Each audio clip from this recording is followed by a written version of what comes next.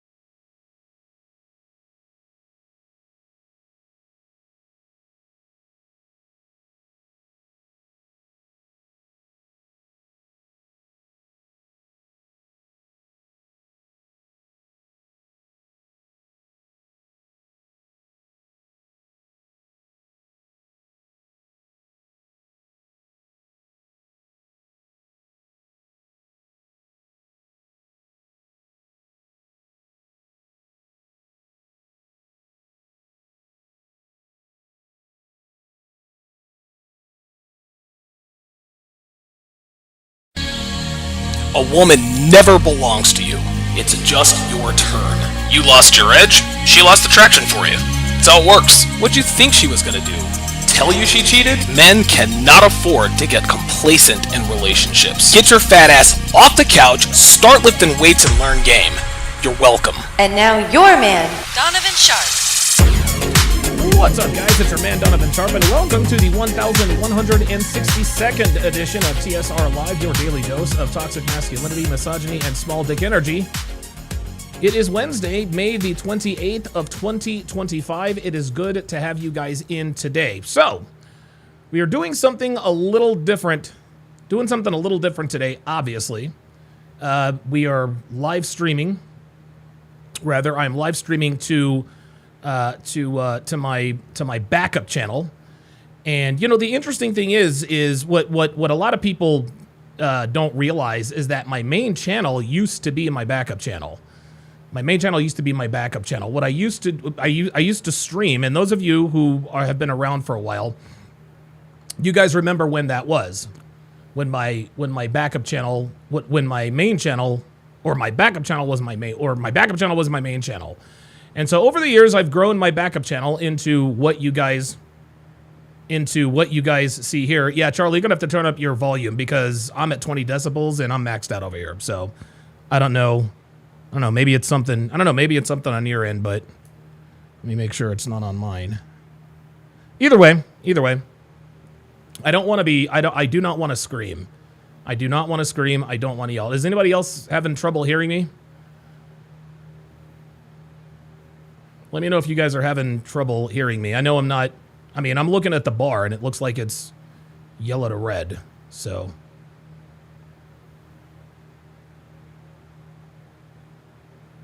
Okay, Tazi says mic is fine. Okay, all right. Okay, all right. Okay. All right, Dr. B84 says he's good. All right, just making sure. Yeah, before, guys, just make sure that before, you let me know, hey, it's too low or too loud, just make sure that your volume is where it needs to be. But we are going to, we're going to try to catch lightning in a bottle. I don't know how well this is going to work, but what I know I'll do is I will eventually upload today's episode to my main channel, and we'll do this for a little while and see if we can break out of that algorithm.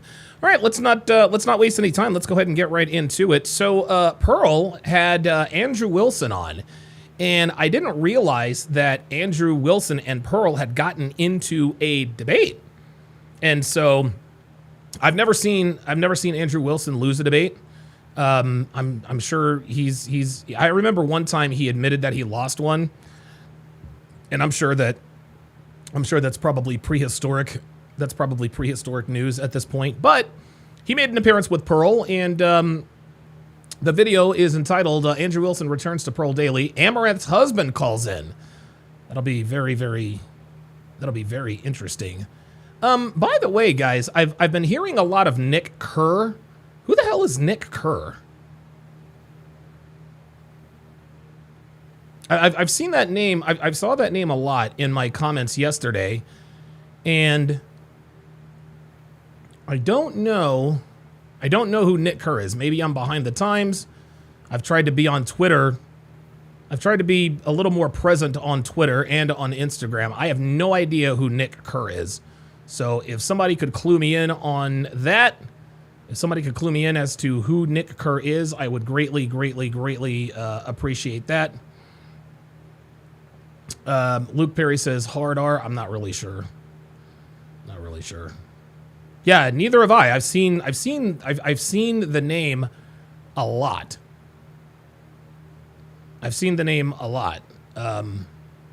But for whatever reason, I don't know who Nick Kerr is. I do know that Amaranth's husband's name is Nick. Maybe we're getting him mixed up with. Maybe we're getting him mixed up with, because I thought Amaranth's husband's name was Nick something, but either way, let's go ahead and get this party started. I thought his name was Nick Lee, if I'm not mistaken. I don't know, Nick Lee. I don't know. Either way, let's go ahead and get this party started.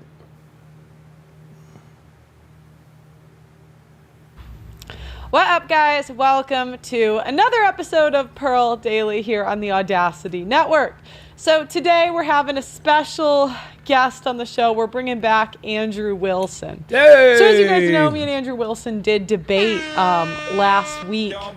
And it was really good back and forth that I didn't really expect we were going to have.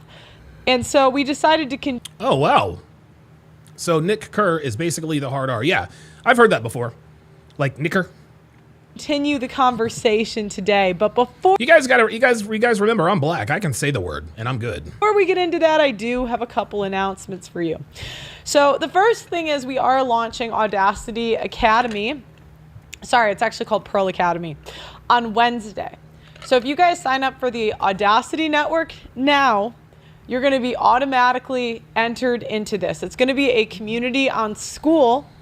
And all we're going to do is we're going to enter your email into the school group. So that's going to start on Wednesday. So if you want to be a part of that, it's going to be pretty expensive. It's going to be about $2,000 lifetime purchase. Woo! Because I'm bringing in really smart, intelligent men to give you presentations on how to improve your love lives, how to improve your finances, et cetera, et cetera.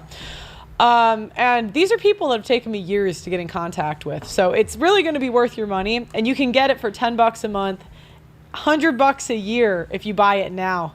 Wednesday, it's going to be very expensive. So I don't want any complaints about the price because I've been telling you for months this is going up. It's happening Wednesday. Uh-oh. Okay, second thing Wait, that's is today. Later in the show, we're going to have on Amaranth's husband. I'm going to fill you in on that story, but that's later. And then third, I want to show you guys the documentary trailer. So I've actually, me and Andrew Wilson's debate on, actually here, let me send him the Zoom. We were kind of going back about the question, what the heck? There we go. What's in it for men? So let me show you guys the documentary trailer. This is actually a very good trailer. I just posted it today and yesterday on Twitter. So we're going to react to this. Okay. Oh, man. No. Hold on. We do it live. Oh, my gosh. Hold on, guys.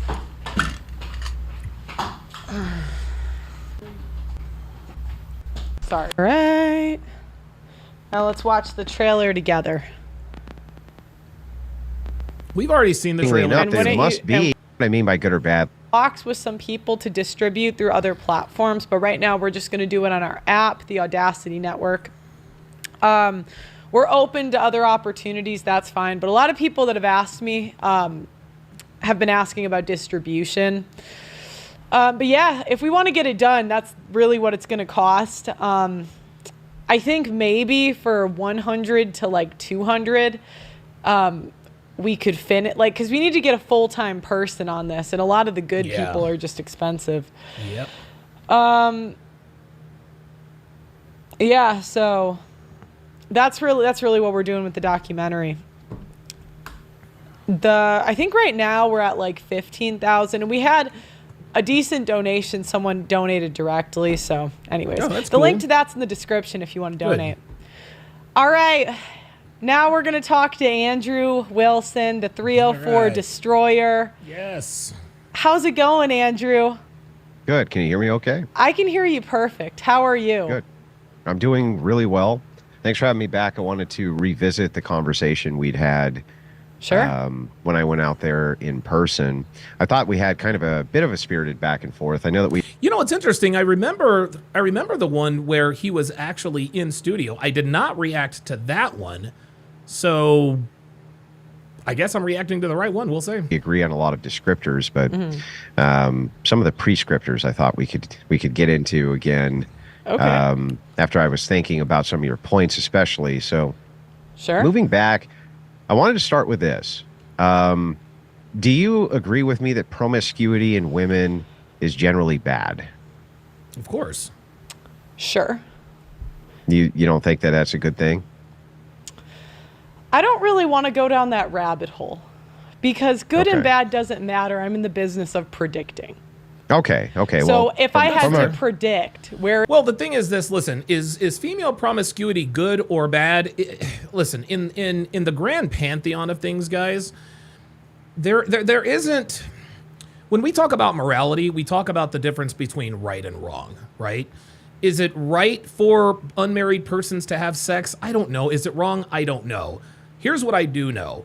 Female promiscuity leads to a lot of mental and physical issues for women later on down the line. I think that's obvious. Whether that's good or bad doesn't really matter. I guess it really just depends on the person. So, you know, if you ask me, hey, is female promiscuity good or bad? I don't think it's a matter of good or bad. Okay. Now, as far as relationships are concerned, yes, it is definitely bad. If any given woman wants to eventually be married and have kids and have a happy relationship, then yes, if she has her hoe phase, whatever the case may be, it's not going to end well for her. Chances are. So, you know, the more promiscuous a female is, the less likely she is to have a good relationship with her man. And it's not the less likely, the far less likely she is to have a good relationship with her man. So I understand where Pearl is coming from to a degree here. We can all say, yeah, female promiscuity is bad. And you know, from a context of talking about relationships, marriages, et cetera, yeah, female promiscuity is definitely bad. But in the grand pantheon of things, I'm not really a moralist. It is what it is. Thoughts on the show? Hit it, love it. We'll start here. Whoa, what the hell? it's going to go. Women are going to keep getting promiscuous. Yeah, I agree with that. Yeah. So your And- predictive model, I agree. I'm not going to get into like morals or ethics with you. That's not what I mean by good or bad, like moral or immoral, Right. right? But like, okay. is it bad for women generally to be promiscuous? Like, does it lower their value structure? Yes. You could say that, yeah, but I don't Okay. really always see promiscuous women have bad outcomes in real life, unfortunately. Right. And this is what, and this is funny. Pearl actually sort of jokes about this. She jokes about this. She's like, hey, man, like hoes are winning, da-da-da-da-da-da. When Pearl says they don't have bad outcomes, some of them don't have bad outcomes. That is absolutely correct. And when Pearl says they don't, I've seen a lot of promiscuous women not have bad outcomes. And she's right. And when she says that, she means they end up being married. However, where I would disagree with Pearl is that, okay, it is a good outcome to eventually be married after you've been a hoe for 15, 20 years, but are you happy with your husband? Okay, are you like, okay, so she got married. She got the ring, she got the bag, whatever. She actually got the ring. She got the ring, she got the husband, she got the kid, but how, like, is she really fulfilled? Is she really fulfilled? Because again, the more promiscuous a woman is, the less likely she is to be happy in her relationship. So yeah, you know, Pearl might know women who have had pretty good outcomes after being hoes for a number of years, but really, how happy are those women? And I think that's what we have to ask ourselves.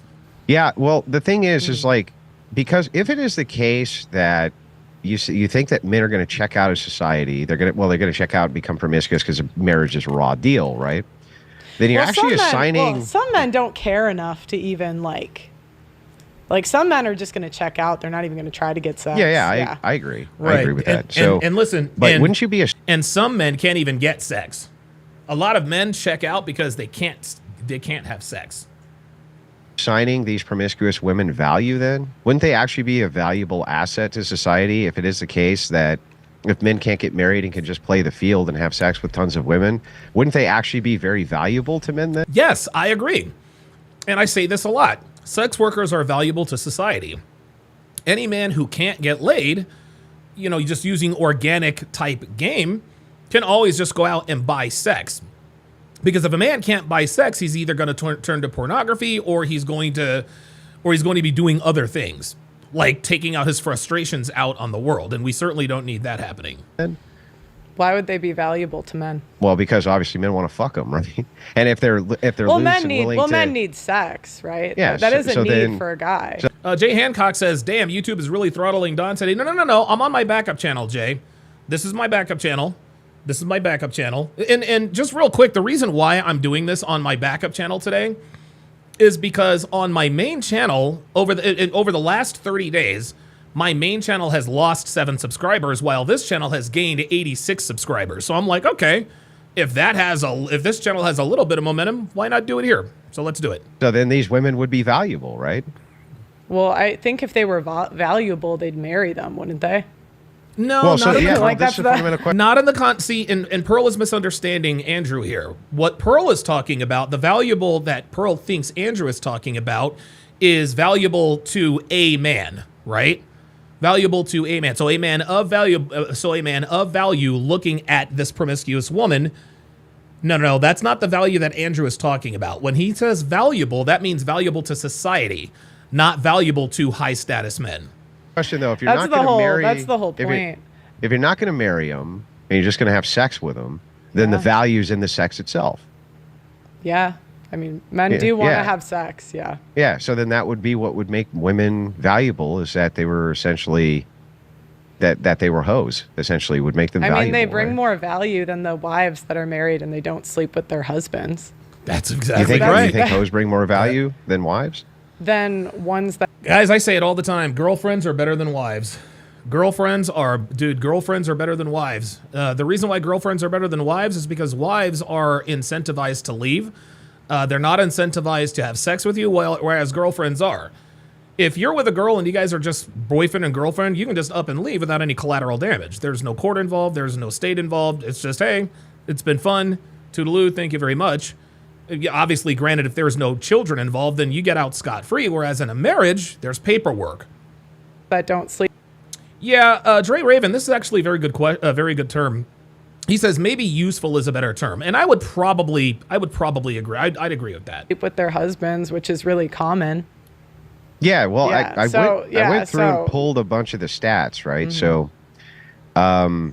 So, especially when it comes to sexless marriages, that usually happens years into the marriage, over a decade, in fact, before that starts. After the youngest kid goes to preschool. Yeah, that's often the case. And often those are only for limited amounts of time, right? Though not always, right? Mm-hmm. But it's actually a more isolated case. When I look at this is from Petrelli Privatira LLC. They made a study on this when we're talking about Christian marriage, because you're asking, what's the incentive for men to get married? Mm-hmm. Well, from a secular standpoint, I think I agree with you that secularist men probably shouldn't. It looks like it doesn't we're in a secular society, Andrew. Not yet. We're getting there, but we're not there yet. You don't think it's pretty secular now? Not yet. What percent of people even attend church weekly? Well, that's true, but 70% of the populace does consider themselves to be, at least self-identifies as Christian. But don't you need actions to match that? Yeah, you do. But interestingly enough, there must be, because it's only 20-25% of Christian marriages which end in divorce at all. I mean, that's, again, what you guys say, right? I mean, that's what the stats show. Okay. Yeah, 20 to 25%. But Gen Z, you don't know what Gen Z is going to be. And that's the whole point. Wouldn't they follow the same trends, roughly? I would guess it would be worse. Why? Because Gen Z women are the... Jay Hancock says, religious or secular, women are the same. Absolutely. And guys, I've talked about this, and I forget which law number it is. I think it might be law number 17 of the 49 Laws of Sharp. Women very rarely have any steadfast beliefs of their own. They only believe what the strongest man in their life believes. So whether they're religious or secular, to me, is immaterial. Religious women are every bit as promiscuous, if not more promiscuous in some cases, than secular women. First women that are on social media. Plus, divorce keeps going up over time. Well, divorce is lower now than it has been ever. Right, because people aren't getting married. Because you're kind of trying to divert. The divorce isn't going up. Because the thing is, you're trying to divert from the question. If you want marriage to increase, you have to give a good answer to the question. Because it's the only way that you can have. It's the only way you can have children without single motherhood. What do children get out of marriage? Well, if mommy and daddy aren't married, right, then the children have very, very bad outcomes. Single mother homes have terrible outcomes, and single father homes aren't tenable, generally speaking. This is interesting. I don't think I've ever reacted to a debate where I like both people. This is actually quite fascinating. Because they're the working parent, right? So the only way for men to have families is through marriage. So what do women get out of marriage? All of it. They generally get resources. They generally get resources, and they get access to... Right. So what women get out of marriage is they get resources, right? And I recently tweeted something out, and it says, men, we understand... Here, let me just bring it up. Let me just bring it up here quickly. So this is a tweet that I recently put out. It says, men understand that we are not owed sex from women. Women do not understand that they are not owed resources from men. So when you're talking about marriage here in 2025, in terms of what, just like Pearl asked in her video, what's in it, or in her documentary, what's in it for men, that really is a good question. What is in it for men? Because when a man and a woman is married, it is generally understood and almost taken for granted that no matter how the woman is treating the man, no matter how much or little sex she's having with the man is required to provide. Regardless, if a woman decides to snap her legs shut, the man still has to provide. But if the man doesn't provide, women reserve the right to snap their legs shut. Do you guys see what I'm getting at? That this is exactly why Pearl's documentary is entitled "What's in It for Men." Because in marriage, we are required to come through no matter what. No matter what the circumstances are, we are required to provide for we are required to provide for our family, our wives, whatever the case may be.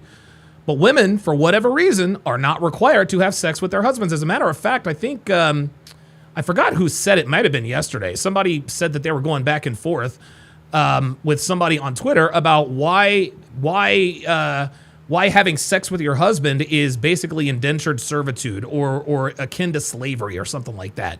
That's crazy. Status, social status, security, things like this. And what do men get out of marriage?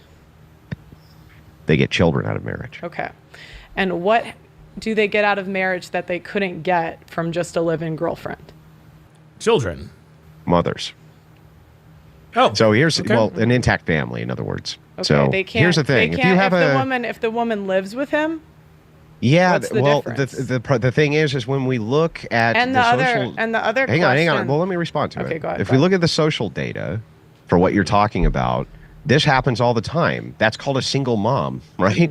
You live with the chick, you impregnate the chick, you're not married to the chick. Those end up in the most... Crowder's in the same position. Yeah, but Crowder was married to his baby mama. Now, Crowder's wife is a single mom, but it didn't start off that way. There are a lot of he doesn't have children with some. No, he doesn't. He doesn't have children with some live-in girlfriend, right? Right, but he's not with the mother of his kids now. He had a really public divorce. Yeah, but this is a different. So, I know, but my point is, you can say data all you want, but when people are witnessing conservative people that pushed a lot of this stuff getting divorced. There you go. Men are going to naturally do a cost-benefit analysis and realize there's no difference. So here's the cost-benefit. Here's a cost-benefit analysis, Em. And so, If you and say- also if my you say other, that my men- other okay. question too would be, who do the kids belong to? Do they belong to him or do they belong to her? Yeah, so They I believe clearly in belong to her. patrilineal society. I think that children belong to their fathers, Right, and but- always have thought so. And that would be a form of reform inside of the court. And by the way, Right, traditionally, but this was always the way it But in happened. society today, where women get custody 90% of the time, who do the kids belong to? Do they That's belong not the case to her? anymore. They don't get it 90% of the time Do they belong now. to her? Do they belong to her? They don't get it 90%, but they certainly get it. I mean, they certainly get it more times than not, right? Or do they belong to him?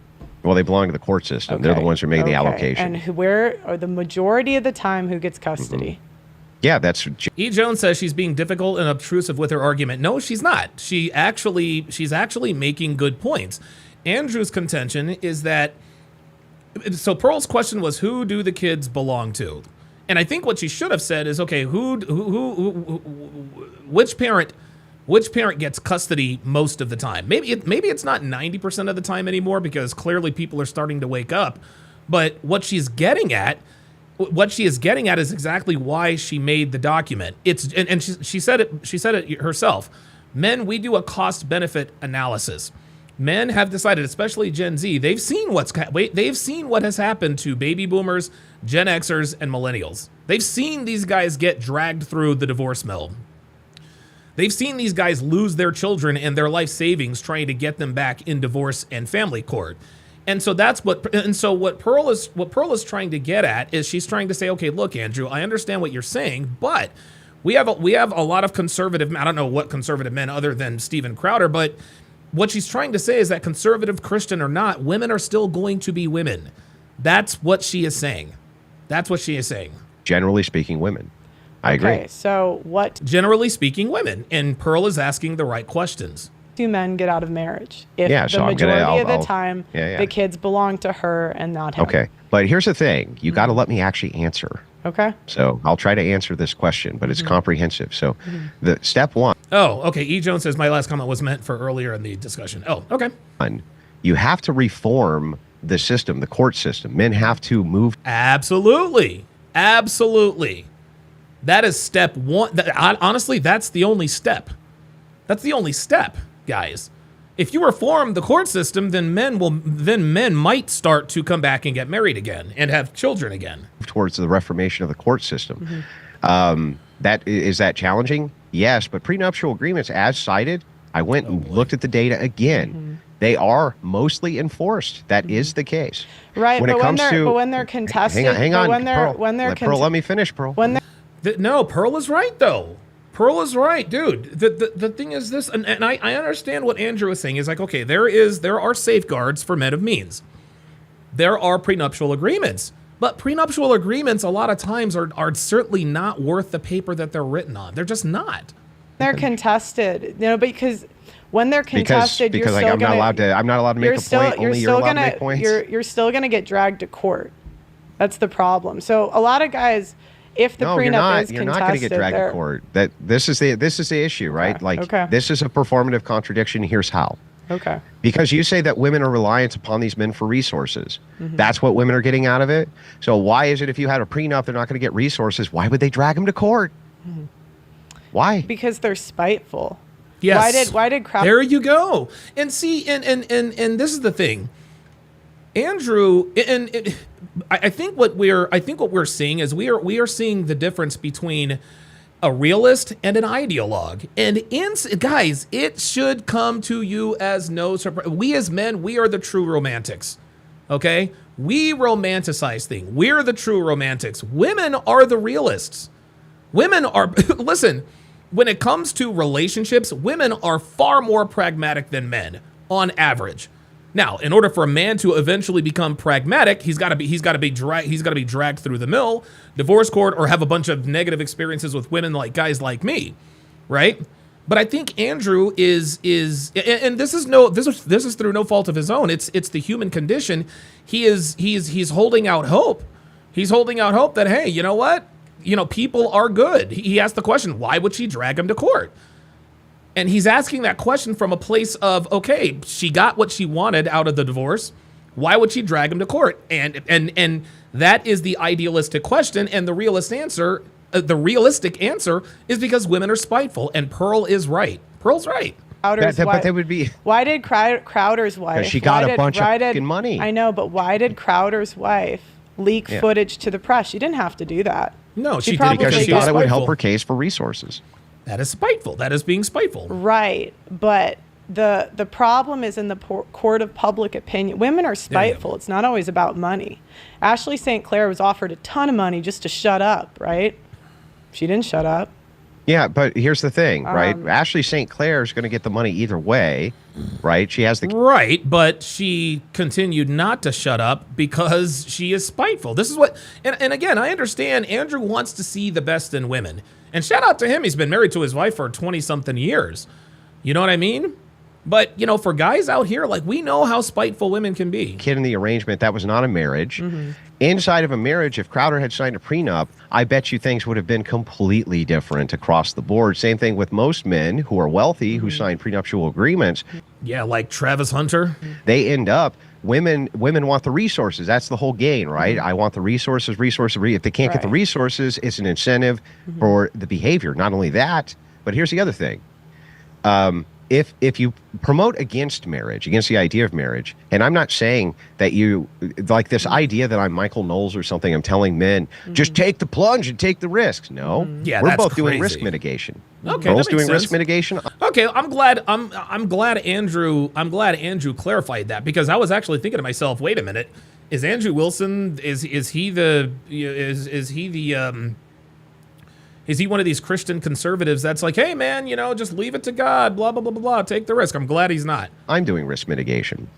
What I'm saying with Pearl saying with risk mitigation is for no man is it ever worth it, so just play the field. I did That's not gonna say make that. I did not. Well, I don't I tell mean- men what to do. Okay. I don't think it's my place. I think it ultimately reduces to that, though. So the thing is that my position is just this: risk mitigation. If you want to have children in a family, the best outcome for the kids it's going to be marriage. Like no matter what, it's going to be marriage. But you have to do risk mitigation. That's what's in it for the kids.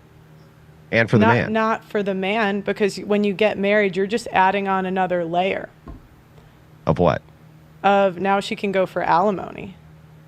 Because a lot of times it's not about Well, and Pearl is right, but I think in some states, I don't think you can get alimony until you've been married for like 10 years. But the money, Andrew.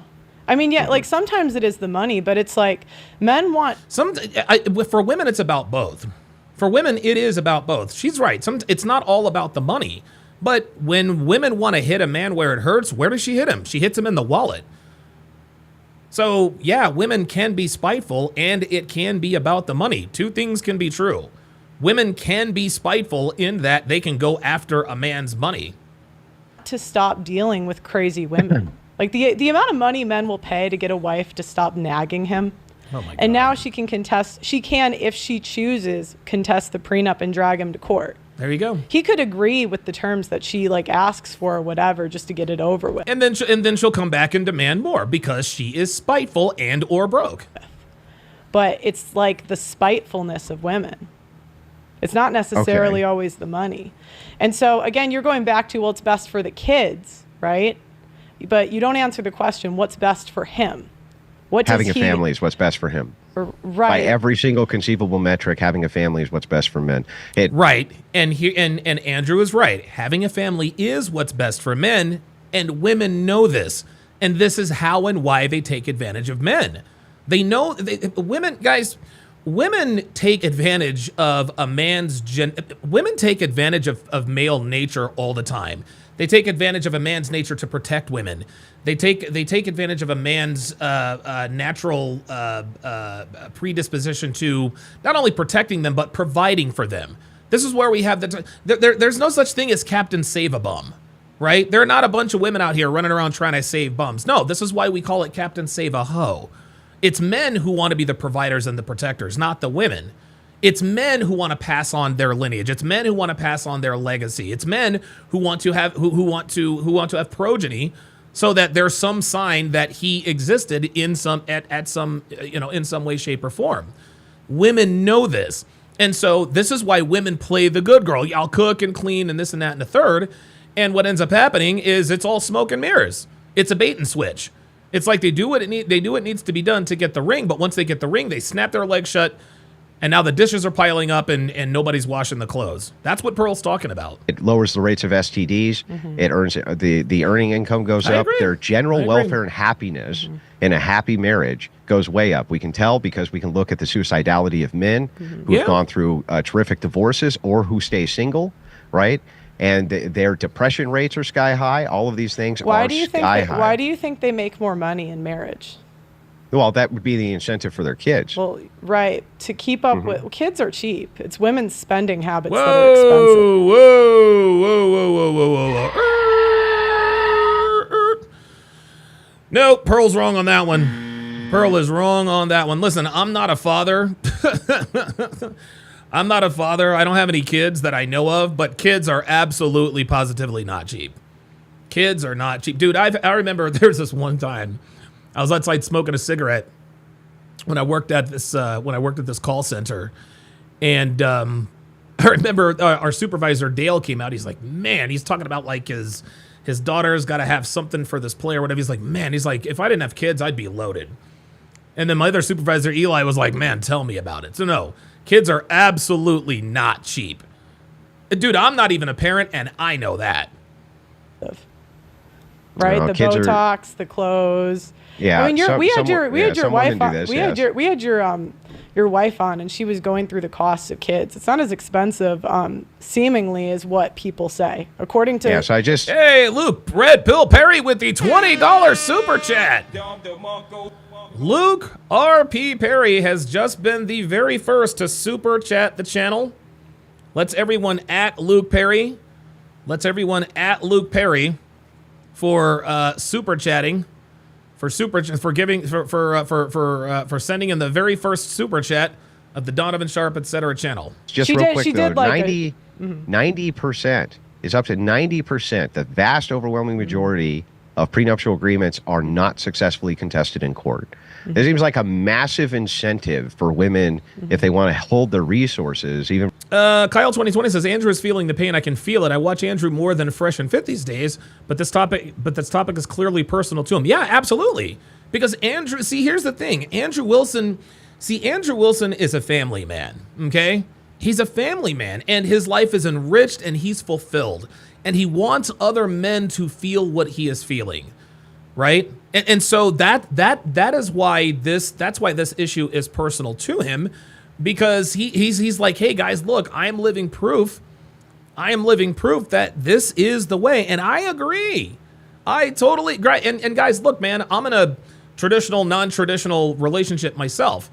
I am quote unquote married to Devin. We don't have any children, but we are traditional. My life is so much better now that I'm in a long-term healthy relationship with a woman who trusts and loves me, and vice versa, than I ever was as a player. Yes, I had great times as a player. I love being able to bed chicks anytime I want to and having stories to tell and this and that. But while it was fun, it wasn't fulfilling. Andrew Wilson is like, hey guys, this is fulfilling. This is the way. And I agree with him. Unfortunately, there aren't that many Rachel Wilsons running around. from a secular side to do this. But if you combine this with the Christian side, the Christian ethics side of very religious women, the divorce rate goes down to damn near nil. Okay. Well, are most women religious in this society? No. Okay. But neither are most men. Okay. Right. But so now you're going into like selling your religion, right? Well, Now, only if you want to have a family. Well, if you want to have the most successful family, yeah. Right, but I mean, Orthodox is 1% of the population. I'm not a religious show. It's not just for Orthodox. What I'm talking about is, and again, you're not really answering the question. You're saying you might get your kids.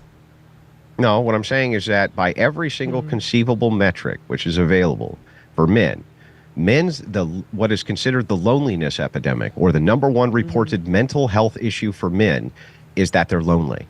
They feel lonely. Right. Andrew is right. Andrew is right. But there's really no end in sight, because girls are going to continue to be hoes and men are going to continue to be lonely. It's sad, but it's true. If that is the case and loneliness goes away when they get married, then it seems like what would be really good for men would be to get married in a good, stable relationship. Your counter is, but there's not that many marriageable women. Correct. And that is correct. There are not that, relative to the number of men who want a relationship, there are not that many marriageable women. Absolutely. There's never always. It's I know, always been the but you agree with that, right? So most. No, that has not always been the case. That has not always been the case. I'm going to tell you what, there have been, I'll tell you what, man, the percentage of marriageable women right now is the lowest it's ever been in history. Back in the 50s, there were marriageable women around every corner. Like, if you were a good, solid dude, you had your pick of the litter. Now it's like finding a needle in the haystack. And when you find that needle in that haystack, there's another needle with it. Most men aren't getting a marriageable woman. Most men never got one. Right. So most men, it's not, marriage isn't for them. Yeah, but you can't create the conditionals. Most men, Yeah. like if out of 2 men or 10 men, over 6 aren't going to get a good deal, right? But they never did. They never got a good deal. So are you telling them to take a bad deal? No, what I'm telling them specifically is very simple. That the historic fact of the matter is that most men never got to reproduce at all. Right. Your chances of reproduction now are way higher than ever. And the reason the sex drive is so high Now that's very true. That's very, very true. for men is because it's a biological imperative for reproduction. Otherwise, you wouldn't get a boner and want to go have sex, right? Especially not with good-looking, younger-looking women. That's the whole point of it. Right. If you want stability in society, which is good for men, you want stability against degeneracy, which is also very good for men, then you want stable marriages for men. What does society give men in return for producing a stable society? What do they give men in return? Well, society never gave men anything for the production of stable societies. Fine, but I'm asking today, what do they give them in return?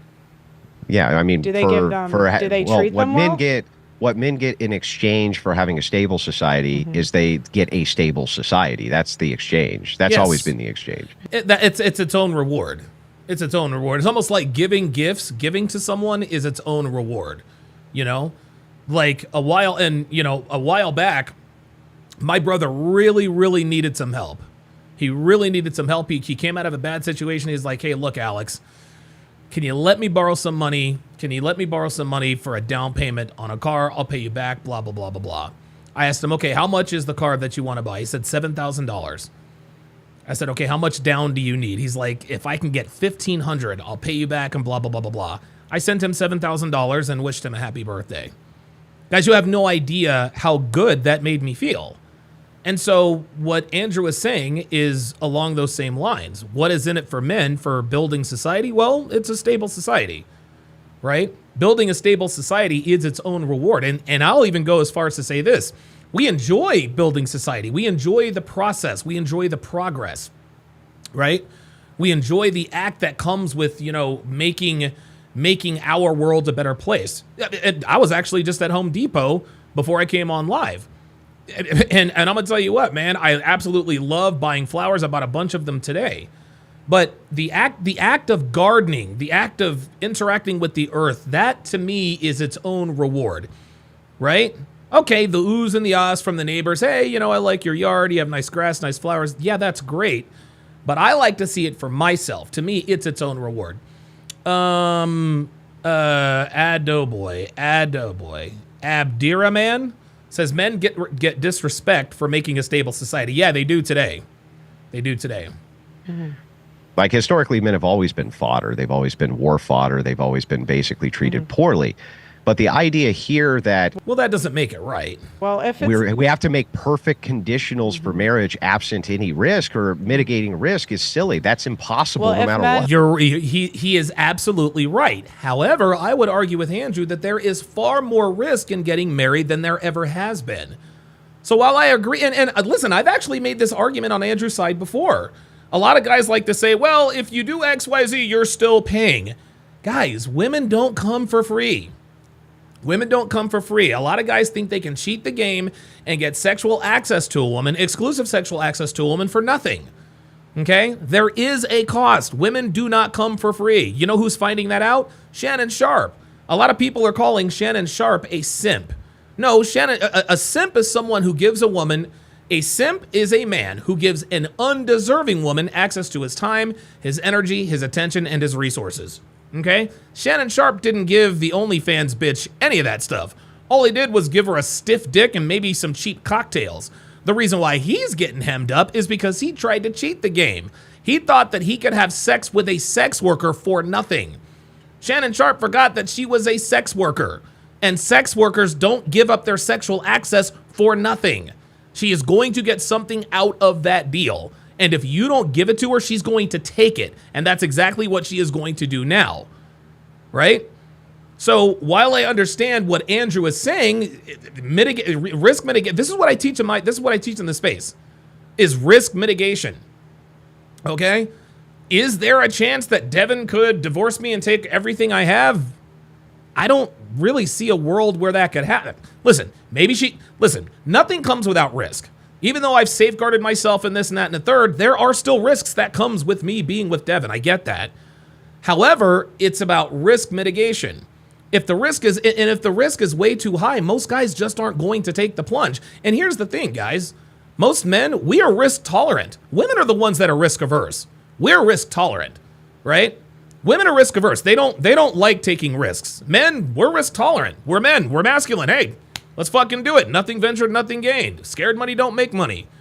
Right? Shit or get off the pot. We've got all these things. The problem is, here in 2025, there is so much risk that not even men who are risk tolerant are taking that risk. If men keep getting married, what is the incentive for the laws to change? Where's There you the go. incentive? Well, hang on. That's a They very can good still question. get married absent the state, and that would still create conditionals for the laws to change. If men keep having Okay. No. Now, Andrew just answered the question. They can get married absent the state. Well, there you go. If men get married absent the state, then that would change the laws, right? If you get married in the church rather than get married, this is what Devin and I essentially did. We didn't involve any church. We didn't involve any government. We had a little ceremony. We cut the cake. We got married. Blah blah blah blah blah blah blah blah. We're now husband and wife. I wear a wedding ring, and so does she. In the eyes of society, Devin and I are husband and wife. It doesn't take, like, you don't have to go and look up. You know, it doesn't make any, like, just because you can't find us in the marriage, on the marriage list, does not mean society doesn't still see us as a married couple. And this is what Andrew is talking about. children, what is the incentive for society to give them fairer laws? What is the change? Where's Well, the they're incentive? not. Well, hang on. They can still get married absent the state, and that would still create conditionals for the laws to change. If men keep having children, what is the incentive for society to give them fairer laws? And this is why men are not having children. Because there is no incentive. There is no incentive. Pearl is right. So Andrew is right on the other one. Pearl is right on this one. When men, it's not, dude, honestly, guys, and I'll take you through this. I'll actually take you through this. What we have to understand is that one of feminism's 4 pillars is extrapolating resources from men and giving them to women. All right? For the longest time, they did it through marriage. As soon as you sign that marriage certificate, you're now on the hook, at least for alimony. And as soon as you have that first kid, boom, that's it. You're on the hook until that kid is at least 18 years of age. Well, men have stopped getting married, but men have not stopped having sex. And so what the court systems are doing, men aren't getting married anymore, huh? Okay. Well, if you lay down and make a baby with this woman, that's how we're going to get your resources. Okay. Gen Z has now stopped getting married and having children. So what did society decide to do? They're extrapolating resources and giving them to women in any way they can. You want to know how they're doing it now? The hashtag #MeToo movement. The hashtag believe all women. Shannon Sharp is going to pay a woman $10 million whom he was not married to. He's not married to this woman, and he doesn't have any kids. Think about that for a second. Shannon Sharp offered a woman $10 million. He offered a woman who is not his wife, who does not have any of his kids, $10 million. So now so marriage used to be the way that they extrapolated resources. A lot of men are staying away from that. Okay, children.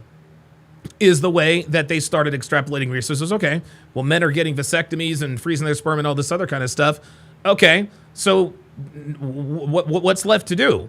The one thing, see, men can decide not to get married. They can decide not to get married. They can be like, you know what? I'd like a wife. I want to be able to get married and have kids, but too much risk. Okay, all right. Men can decide not to have kids. They can use condoms, whatever the case may be, get a vasectomy. I'm out of here. I'm out of here. So a man that they can't extrapolate resources from is useless to society. So what are they doing now? They are using the very act that is used to produce children to extrapolate resources. And that is the false sexual assault, false rape accusation. Again, I use Shannon Sharp, guys. I can guarantee you this. There are more women extrapolating resources out of men that they're not married to, whom they have no kids with, than the opposite. I said it. That is the new way women are extrapolating resources, especially if you're a man of means. If you are a man of means and you have had sex with a woman, it's almost like, okay, I had sex with this celebrity, that politician. I can push this button anytime I want to. Oh my God, my house is about to be foreclosed on. Who did Congressman Mitchell? Yeah, Congressman Mitchell raped me 2 years ago. Let me pick a nigga athlete. Yeah. Shannon Sharp raped me a year and a half ago. Okay? False allegations, that is the new way that they extrapolate resources from men. More and more men are walking away from marriage and relationships for that matter. More and more men are walking away from fatherhood. I'm going to tell you what, if they keep this up, dude, men might stop fucking altogether. Why do you think the idea of a sex doll is so intriguing to men? You mean I can have guilt-free sex and not worry about the bitching, the moaning, the complaining, the cheating, the kids, the entitlement? You mean I can have all the... And this goes back to the sex worker. This goes back to prostitutes. Now, are they valuable in that regard? How are you going to assign that? But they are certainly useful. They are useful to men who want to have sex. Sex worker, honestly, hiring it, and I hate to say it this way, but this is 2025. Unfortunately, the only way for a man to have risk-free sex is to have sex with a sex worker. That's it. If you have sex with a woman you actually care about, and you're a man of means, you don't even have to be a man of means for a woman to be able to extrapolate resources out of you. This is how it works, guys. Well, what do you mean? If they have children and there's prenuptial agreements in place, women now have incentive to not destroy their own financial security for the future. But again, so you're saying, well, she won't completely ruin your life, right? You're not saying a reward. Yeah, but let's start with the fact that you get enthusiastic sex with a hot wife. But there's a lot of marriages. You missed the point, though, that there's a lot of marriages that work. Statistically, what about the fact true. that there's so many marriages that work? Statistically, that's just not true. Well, there it is. Statistically, there are a lot of marriages that work. Andrew is right. But statistically, in terms of the percentages of marriages, and even when you talk about the marriages that do quote unquote work, they're miserable. The wife is cheating, the husband's cheating, whatever the case may be. Like, I understand. Okay, let's look at the statistics. Since you want to bring them up, go ahead. You're looking at an estimate of 40%. 40% of the marriages are failing. Okay, the vast majority of them are still not. And as less people get married, those marriages are actually working out longer. What is the obesity rate in America?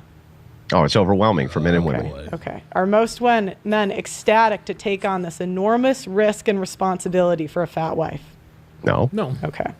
So again, you have to answer the question, what's in it for I'm guys? answering the question. So what's in it for men is the only thing that's ever been in it for men. Yeah. Family. Yeah, and I don't think it's going to be a good enough answer. If you're right, then men are going to sign up to get and Andrew, to his credit, he's like, it's family. Andrew has a family. He is happy. He is enjoying the fruits of having a family. So when Pearl says that's really not good enough, Andrew's confused. He's like, why? I have a family. I'm seeing the benefits of family. Andrew's not at risk of getting divorce raped. He's just not. Phoenix Light Games with the $5 super chat says, and this is why women hate it when men become successful to benefit their own lives, not for the intention to benefit women. That's why they're targeting them. Absolutely. Married? You don't have to convince me. Yeah, but what about the qualifiers of men have to live in this world Right. We have to live in this world. We live in a world full of degeneracy and basically horrifying things because of the instability of society. And you almost disempower them in a way because you're saying they don't have the power to change the nature of law. Robert Anderson says Trump was trying to get tax breaks for women to have more kids. I remember that. How about providing men incentives to want to become fathers? That is a very good question, Robert. That is a very good question.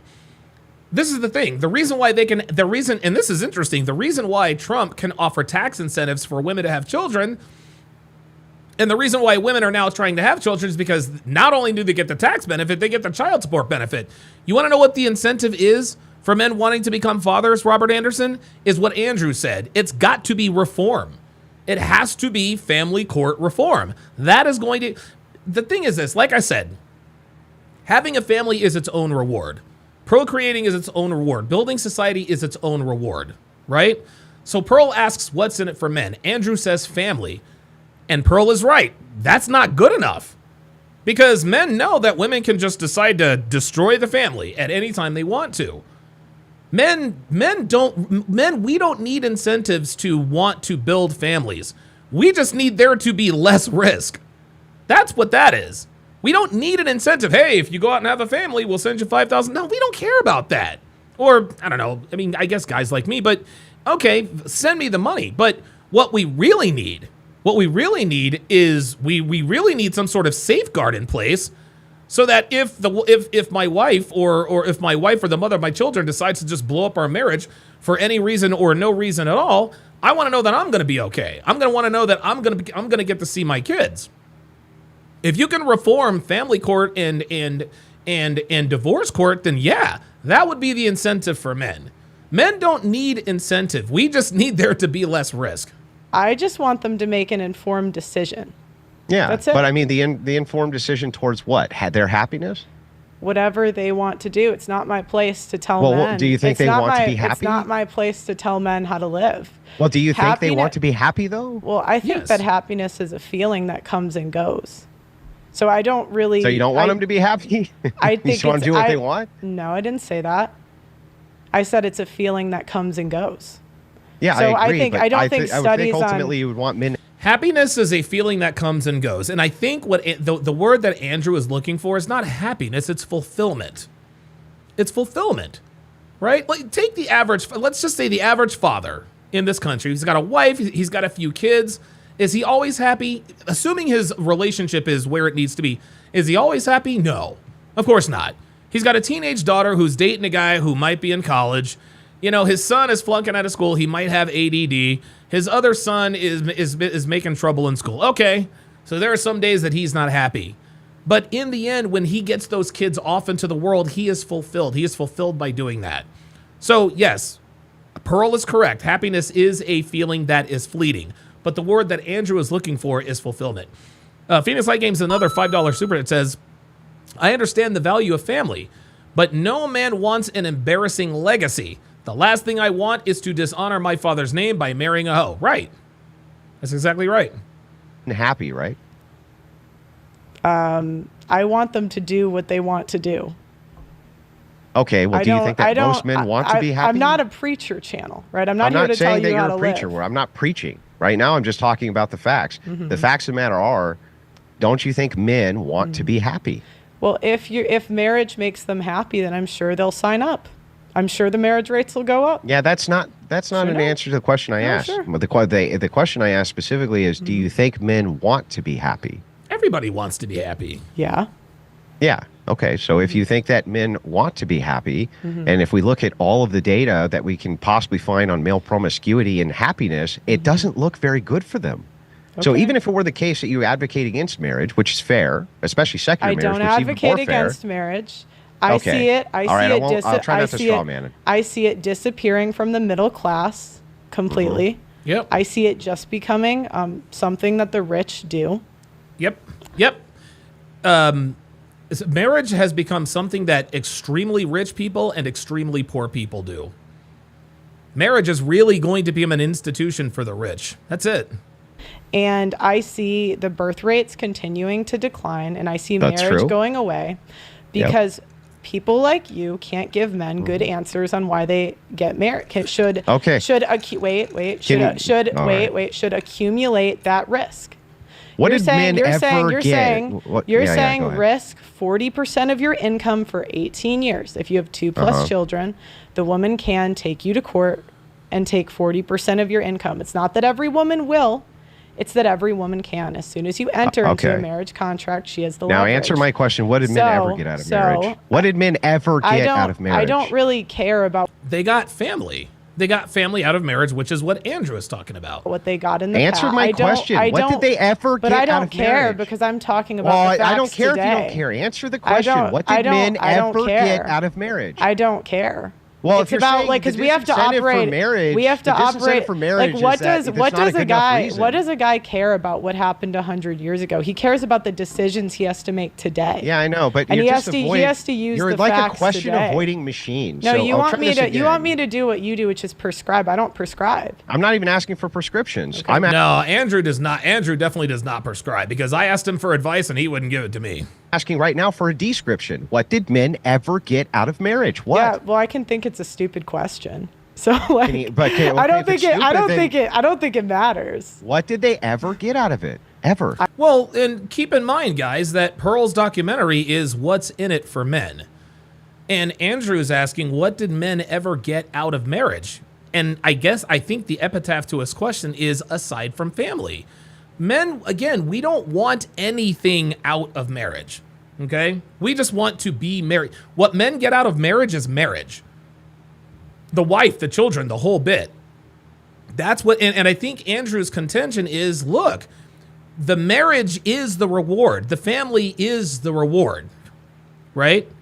The marriage and family is the reward. No one is going to be on the other side of marriage. Hey, congratulations, sir, you got married. Here is your prize. No, we don't need that.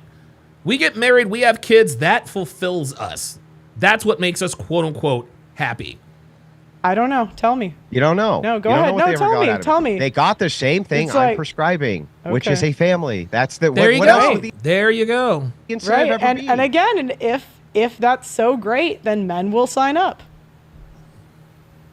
If that's Yeah, so okay, great, so like if we can if look a at the- product's good, there's a big demand, right? Right. There is a big demand. Men want to get married.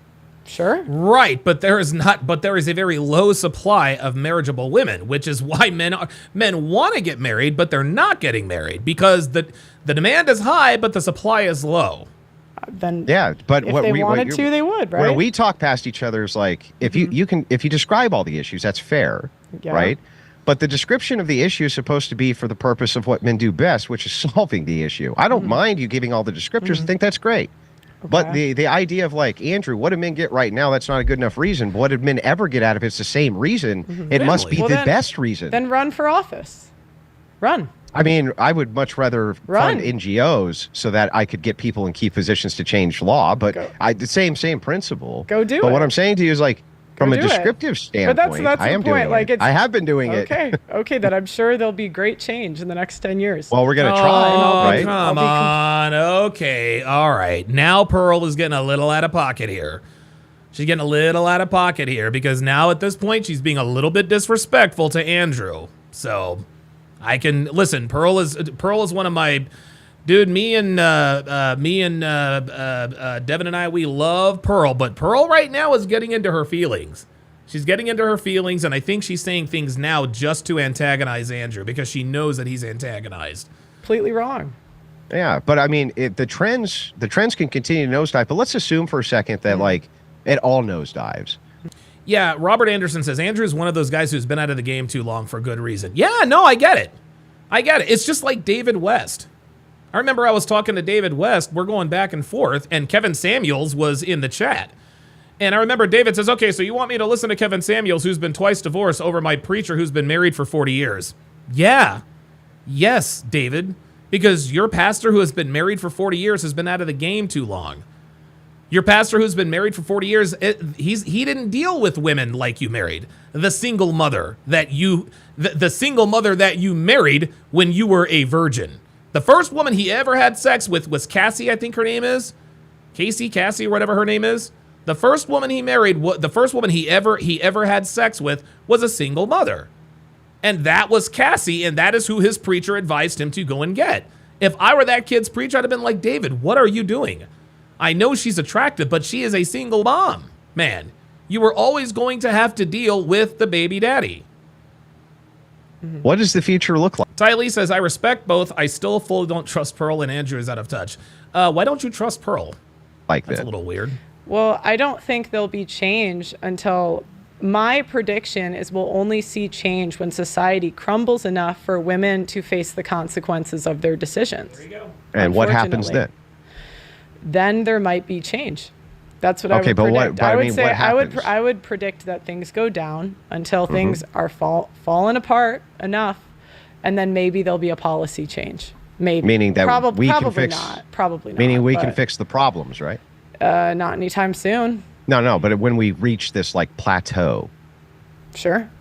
so then wouldn't it logically Potentially. follow then that we should accelerate the decline as quickly as possible to reach that plateau to fix these things? Sure. Don't have to accelerate. If that's Yeah, what, so- sure. So then that's an accelerationist mindset, right? I'm not saying one way or That's similar to destroy. That's similar to enjoy the decline. Phoenix Light Games with a $20 super chat says, I think Andrew is misinterpreting what Pearl is saying. She said she doesn't care because the methods men used in order to get married in the past worked. Today they don't, which is why we need new solutions to mitigate risk. Absolutely. And I don't think Andrew is misinterpreting what Pearl is saying. I just don't think he understands. And it has to do, it has to do with, and Ty Lee said it, Andrew is out of touch. I don't think Andrew's out of touch. I think he's out of touch in terms of boots on the ground relationships. Andrew has no idea what it's like for men out here. He's got, and as a matter, I don't really know why he can't, because he is a regular, he is a regular panelist on the Whatever podcast. So he gets a front row seat as to what men are dealing with. the other, I'm saying I don't see them changing anytime soon. That's it. I don't. Yeah. Right. And this is the thing. I remember, I'll never forget this. A buddy of mine once said, you want to know why cars are so expensive? It's because people keep buying them. If people just boycotted cars altogether, eventually the cost would have to come down. The cost would have to come down. So what is happening is exactly what Pearl and Andrew are talking about. They're actually both right in this situation. Gen Zers are walking away from marriage. They're walking away from children. Hell, even a lot of them are walking away from sex. You can't get children without sex. And so, and you're getting a lot of Gen Z girls talking about, dude, like, why can't I can't get a date? I can't get laid. Like, what the fuck is going on here? Well, blame Gen X and blame the millennials. Blame feminism. That's what we're talking about here, right? Yeah. Yeah. Yeah, I don't no, think. but- I don't but think all- in my but- lifetime there'll be major. But policy ultimately, do you changes. want to see them change? It would be Of nice. course. Yeah. Yeah. So then if that's the case, I'll just assume the position for a moment, your position, just descriptors, here's where we're going. Mm-hmm. It would still be really wise to have men's rights advocacy groups and things like this in place for this inevitable decline. Right. So that those types of policies can then be pushed so that we're like ready for them, right? Sure, but the first one was in 1910, so I don't. Yeah, that's true. If we're where we are today, and the first one was over 100 years ago. The first what? Policy? No, the first men's rights advocacy. I think it was around 1910. I don't know the exact. Yeah, but they were year. advocating for completely different things, right? Yeah, that's true. I mean, I saw ones about divorce. No. Men's rights hasn't been around since 1910. Not in the way that they are now. Men's rights advocacy were for different things. It didn't. I'm sure that there were pockets here and there, but Pearl is wrong here. Men's rights as we know them now, that's not. Listen, they've been around long enough for us not to have to go back to 1910. Okay, men's rights have been around for eons. It doesn't have to be 1910 for that to be correct. Divorce law early in the 1900s. Off the top of my head, I don't know, but Yeah. Yeah. I mean, divorce, it used to be we had coverture laws. So, I mean, coverture laws basically, in that case, you had to have show cause in order to get divorced Right. under coverture Right, laws, right, things right, like that. right, It was right. most of Show cause, and that led to no fault divorce. Eventually, they overturned that. the early 1900s, I believe. So the thing that's interesting, though, is like, I look at my, this. My point is, I just don't see it being effective because the last 100 years it's gotten worse, not better. So why would I think? Okay, go ahead. Yeah. But I mean, so the thing is like things have gotten better. Abortion laws have been rolled back, right? That's true. Women's advocacy. Plan B's gone up. True. Only in some states, though. I went and checked the stats on that as well. Sex work has gone up too. But you know what else is going down is female promiscuity and male promiscuity over time. Right. And what's interesting. He's right. He is right. He is correct. He is correct. Male and female promiscuity has gone down. And I think we can thank Gen Z. What's interesting? But STD rates are up. So how do you explain Because that? sex work is up. Okay, There you go. Well, if that's not what the guys dating are saying, but okay. Yeah, because they're dating women who have only, I mean, you're talking Sure. about like 1 in 10 or 1 in 20 now. It can have an OnlyFans. The sex work epidemic. And this is exactly what we're talking about. This is exactly what we're talking about, Andrew. Yes, men want to get married. Men want to be happy. Marriage and family is the way. The problem is that there aren't enough marryable women to go around to the men who actually want to get married. Has exploded STDs. Right. I mean, we can look at this objectively. When's the last time you dated? Like, when's the last time you actually dated? That's the $1 million question. When's the last time you dated? Right? That's the question. Oh, it's been fucking, I don't know, like, what, 17 years So or how do something? how do you think you know better than the guys dating? Like, what's out there? I mean, when's the last time you dated? like she's dating a year now. ago, year and a half Okay, ago? so from your sample size, you think that in 17 years the marketplace for dating has changed so much that I'm not allowed completely. to have any input in it? Oh no, I just don't. No, that's fair. That Andrew's right. That is fair. He is allowed to have input, but by the same token, he needs to understand that a lot has changed in 17 years. A lot has changed in 17 years. And again, this is what I was talking about with David West many, many years ago.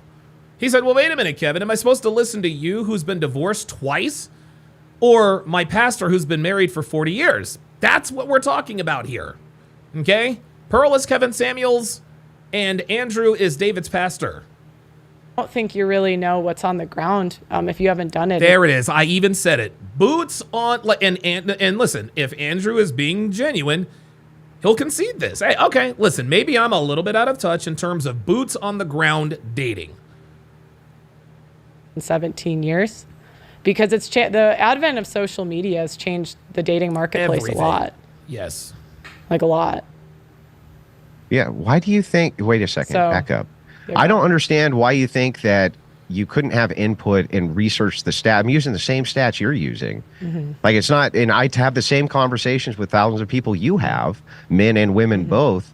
The same exact, Right. like the same amount of anecdotal evidence and statistics, right? Sorry, what I could say, maybe a better way to say it is, I think it's like an oversimplification of the problem when you're saying, oh, it's just like bad women that these guys are dating. Right. Like I don't. Right. Right. There you go. I'm with that 1,000%. It's not just, you guys are picking the wrong women. That's what feminists tell us.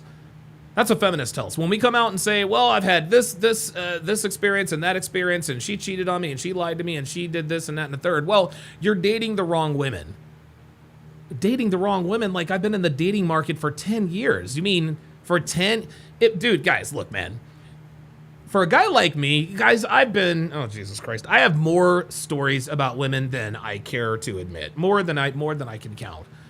And the vast majority of my experiences with women have been bad. I think, honestly, man, I think dude, my high school sweetheart, other than Devin now, my high school sweetheart, that was probably the last fulfilling relationship I ever had. And that was because we were both new. We were both new. I was 17, she was 15, and then turned 16. She was pure, she was a virgin, everything was great. Everything was great. But, when I was dating in my early 20s, guys, dude, I was getting cheated on left and right, lied to, all that other kind of stuff. Like, it's tough out there. It really, really is. I really think it's that's not what I said at all. Or it's what just, I said it's is that just the sex conditionals. worker. It's just sex worker women that these guys are dating, right? No, that would that's account not for what one he thing. said. STDs. The STD correct rates me. go What sky did you? high. Yeah, okay. Phoenix Light Games with the $10 super chat says, do you want to know how women's habits have greatly affected men's biology? It used to be instinctual for men to jump to a woman's aid if they needed it. They don't anymore because it's treated as a joke. Yep. There you go. There you go. There it is, man. There it is. Yeah. So what I said gave you was the answer that you're always looking for. That men get out of marriage, same thing they always got out of it, a family. And why is it that men are always gravitating towards family? Well, it seems to be biologically hardwired in them because they've always done that. Oh, my bad. Dr. Umar interrupted. Sure, it is. So if that's the case, their happiness level's intrinsically tied to that. It seems that if you wanted to advocate for men, then you would be advocating the most for the idea of keeping marriage sacrosanct and also making sure that these things got reformed as quick as possible. Yeah, listen, I get it. And Andrew is right. But that's not what Pearl does. Pearl is, what Pearl is doing is what Pearl is saying is like, hey, this is the problem. She's telling man, hey, listen, you don't have to get married. If you want to get married, fine. If you don't want to get married, fine. I just want you to make an informed decision. Here's the information. Make the decision from there. Okay, if someone took your prescription, can you give me like step by step your prescription for how men, if to get married, stay married, what's your prescription? First of all, I wouldn't say, you keep on framing this as though I'm saying take a plunge when I'm not saying take a plunge. That's totally fine. Tell me what's beginning to end. First, so where should they source? I would look at these stats. No, not the stats. Where should they source the women from? Like what state should they go to? What church? I'm guessing you're going to say Orthodox. Okay, so I'll answer your question, right? You're not going to find huge variances state by state. Okay. You're just not going to, okay? But you can definitely upgrade the chances of you finding a woman who's not going to have these behaviors, which you and I would both consider non-optimal. Okay. So it wouldn't just be the Orthodox Church, Roman Catholic Church, and even Protestants, as long as the worship is more than one time per week, right? Their marriage rates significantly go down. If you get married as a virgin, you almost never get a divorce because your sample size is super low. So are you saying they should find a virgin, or do you think that's realistic nowadays? No, of course not. To find a Andrew, the thing is church as we know it today is not a good place to find women, man. It's just not. Like, even, guys, we know that church hoes are some of the biggest hoes out there, man. They are some of the biggest hoes out there. We all know it. A virgin woman? Yeah. No. I'm giving you a step-by-step prescription of all the things you can do to mitigate risk. Right, no, but I'm not saying mitigate risk. I'm saying, do they download a dating app? Are they going to go on Instagram? Oh, she's asking him, like, what do they do exactly? Go to church? So I'll walk through it, right? Okay. But what we're talking about is risk mitigation. So let's start with risk mitigation. I want the dating process from beginning to end. Oh, okay. We'll give. Go ahead. What? You want me to give a dating process from beginning to end for every individual man on planet Earth? Well, okay, if a guy wants to go on your prescription. No, the dating process is going to be varied. How is he going to source women? On region, it's going to be varied on man, it's going to be varied on what options are available. But what you can look at is all the signs of the universals which mitigate risk. What you're asking is for an absurdity. It's like me asking, tell me step by step, how do I become a successful podcaster? Oh, every woman how do you become a successful podcaster? I could do that pretty easily. Do it. No, but I asked you first, and you don't have an answer because you don't have it's an impossible question. No, it's actually pragmatic because if you have a real, it's not even pragmatic. If you have a real plan for men, you have to have a step by step. Like, what's step one? Yeah, so step one would be looking at the mitigation for risk. That would be step one. But you have to get a girl on a date first before you even get there. Yep. No, you don't have to get a girl on a date to mitigate risk, bro. Okay, well, I guess there's no risk if you never get on the date. Yeah, that's right. So the thing is, if you're talking about walk away. If we're talking about mitigation, where is he sourcing the women from? Instagram. You're asking for a step. Stop cutting me off. So, I need you. If you're asking a question, you gotta let me answer the fucking question. But you're not answering the question. What's the question? But then you have to talk while I answer it. Okay, I'll try. I'm a woman, so it's kind of tough. Okay, go ahead. Step-by-step process. How does he get a girl on a date? Where should he meet them? Get a girl on a date. You would go online. You'd have conversations with women everywhere that you went. The various things that we've always done to get women on dates. Okay. Right. Exactly. And that's the thing. This is where and getting on the date in and of itself, that is the issue. That is the issue. Yeah, okay. All right. So go out and talk to girls, source girls, get online, go to Instagram. Have you seen the Tinder statistics? Like I saw one guy, I think I saw one Reddit page where a guy had been on Tinder for like 5 years. He'd swiped something like 2 million times, got like 11,000 matches, 1,200 conversations. One date, he got one date, no sex. This just proves that, I don't want to use the term out of touch, but he's been out of the game so long that he doesn't understand that getting a girl on a date, even that is a Herculean effort. Right? Like, you know what I mean? And Ty Lee says, yeah, get jacked and dress nice. That helps. Right. Right. And this is what we teach in the sphere, is we teach self-improvement. You know, make money, muscles, game, frame, all that good stuff. So you go on the dating apps and get women on dates. No, I didn't say that. What did I say? Repeat back what I said. You said go online. I assumed you went dating apps and talk to women. And talk to women. Totally fine. Yes. And are you ever going to get a woman? Are you ever going to get a woman on Date Pro if you don't talk to any of them? No. Okay, so you talk to women and. Are you ever going to get a woman on a date if you don't talk to them? Okay, so I want to keep going through the process. No. I want to keep going through the process. So you meet them on a dating app, okay? Or you meet them. I didn't say meet them on a dating app. Okay, then can you tell me where? Yeah, I would. All you have to do to begin the initial process of dating women is use whatever connections, resources you have to start connecting with various women. You can use dating apps, sure. That seems to be one of the most common ways that you do it. Okay. But you can also use friends of friends. You can use your family members. You can use all sorts of different ways to connect with women the same way that men and women have been connecting forever. Sure. Right, but the ways that men and women have been connecting forever are not working for men. Even when we're talking about, your friends and family, social circle game, et cetera, it's just not the same. It's not the same. It just isn't. Now you have also the online component. Sure, totally fine. So then what's next? Do you take her on a date? Is that you can take her on a date, but usually the second step would be to be in the talking phase. And inside the talking phase, you're able to actually identify many of these risk mitigating factors, which become immediately apparent in 90% of the conversations. Sure. They become very apparent, the red flags or the risk mitigation. I wouldn't take a woman on a date. I would be in the talking phase with multiple women. Yeah, Trinity Boy 32 says dating market is monetized these days, so even dating is cooked. Absolutely. See, that's another way that society has figured out how to extrapolate resources from men. Is to do you think look, do you think women are paying extra for Tinder Gold? No. Women aren't paying shit to be on dating apps. No. 97% of the revenue generated by dating apps comes from men. This is how it is.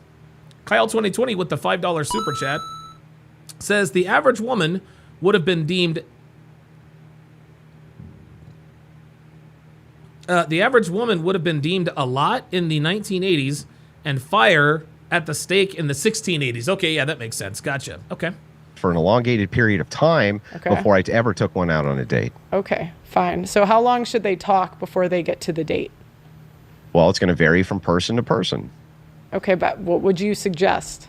I would suggest that you talk to them until you feel like you've gathered enough information and intel on the mitigation of these red flags, and then I would take them. Sure, you could take them on a date then. Okay, and what information are you trying to get from them? Well, what that's are the red great. Flags? Glad that you asked that question for risk mitigation. Sure. I'd be looking for things like, were you raised by a single mom?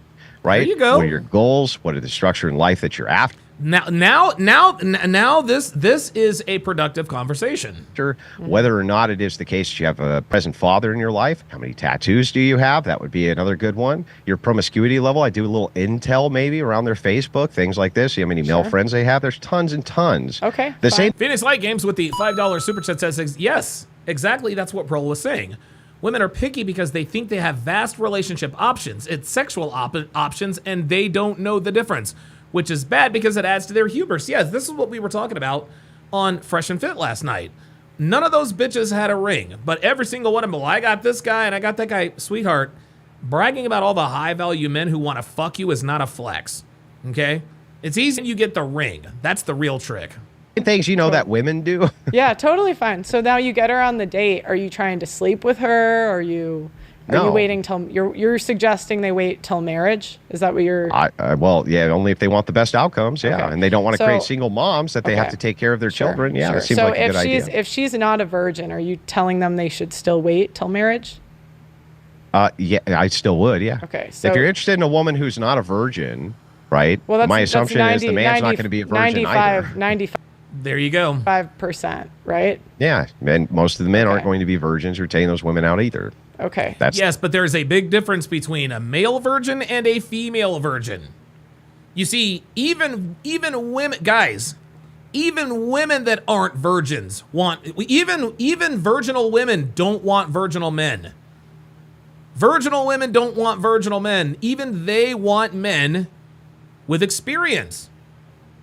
Just like men with experience are much less likely to wife up a bitch who has too much experience. It's almost two sides of the same coin. the case. Yes, Okay, factually, so that is the dating market. So you now. want men to pay a higher price for what other men got for free. Oh, There you so okay. Well, let's just grant this. Oh boy. Oosh. That was a body blow. That was a body blow. So you want them to pay a higher price for what some other man got for free. There you go. There you go.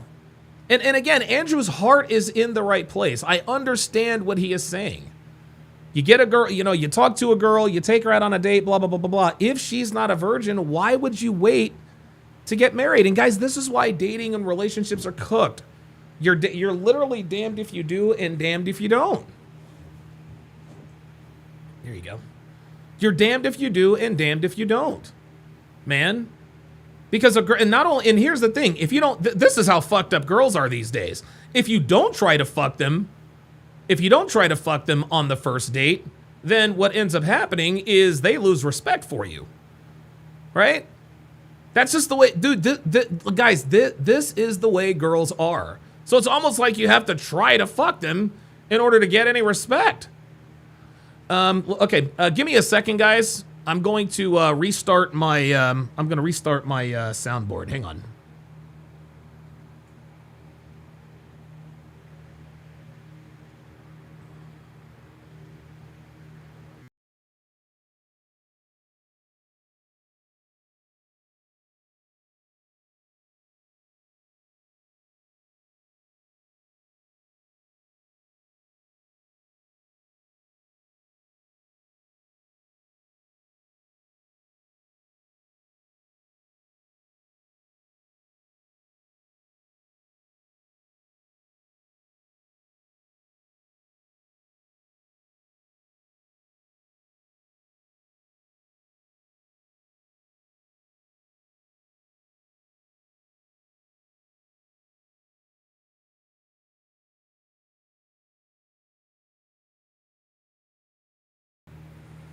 Okay, how's that? How's that? All right, let's let me make sure I've got the. All right, let's continue. Let's say they don't, right? You want men. Oops. Oh, wait a minute. Hang on. Gotta connect my Bluetooth.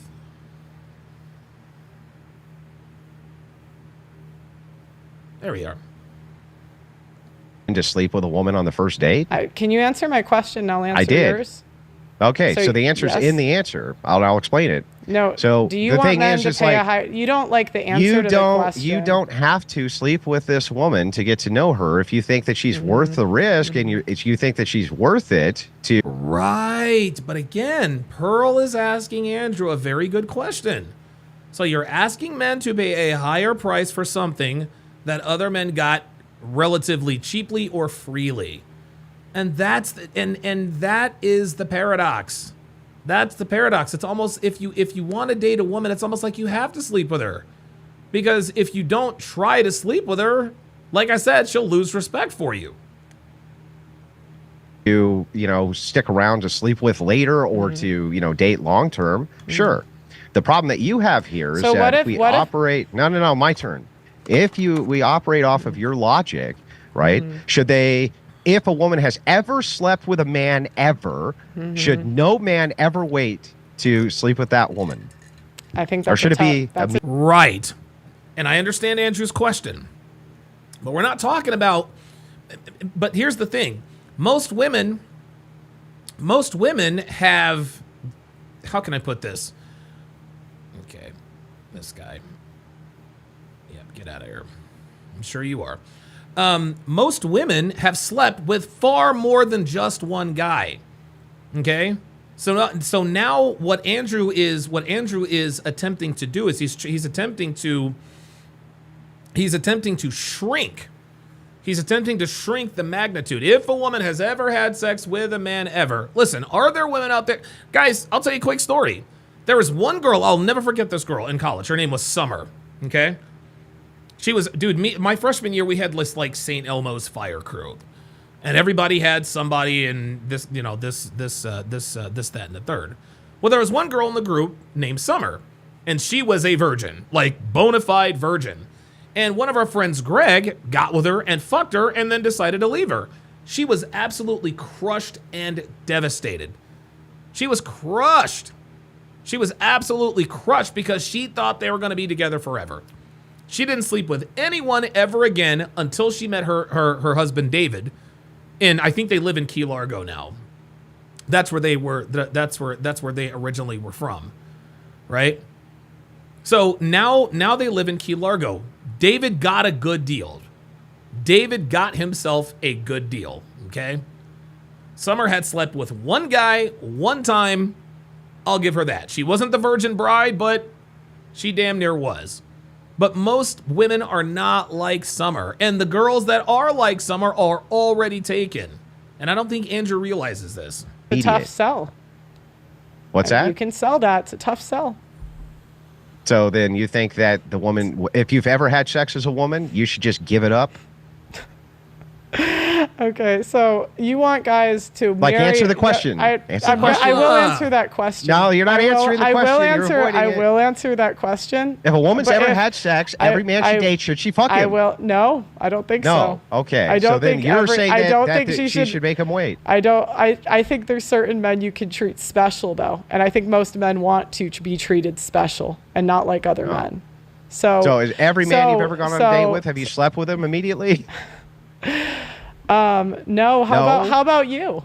How about you? No, I don't sleep with any men. No. I mean, what was your dating experience like? Did you wait? I mean, if you want to go person, yeah. Of course. I like to get to know people, things like this, of course. Sure. But the thing is like, that's my point. I mean, my point is... I don't want to go personal, but if you're good, you know what I mean? No, I'm not trying to be personal. I'm trying to demonstrate a point. Of course you don't sleep with every man immediately. That would be absurd. Right. That's not a personal attack. Right, it's just an objective but women fact. do sleep with men faster that they like. Yes, they do. Generally speaking, I think the same thing with men. They generally will try to sleep with women faster if they like them. How would a guy know the difference between a girl that's using him for resources, or like just trying to use him for the lifelong provisioning? And that's again, another paradox. Another paradox. Okay? If you're not having sex with any particular woman, how do you know that she's not using you for attention? How do you know she's not banging somebody on the side while waiting to marry you and then continue to bang them on the side while you're waiting for her? It's the same, guys, it's the same thing, man. That's the paradox. Mm-hmm. Or that actually likes him. Well, every woman is going to be utilizing men to some degree for resources and historically always has. Okay. The idea, though, that you can't mitigate these risks by taking a look at the entirety of their social media, doing a little social stalking, which is you're just looking around at their connections and things like this in order to see what the general trend is. You can basically determine this fairly quickly. In fact, men have become so savvy to this in the dating market, they're beginning the high rates of rejection now where they're like, nope, so there's nope, no women that at all could mitigate any of this. I mean, the biggest hoes that I knew in school had pretty much no digital footprint, no social media, There you go. none. Well, I mean, that's Well, that's not the case anymore. Because it's like a strategy actually. Yep. Because they want to get they want to get around. And well, it's if they- really yeah. difficult now. Well, then, even if and that was so the it's like case, a small I would just put private- that as another red flag. Oh, you have no Right. social media presence? Nah, maybe that's another red flag. But then. wouldn't you say that women are developing new strategies every year Oh, yeah. to So get are men. around some of totally? Oh, yeah. But don't you Yeah. think that some of the men that you're suggesting this to are going to get got? Just balance of probabilities. Yeah, but no matter what conditionals we make in Mm-hmm. society, some men are going to get got. There's nothing you can do about that ever. Doesn't Right. matter if you had the So- perfect utopia, okay. some men are going to get got. Okay, so what percent, going through all these strategies, what percent of men do you think will get got? I think that you think could it's lower the risk. 0%? I think you can lower the risk mitigation down to somewhere around 15 to 20%, which is what we see in Fine. these types Totally fine. of elongated Okay, Christian so- marriages. So you think about 20% of men will get got. I think that all Okay. 20% of men have always gotten got. And they're- Yeah, it's a lot higher than that. It is a lot higher than that, man. It is a lot higher than 20% of men who are getting got. damn thing you can do but about why it. would a man take that deal? Because they want to have a family like they've always Right. wanted to. Right, but Right. And again, nothing comes without risk. So I certainly understand that. Phoenix Light Games with the $5 super chat says, no, I like Andrew, but he's wrong here. Even if we hate the girl, if she's hot, we want to sleep with her fast. It doesn't matter if we like her or not. Yeah, absolutely. This is just who we are. and do you think that if people stay married, that's automatically a successful marriage if they just don't divorce? No, that wouldn't always meet the criteria for a successful Okay. marriage. So right? what do But hang on, by the same logic, you would have to agree then that not every time women want to get divorced, it's unjustified. True, I agree. So if that's the case, then you have an equal wash there. So Okay. the idea here Okay, is, so- what do we want for a stabilized society, which makes sense, But you're- right? but For you're men saying- but to you're have saying- maximum happiness. It seems to be marriage. Right, but you're switching it back to what's in it for society, and I keep trying to stick to what's in it for the Men individual are man. society. Right, Men run but society. Do you really think that a 20%? Yeah, they're arguing semantics at this point. What's in it for men? What's in it for society? Right? Guys, if men are in trouble, women are in trouble. The problem is just like Pearl said, they haven't suffered the consequences haven't been put on their door yet. Women will change when they start to suffer the consequences of their actions. Failure rate where a woman could potentially really ruin his life for 18 years. I mean, I've talked to a good percentage. Well, of- what failure of rate's men- acceptable? What- 1%? I think one is too many. When you have a quarter of when Okay. you have a Well, quarter then- of when you have a quarter Well, of men, now that's a little 1% is too many, but come on, you're not gonna now we're talking about utopia. raising kids that aren't theirs. That's I just think utopian. I think one Yeah, time there you go. See, there you go. There it is. He took the words right out of my mouth. It can never be in this. Now, again, Pearl's got to take the L on this one. There's no such thing as a risk-free proposition, guys. There's no such thing. And again, as risk tolerant as we men are, I teach men how to mitigate risk in their relationship. This is just how it is. No, it's not going to be perfect. It's not going to be perfect, but as long as you can mitigate enough risk, you should be good to go. that happens is too many. That's utopian. That's literally Yeah. utopian thinking. Well, so if there's right. ever a case that a man can get got, then you would just recommend it. I mean, it's so silly. That's utopianism. If That's I impossible. was- It's like if saying I- no men should ever drive cars because they might get in a wreck. It's like, it's going to happen. I wouldn't say that's the same because I would say a car wreck, it is not likely that you're going to be enslaved to that car for 18 years. And I think You're maybe enslaved I to the just damage it does to I you think for 18 maybe years. I just have a different point of view because I've seen men on the brink of suicide, Andrew, and I've seen men I've told you this story before. One of the worst marriage divorce stories I ever saw was a guy that took pretty much your advice. Okay? Which was what? What's my advice? What you say, he waited till marriage. He met a girl in a Latin Catholic mass church. Yeah. He had the temperament. He thought she was the right person. And it was actually really difficult. She took his kid She was actually Eastern European, so she was Eastern Europe. So she was actually raised. Oh no, Eastern European. That's why he took the plunge. That's why he took the plunge, is because she was from Eastern Europe and he thought that she was different. Oh boy. To be a wife, and she came to the U.S. He met her in California, Yeah. and she stole the kid and took him back. Oh. She won custody. She took him back, and Oh, he spent boy. $300,000 trying to get her back. He went into a war zone trying to get his kid. Oh my Yeah. God.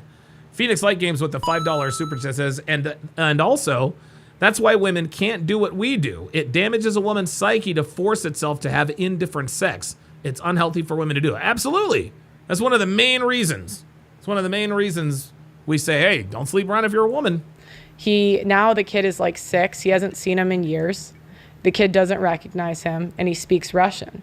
How is he happy? But I know, here's and the it's thing. easy. I think it's Yeah. easy maybe for you to like wave it away and just say, "Well, I'm not waving it away. That's horrible. It's absolutely horrible. Men, it doesn't matter. Like, don't even think about that risk. But what I've No, seen, think about that risk. right? But you're saying, but do it anyway. And I'm saying I can't tell you what to do because that is Yeah. an astronomical risk that I understand is if you as a man don't want to take that. I completely understand. Yeah. Another So issue here's the too, alternative. Can you let me finish? So another issue ahead. too is like the Do you waiting ever till finish? the waiting till marriage. I mean, you go on monologues too a lot too. Not So long because you cut in every 5 seconds. the other thing is 1 out of 3 women have STDs. Yay! So you Because could of sex like work. no, not necessarily. Yeah, we can look at the height of the promiscuity, the sexual. Hey, listen, man. 1 out of 3 women having an STD. Sex work certainly contributes to that. But dude, these women out here be hoes, man. revolution wasn't even close. Wasn't even close. Yeah, but a lot of normal women have STDs too. Yes, They do. Yeah, and they always have. It's true. So do men. They usually get Okay, it from but this men is during back to the- promiscuous sex as well. Right, but that's back to the what about the men though? We're talking about It's not what women. about the men. I'm Mm-hmm. just giving an accounting for this, for how this works. STDs would be Mm-hmm. a good idea for not having promiscuous sex. But if the idea is like, because some men are going to have catastrophic results and we can never mitigate that. I don't care what society you're in, Right. ever. You're not going to be able to mitigate that some men are going to have catastrophic results.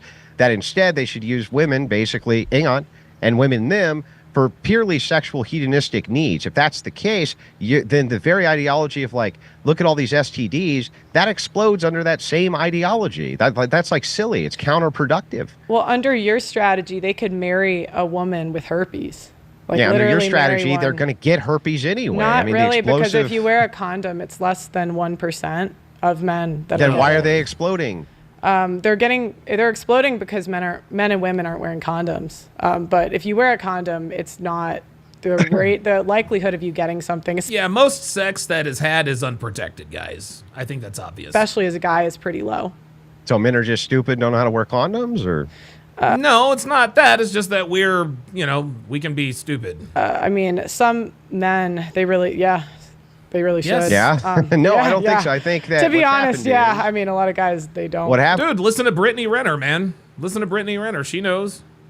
wanna What's wear happened that. is promiscuity, especially in the sex industry, where STDs are 10 times higher, has now been gravitating towards women's bedrooms on OnlyFans and things like this. They have a continuous chain of men who come in they're promiscuous with, and this has exploded the STD rate. And by the way, I can prove this because in every Western nation where sex work can be done from the home, you see these explosive rates generally in the areas where there's the most amount of sex workers. It gravitates out.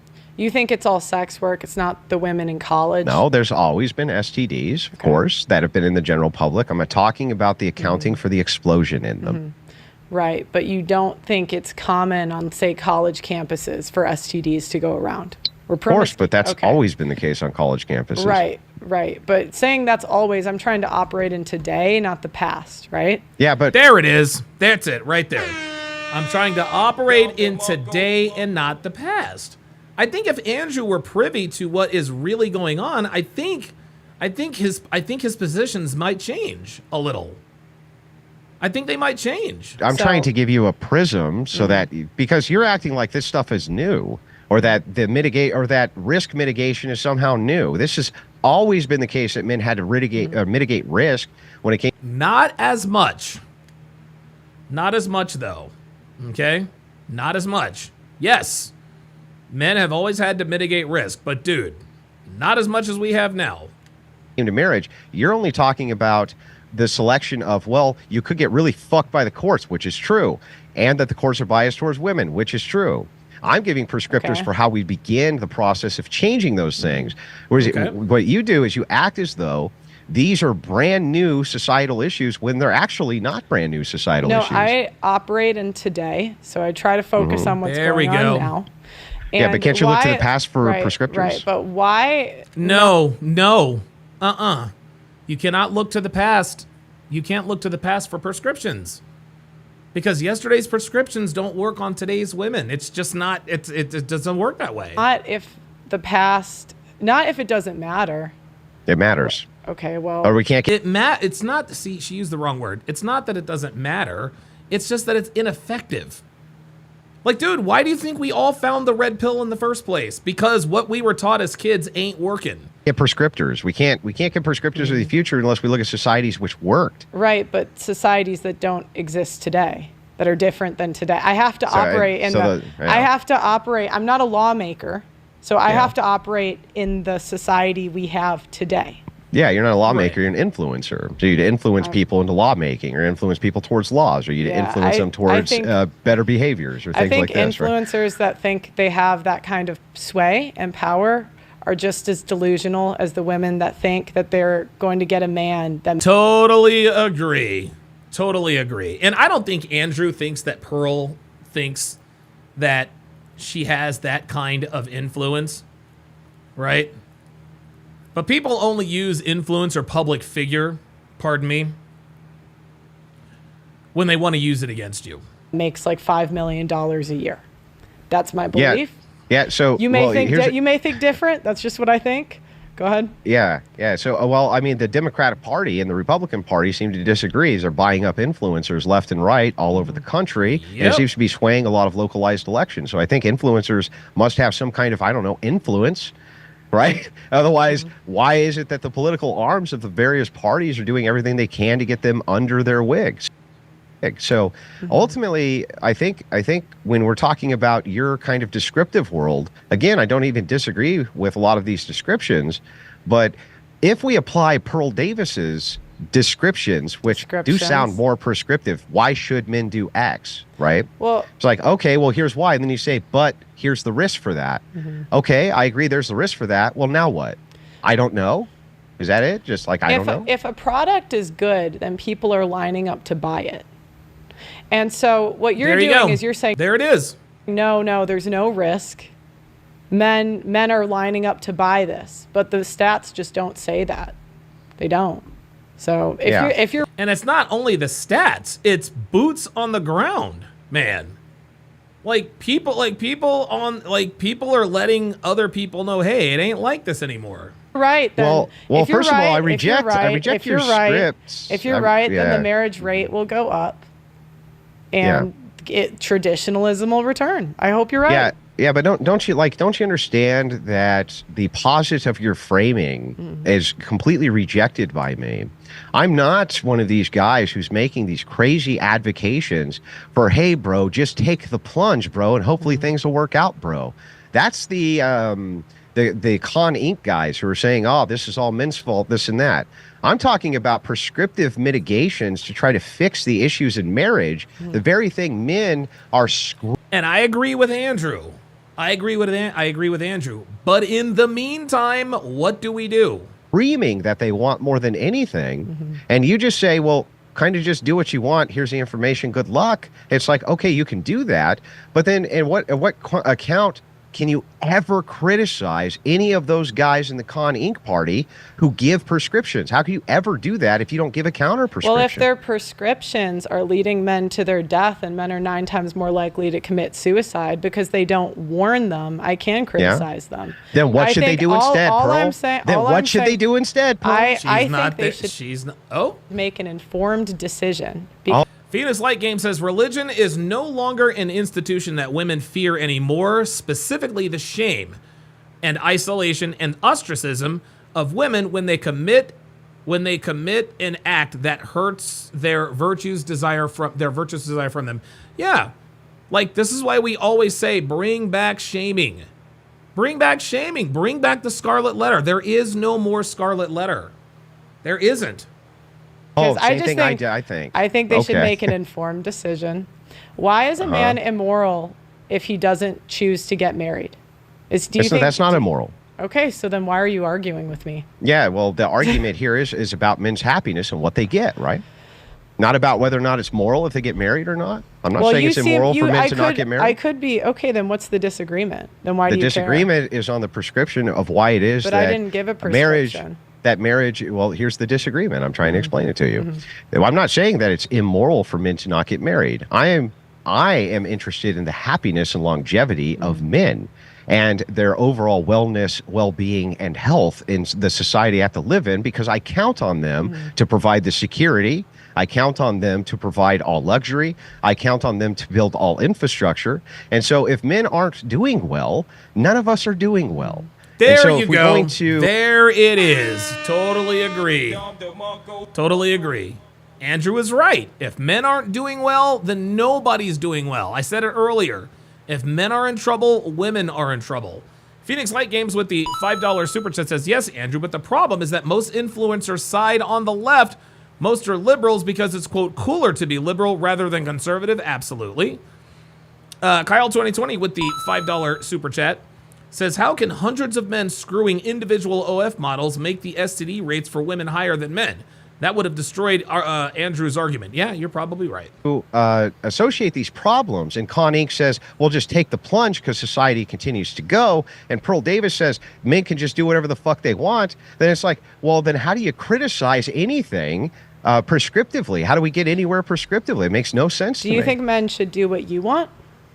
I think that if prescriptively you move towards the type of society I advocate for, I think, yes, the wellness of men would do way better. So men should do what you sure. want and not what they want. No, they should do prescriptively what's best for men. Okay. That's not, now, that is true that I'm aligned with that, but that's not doing what I want. That's doing what's in their best interest. Okay. So men should listen to you and not what they want for their life, but what you want for their life. Well, what did I just say? I just said that according to what the they stats want for their life is happiness, and if I want for my life happiness also, and if we have a combined belief on the prescriptive things that would make us happy, then that's what men, including me, should move towards. So you're right? saying I read these stats, I read these studies. Now do what I say because I read these studies. Go on, and Pearl Davis is doing the same thing. I read these stats and studies, and everything's really bad for men. So I mean, if you want to, if you want to take the plunge of 20%, you might get fucked here, and is it really worth it? I'm not sure it's worth it. I say you're a man. It's your house. You get to do what you want in your house. That's out of order. I'm not going to tell a man what to do. Well, you're not telling them what to do, but you can still. Isn't it true that you can offer up prescriptions in society which are good for society and good for men without telling men that they need to do those prescriptions? Right. Like, hey, prescriptively, if we did X, that might be really good for men. That doesn't mean you're telling men what to do. Okay, that's fair. I can give my opinion if somebody asks, but that's not my job. I'm here to, did you lower the volume a little bit? I don't know why I can hear him less now. No? Wait, could you talk again? Testing. Could you turn up my mic or my headphones just a little bit? Sorry. He's like, turn me up in the headphones. Turn me up in the headphones. But then you wouldn't say. CS says, no matter what country a girl is from, what church she goes to, making her fall in line with your program despite all these external factors is the goal, not just compromise by, quote, mitigating risk. That makes sense. E. Jones says, I don't think shaming will work. Pandora's box has been opened. The things that have come out of it will not be easy to get back in the box. No, shaming works, E. Jones. Shaming works, my friend. It absolutely works because why does anybody, women on my 600-pound life, right?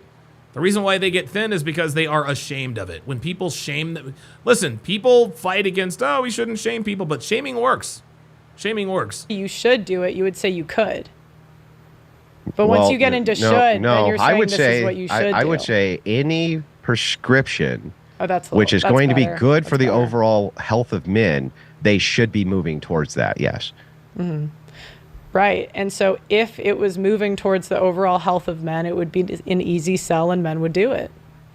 And that, well, no, not necessarily. Men have gone along with lots of different things, I think they're arguing semantics now. which were an easy sell because they were misled or they had bad information or collectively from the society. Like, here's an easy one. Men go off to war. They go off to literal war when they get drafted. And that has been an easy sell, but it definitely was not good for men. What is this? I think it might be here. Sorry. It's like buzzing now a little bit. Uh-oh. Okay, sorry. Technical difficulties. So you're saying that men, well, yeah, but men in reward for protecting the country, they got a family that actually stayed together. But today that's not the norm. No, they didn't. In the Vietnam War, they didn't get that. That's not the case. They got that maybe post-World War II. They weren't getting it after Korea. They weren't getting it. There it is. Kyle 2020 says shaming worked on Lizzo. Yes, it did. Yes, it did. Absolutely. Yeah, Lizzo was the queen of body positivity. We shamed her into oblivion, and now she's losing weight. Alaskan K says, my problem is, Andrew, if guys are spending hours doing researches to get research to get rejected in one or two messages, how is he supposed to be working on his purpose? Okay. Robert Anderson says, the reason they cry out against shaming is because it works. That's exactly right. Jay Hancock says, Andrew isn't pushing for the good of men. He's pushing for the good of society by sacrificing men's lives to prop up a society that disrespects and hates them. I don't know. I think Andrew's heart is in the right place. I don't think he's like, hey, just send everybody to the slaughter. After Vietnam, they're drafted for both wars. They weren't coming home to a family. They're coming home getting spit on, literally spit on. All right, and the well- thing is like, yes, men can be tricked collectively into doing things that are really bad for men's health. But Absolutely. the idea here that we should not be Hey, prescriptively do you think they did it trying. because it was like an adventure? That's probably why, right? Like, No, they didn't just want to go on an adventure. They did it for I mean, honor. yeah. I mean, and Honor. I would say at one point society rewarded them for it. Like now white men are the least likely to be in the military, or it's like the Oh, lowest wow. numbers in years. Like men are dropping out of the military because they don't see what's in it for them anymore. And you know, Yeah. it's interesting. I think this like Yeah, well, that's because there's no honor in I it. think it's an interesting like sell. What you're trying to do: meet the women, wait till marriage for a woman that's not, pay a higher price than a previous guy, and you'll be married for life. I hope, men, if you want I mean, to, that's not. So this is again. This is very if you guys want to, classic Pearl- if you guys that's want to very do classic that, Pearl framing. if you but wanna that's do- not if- actually what I said. if- I'm not. I'm offering You guys only can- an alternative to black pill. And what am I saying? okay. There it is, black pill. Right. And I think Andrew thinks Pearl is advocating for some sort of black pill. No, I don't think that's the case. The same thing you are. Men should be gravitating towards things which are good and healthy for men. Men are gravitating you- towards families because they want them. But who if they is- didn't want them, they okay. wouldn't be having them. Who has more information on what makes a man happy, you or him? Like an individual man watching your this stream. will be trivially true about any human being on Earth. So each man has more information to make decisions in his life than you do, right? Well, no, that's not always the case. But I would say, generally speaking, people tend to think or know what makes them happier than some guy they don't know. Sure. Yeah. So I don't know if I want to use. Can I use you as an example, but not say your name? Can I use you? Yeah, I can. My producer. So my producer's watching now, right? Yeah. He's listened to me talk. Now he's listening to you for the first time, and he's hearing your strategies for marriage, right? Who has more information on how he should make a decision moving forward in his relationships, you or him? Yeah. So obviously him, but I'll also have more information probably on what's better for his relationships than you, because I'm a man. Totally, right? totally fine. Totally fine. Yeah. But so That who makes should sense. make the decision? Should he listen to your advice or should he listen to himself? What he thinks is best? Well, so I would say that you also have to take into account that there's social responsibilities and honor that men have, duties that they're supposed to gravitate towards. There are actual duties men have to So now gravitate this is towards. just like nagging the duty. Okay. Well, what does he get? What does You he don't get? think men don't have duties? What does he? I mean, why would you do something? Like men should just do nothing or what? And again, marriage is its own reward. Okay? I don't think Pearl means to say this, but the way she's framing this, it is almost as though men should be rewarded for marrying women. Hey, let's, go get married. Here's cash and prizes for you. Phoenix Light Games with the $5 super chat says, yeah, I agree, Donovan. Andrew is not the dude who's going to send men to the slaughter. That's what Hafiz did. He wanted men to blindly marry women. Oh my God, dude. Hafiz was crazy. Well, why should they work hard for a society that doesn't reward them? I have no problem. And it's not that doesn't reward. See, here's the thing. And again, I think Pearl's question should be, why should men work for a society that doesn't value them? Right? Does that sound a little better? We're not, guys, here's the thing. Men, we don't need a pat on the back. All right? We don't need to be told, hey, you're doing a good job. No, we get fulfillment. We get fulfillment from building and we don't need an attaboy from society. We don't need society to, send us, stimulus checks for, hey, here's your stimulus check for being a man and contributing to society. No, all we want is a little respect. That's it. We don't need to be rewarded. We don't need to be acknowledged. Okay? We just want to be respected. Just give us the respect that we are due. If you give us the respect that we are due, we will give you the world. Men, we don't need all that. Yeah, Luke Perry says external. Yeah, we don't need all that external validation and coddling. We don't need that. That's women. They need that. No, what men need is to not be told that we're not needed. And I think that's what Pearl is trying to say. Men, we just want to be valued. And men are no longer valued. I think that society should reward men for hard right? work. But it doesn't. Yeah, but it does. It does actually reward men for hard work. It doesn't always reward men for hard work with a family, though. That's not the reward. Okay, all right. That's fair. Society does reward men for hard work in the form of money, provisioning, etc., etc. But outside of that, it's really nothing. Guys, I got to take a quick potty break. I'll be right back. And yes, it's just to pee. Sit tight.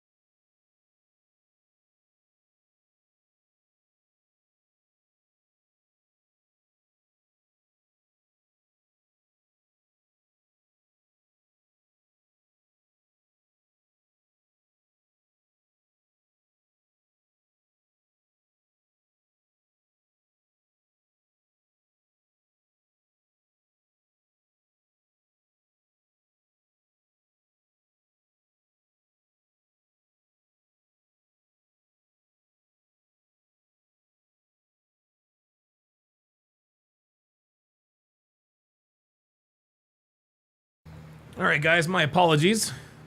Let's continue. Societies have ever given men. Men Really, have to procure their own steak men for have rewarded families. military members the last 50 years? They have? Yes. Sure, then I'm Society sure. has rewarded military members over the last 50 years. Yes. Really? There's more. Absolutely. During the Iraq And that's for the hard work. But as far as women are concerned, no. War, for More- instance, there was a more- lot of honor that came back to Right. the uniform. And More- then post that, now there's less. More men have committed suicide than all of the last more soldiers have committed suicide in the last 50 years than all of the world wars combined. Yeah. So society rewarded them? No, that's not a social societal issue of society trying to punish them. Right. Iraqi war veterans were not getting spit on like Vietnam war veterans. Some of them Oh. maybe, but it wasn't I the guess- same type of contextual I guess information. if society isn't here's why spitting on this them. happened. This happened because of the tour. So it used to be that soldiers were cycled out after one tour. What happened during the Iraq war and Afghanistan wars, they were going back for 4, 5, 6 tours. They were completely broken. This was something the military has recognized multiple times. Society itself, though, demanded that these wars be stopped. Ultimately, they demanded it. That's why they put Trump in. When you're talking about the social duties and responsibilities of Yes. men, it is a fact of the matter they do have them. The idea here, though, Do you think that men- that this do you means that think society rewards men with a The family monologue, is crazy. it going to end? Is it going to end? Okay. Oh, come you were on, doing you that to two. me, so I got to, Yeah, fair enough. So, do you think that men have been respected the last 50 years and honored in society? Definitely not. No, that's not. I didn't say that. Okay. We're talking about the military, a specific example. Okay. But in general, do men get No, respect? I think that in men have been society? completely and totally disrespected as a bygone pieces of garbage. Right. The entire idea here is to try to change that. Right. Especially the Joy Behar thing. The Joy Behar thing. Pearl's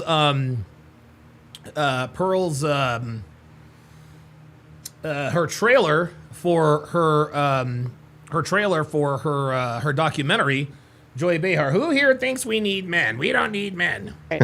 But Right. you would That's the you point. would understand the rationale for a guy that just says fuck it, right? Because society doesn't reward him. So here we can maybe come to some agreement. Do I understand the rationale? Yes. Oh yeah. Yes, but there you go. And this is where Andrew and I align. And this is I'm talking about the MGTOW and the Black Pill guys. I used to be really, really hard on those guys, but not anymore. I'm not as hard on the Black Pill guys anymore and the MGTOWs because I get it. Like, I understand the frustration. Trust me. I now understand the frustration, having been on Fresh and Fit close to 50 times, what men are really dealing with here. Yes, I understand the rationale completely. Does that mean that that's good for men, though? No. No. Okay. And clearly, There you go. There we go. I totally agree with that. I understand the rationale, but it's not good for them. You know, it and you clearly know- can't be because and- you say it And can't be by your but own logic. But you know what's best for an individual. No, man. no, you No, he you never actually said just that. gave the prescriptions. Pretty great. You just said, well, so society is shitting all over men, and that's really bad for men, right, Andrew? Yeah, I want to change that.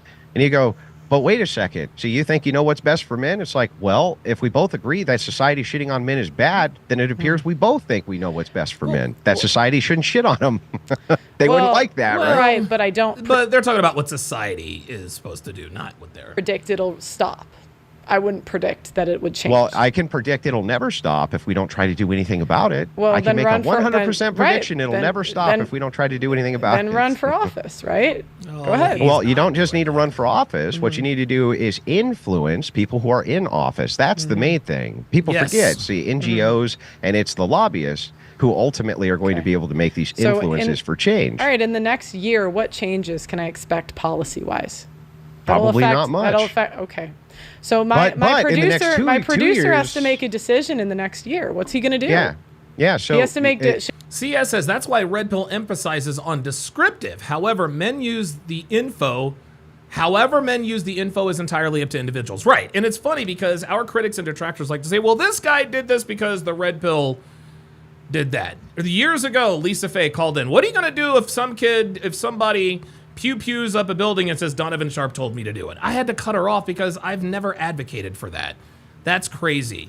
What we offer are solutions and prescriptions and anecdotes. What you do with that information is completely and totally up to you. Should he look at the history? Yeah. Should he look at what might happen in the future? Yeah, so if your Should he- producer's going to make a decision on marriage in the next year, I'd give him the same advice any rational human being would ever have.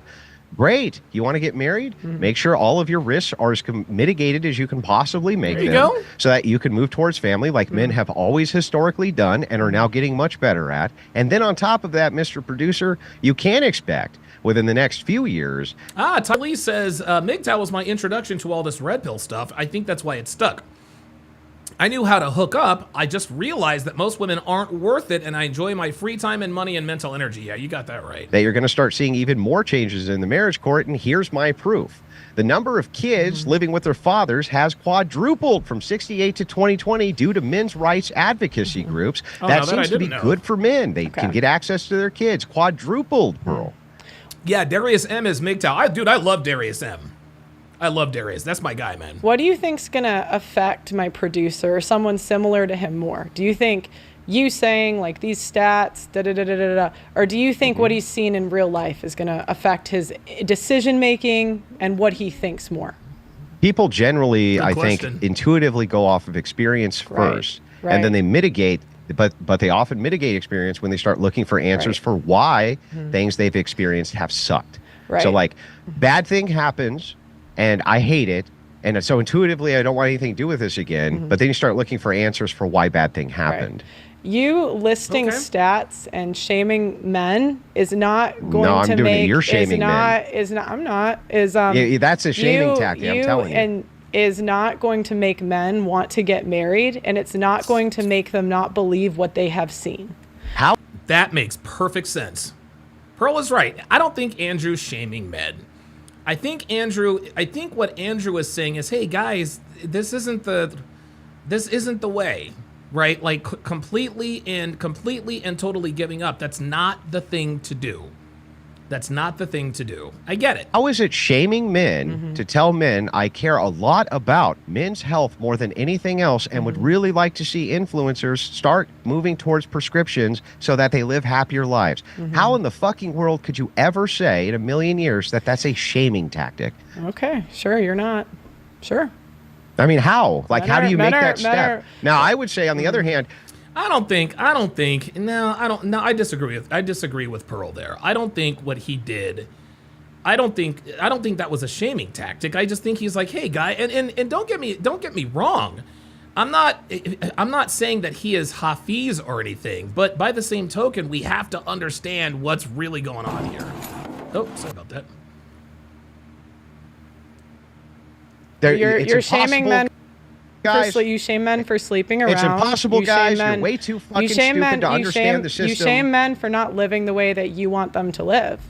No, By I'm not saying you shaming. call them- you I'm do. not telling You men do. they have to live how I Yeah, want to live. you call them I'm telling- degenerates. You call them degenerates. Well, yeah, if they're gays, they're degenerate, aren't they, Pearl? Okay, well, no, you call them degenerates if they sleep around.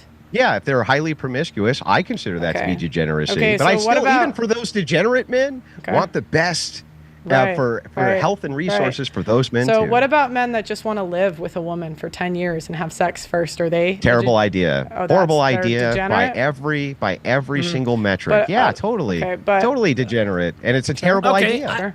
But a better idea is to wait till marriage and give a woman the ultimate honor that you could ever give a woman. And she In the doesn't comparison even, of those two and she doesn't- situations? and Yeah. she doesn't even have to have sex with you to get it. They don't have to have sex with you if you live with them Wow. either. What's your point? Well, Like, they don't have to have sex in that situation either. And when you're looking at Yes. And Andrew's right. They don't have to have sex in that situation either. But Andrew, they are far more likely to have sex with you if they know that you can leave without them taking their pound of flesh. This is why I say girlfriends are better than wives. The live-in girlfriend. Look, dude. Look, man. Look. Pearl is 100% spot on here. This is why she's asking what's in it for men. And I understand I understand Andrew's position. I understand Andrew's position here, but Pearl is right. Pearl is absolutely right. It makes in this day and age. And here's the thing. I want to make this clear, guys. It shouldn't be this way. It absolutely should not be this way. The way things are now, it shouldn't be this way. I'm not saying that it should be this way, but this is the way it is. Women don't respect you if you don't try to fuck them. Modern women do not respect men who do not try to fuck them. So if you're the type is like, hey man, I really like you, but I want to wait until marriage to have sex, dude, she is not going to respect you. I'm not saying that that's right, but that's the way it is. The fact that living with a woman long term without marrying her, you end up anyway with these ideas of like common law marriage. You can still get taken in the ringer on that. The other alternative there is that the children are generally going to have terrible outcomes. Between those two choices, absolutely. And again, a lot of guys say, well, Donovan, if you're in Devon, if you're with her long enough, it'll be common law marriage. Yeah, they didn't look up the laws in New Jersey and subsequently Nevada. There is no common law marriage in the state of Nevada. There was no common law marriage in the state of New Jersey. That's what it was. Absolutely, I would prescribe that marriage is better than those. Even bad marriage would be better than those. Okay, yeah. So, again, that's a tough sell. I mean, maybe the men in the audience will buy it, right? No, I think that mine was the good sell. So I think the shaming tactic comes from the idea of you saying, but you're the one. This is how calling. I hear it. What I hear is men are so fucking stupid they can't mitigate their own risk. So just check out, guys. You're too fucking dumb. And I think the opposite. I think men are super fucking smart, and we can definitely do something inside of the societal social field to change the conditionals for men. Who has more legal power, men or women? Women. In which context? At the mercy of the system or at the mercy of changing the system? All right. Who do politicians cater to, men or women? They generally cater toward women and children's needs first, yes. Who does the legal system cater to, men or women? Generally speaking, it's going to cater to the weaker sex and children, yes. Okay. Who does the media cater to, men or women? Yeah, same. I can just answer yes to all the institutions doing this. Okay, so if an individual man is going to outsmart this billion-dollar system... So they're too dumb to do it? I would say they don't have power. I wouldn't say dumb, but I don't think But don't men collectively have powers to overthrow entire systems via force doctrine? Okay, but I mean, when you're talking in the abstract, that's like easy. No, right? I'm talking in the instruct. I want to go specific. So my producer, he's listening, right? So he's gonna make a decision in the next 5 years about what he wants to do with his life, right? Yeah. And so he's listening. Now, what power does he have if a woman throws an abuse claim at him? What can he really do? Yeah, so he can do the same thing that men have always done during any sort of claim for abuse. He can mitigate risk. You can do this via security cameras. You can do this via the Pence rule. You can do this via all sorts of various rules that men have instituted to protect themselves from false allegations of abuse. If you're talking about inside of long-term relationships, that's really hard for women to prove. Really hard for women to prove. Even marital rape is hard for women to prove. Those are not the things which men are getting tossed into jail for. They're getting tossed into jail and getting their lives ruined for false allegations, generally from strangers, not from women they're with long term. That's just simply not true, because abuse allegations are brought up all the time in family court. Because there it is. This is idealistic. This is idealistic versus realistic. The Pence rule, you can do this via all sorts of various rules that men have instituted to protect themselves from false allegations of abuse. If you're talking about inside of long-term relationships, that's really hard for women to prove. Really hard for women to prove. Even marital rape is hard for women to prove. Those are not the things which men are getting tossed into jail for. They're getting tossed into jail and getting their lives ruined for false allegations, generally from strangers, not from women they're with long term. That's just simply not true, because abuse allegations are brought up. There it is. There it is. All the time in family court. There you go. Because it's based on a preponderance. It's not, you don't need evidence, so they can just say things. I mean, I worked on one case where she threw a rape allegation from the first night they met, and then 10 years later, she said that he raped her. Court took it, and she won custody. Listen, it is the case inside a family court that women will make up all sorts of shit for the custody of children. Nobody's disputing that. What I'm talking about specifically is the charges of abuse, which generally happen. So in family court, what happens is most women are filing for divorce, not under an abuse claim, but under irreconcilable differences. Well, and the amount of them... Right, irreconcilable differences, and there's the no-fault divorce thing. Who are reporting abuse in the relationships actually is not nearly as high as you're presenting. The amount of men who are high status who get their lives completely fucking destroyed by false allegations from strange women is extremely high, though. Usually in the workplace, if they're in any way connected in the workplace. Or if it is the case that they're a high status man who goes on a date with a woman, that's when you start to see Right, those so- accusations completely level men. I'm not saying that doesn't happen in the so- family. This is funny. This is funny. So Luke Perry says cameras are everywhere in my house except the bathroom. Shit. But Court? it does Of course it happen. does. It does happen Totally in kidding. family court, correct?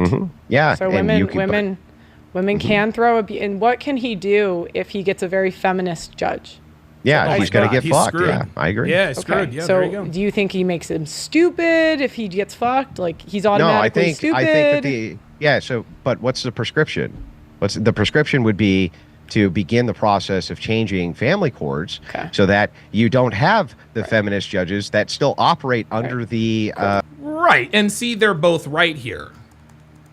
They're both right here. under the old rules of But- immediately goes to But to tick, fucking tick, tick. to My men. producer, he's got to make a decision this year. He's got to. What's he gonna do? He's gonna do now. Should he bet that Andrew Wilson's gonna fix the laws for him? Should he Come stay on, alone for the rest of his Should life? Because if he- he ever gets married, the woman's for sure going to give him an abuse claim and throw him in prison. I didn't say that. Is that There's gonna be good there's for a his lot of happiness? I didn't say that. I mean, didn't- that sounds I like a didn't- terrible prescription. I Yeah, didn't- if you I listen didn't- to me, I and you didn't say that. But you Yeah, see so- the way. So see, let's you're- compare it. Let's see, compare the thing it. is, the thing Andrew is, you're, Wilson, you're mitigate you're, all risk okay, possible. Okay, so and you're, then Pearl Davis, good luck, you're fucked. Yeah, I mean, so that's the yeah, distinction. but you right? see what you're doing is you're making it seem like men have two options, which is sleep around or be married, right? That's kind of the. I don't know if that's what you mean, but that's what you're making it seem like. No, But there's a lot of no, people no. that are in like 2-year relationships with a woman. Sure. There's a lot of people that date casually, right? They just go Mm-hmm. on dates. They might sleep with one or two, maybe more than that, women. And Well, then that they sounds pick like their- casual sex to me. Then But they, Well, right, yeah, but then they obviously. pick their favorite and they get into a relationship and then eventually get married. I mean, I'm sure, and I'm not trying to go personal, but I'm sure most people dated before like they met their previous like partners, their course. wife, right? sure. So, yeah. and so it's not really one or the other, right? It's not like degenerates and not. So when does someone become a degenerate? Like when does that line, like when are they beyond the point of return? Is Yeah. their body So count? so when you Is when you there- hit this idea of like Is it the like fallacious any the sex fallacious outside of thresh- marriage? Yeah, what's yeah. that? When you hit a fallacious threshold fallacy, like when does a thing become the thing, Mm-hmm. right? We know that there's degenerates. Can I give you the exact number of dicks a guy has to suck before he's well? That would be just one, I guess. Do I have to give you the exact Just one. number of chicks a dude fucks before he's considered societally a degenerate? I don't think I need to. I think that's pretty intuitive. We know what Right. I don't think degeneracy so. looks like. You don't think so? I mean, I know. Okay, so I a don't wanna guy. say, Okay, so here, I'll Okay. just pose it to you if you don't think so. I mean, there's a lot of guys. a guy is that- in a okay. gangbang. He's in a gangbang. Yeah. Right? With it's him and 3 of his friends, and they're all fucking one chick. Is he a degenerate? Yes. I mean, what is he? Yes. Is he doing those every week the rest of his No, life? Yes, he is. I personally- he just decided to go in and do it, right? I personally, Well, I don't. look. He's not a degenerate. Okay, he is engaging in degenerate behavior. Right? Listen, I've engaged in degenerate behavior. Okay, that doesn't make me a degenerate. Right?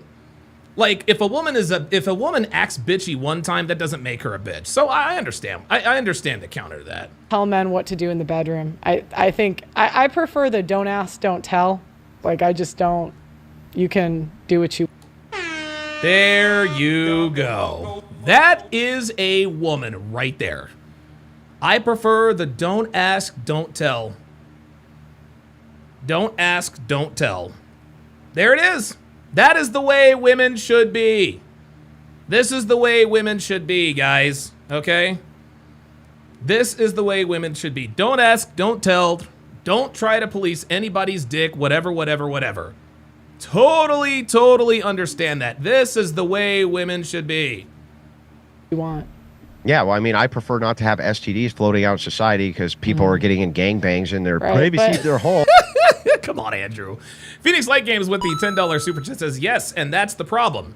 When men have power and leverage, they use it responsibly because that's how we're built. When women are given power, they destroy everything for their own happiness, which is fleeting. Wow, very good. Yeah, Luke RP Perry says Adam 22's wife lets him smash other women on the regular. Well, of course. but he also lets her smash other guys. So that's a little, And the Right. libertarian idea of like we're not going But to that govern doesn't. it. But is that bullshit. doesn't affect you. How does that? Yeah, it affect affects you? me. How does that affect I you? live in this society. How does it Right, not but affect me? you don't have an STD, right? I have children. I Right. have cousins. Correct. I have There we go. have There we family. go. I have all sorts And that's of actually people. what I was trying to get at is conservatives want men to save society for their children. And that's the point. what's wrong with that though? I don't think there's anything wrong with that. You don't ask what's in it for them. Wait a second. Yeah, I'm sorry. and that's the point. Don't you want us to save society for men? I think people need to make decisions based on the information they have about their own life. Yeah. So I am not. Not their own life, but again, men, we learn from each other as well. So I'll side with Andrew on that one. I'm going to finish and then you can go. Go ahead. I am realistic, and I think it's better to be prepared than be blindly optimistic. So things I would. There you go. It's interesting. It's very, very interesting. Pearl is extraordinarily pragmatic for a woman. She is very pragmatic, very logical for a woman. Most women are not as pragmatic outside of the purview of their relationship or as logical as Pearl. This is what makes her very unique. And listen, there are, and just because you're a man does not mean that you're going to be more logical than every woman. There are some women out here who are more logical than men. There are some men out here who are more emotional and governed by their emotions than women. But by and large, men are much more logical than women. Pearl happens to be an exception. She happens to be an exception. And Doctor Who Design says, isn't that a good thing? That is absolutely a good thing. That is absolutely a good thing. Her boyfriend, Nuclear Claudio, absolutely loves that. It is absolutely a good thing. You know he likes that because he doesn't have to deal with emotional shenanigans. You know what Pearl is also? Pearl is also very self-aware. She is very, very self-aware. Luke Perry with the $10 super chat says, Pearl is handling herself well, going against the big dog. Gotta give her credit. Absolutely, man. Absolutely. She is doing a good job. Now, Pearl's weakness happens to be the same as mine. Pearl likes to cut off the other person while they're talking. I do the same thing. The difference is I'm louder and I'm boisterous with it. So would personally prepare for, your kids are probably gonna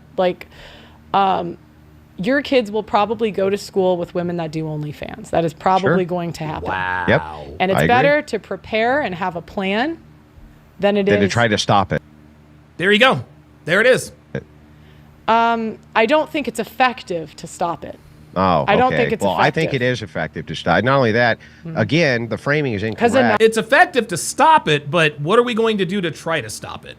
Right? Nala, It's not that conservatives are trying to. Sorry. They- Nala. Conservatives are not trying to save.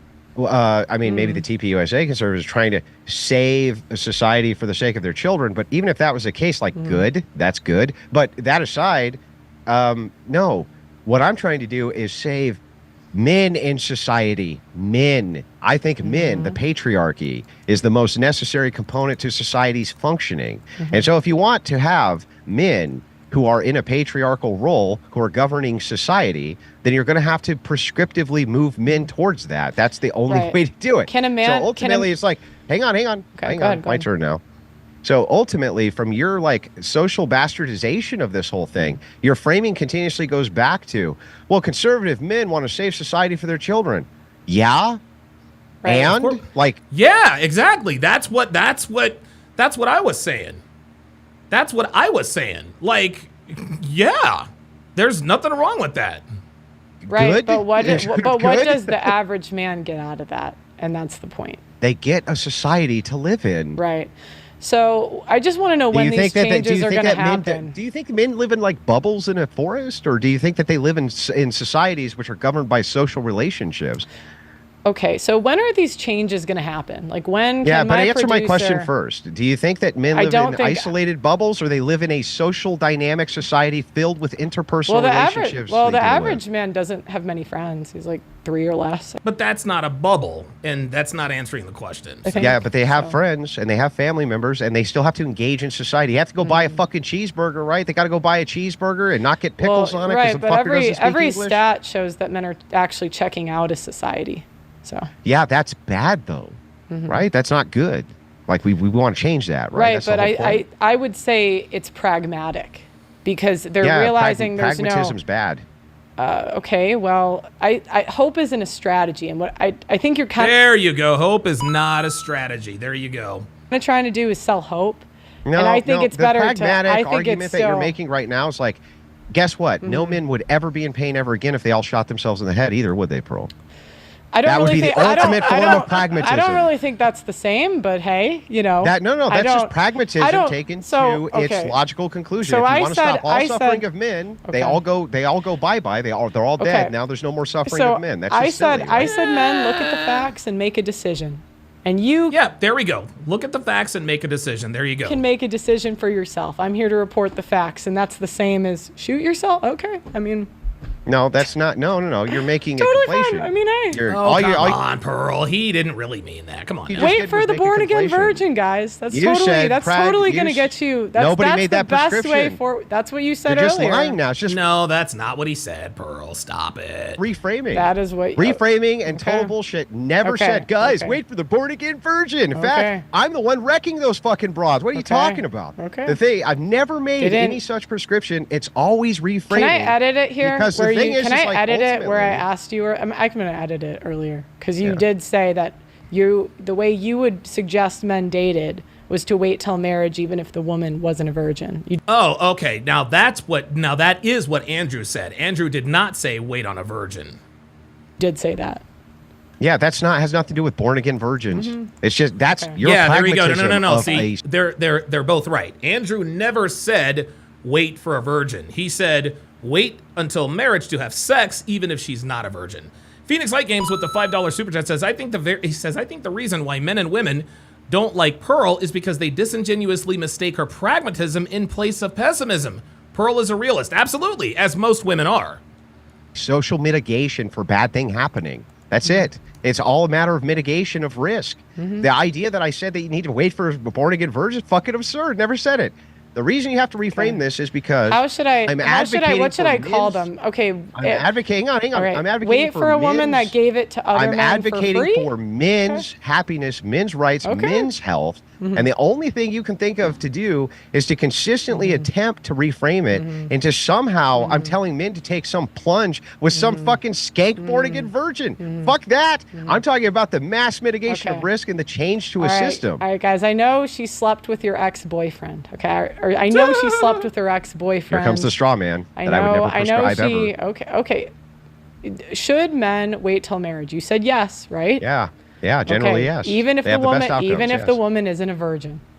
If it is the case that you want men to do whatever they want, Okay. then if man really Guys, don't likes do- the woman, don't if do the man whatever you really- want. Look, I understand what Andrew's talking about. Andrew is correct.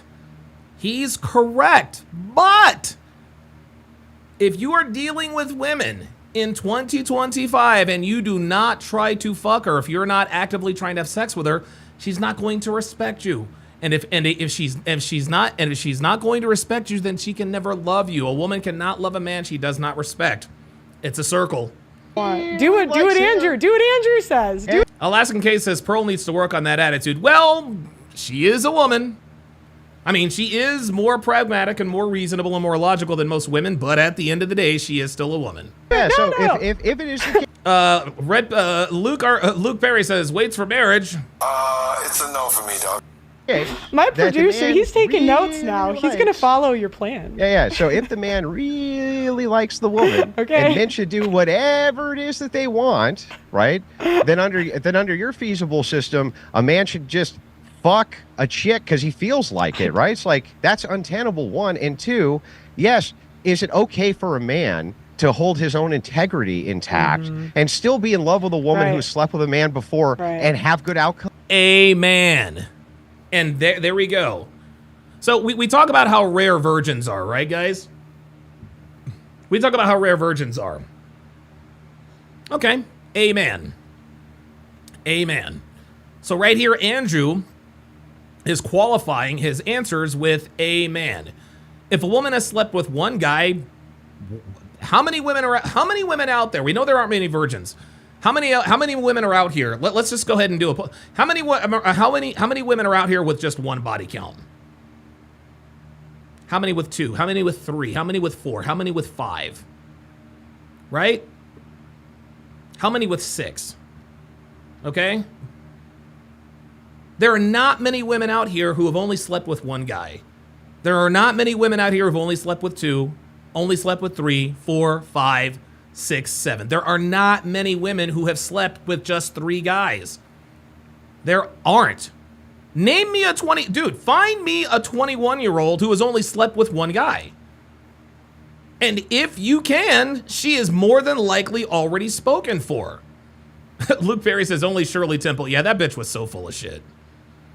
Girl of his dreams and da-da-da-da-da. She sounded like a fucking TV commercial. That was ridiculous. Yes, of course it is. So now you're shaming men for wanting to sleep with women outside of marriage. And that's what I said. You're the one shaming men because you're the one saying that they're degenerates if they, even though statistically, outcomes for men who maintain virginity and marry women with low body counts or virgins have really good outcomes. I am super, you know what? You'd have to show me the study. I named it for you earlier. I am super sure that when the woman is not a virgin and the man is, that is a recipe for disaster. Abso-fucking-lutely. There you go. There you fucking go. You better fucking believe it. You better believe it. That is a recipe for disaster. If she's not a virgin and he is, it's over. Listen, you're right that the risk. I know. Phoenix Light Games with the $10 super chat says, listen, guys, I get it. Pearl has an attitude right now, but it comes from a good place. The horrifying story she has uncovered by working on her documentary has made her very sad. She even cried. Wow, I didn't realize that. I'm right. No, I'm right. But it's still mitigated. It's still mitigated by the fact that if they have a lower body count, within the threshold of 1 to 3, right, it does mitigate risk. Again, there we are. Within the threshold of 1 to 3. And how prevalent is that? How prevalent is that? Significantly. Is it always best to have a virgin? Sure. But guess what? Unfortunately, in the world that we live in, that's probably not what you're going to get.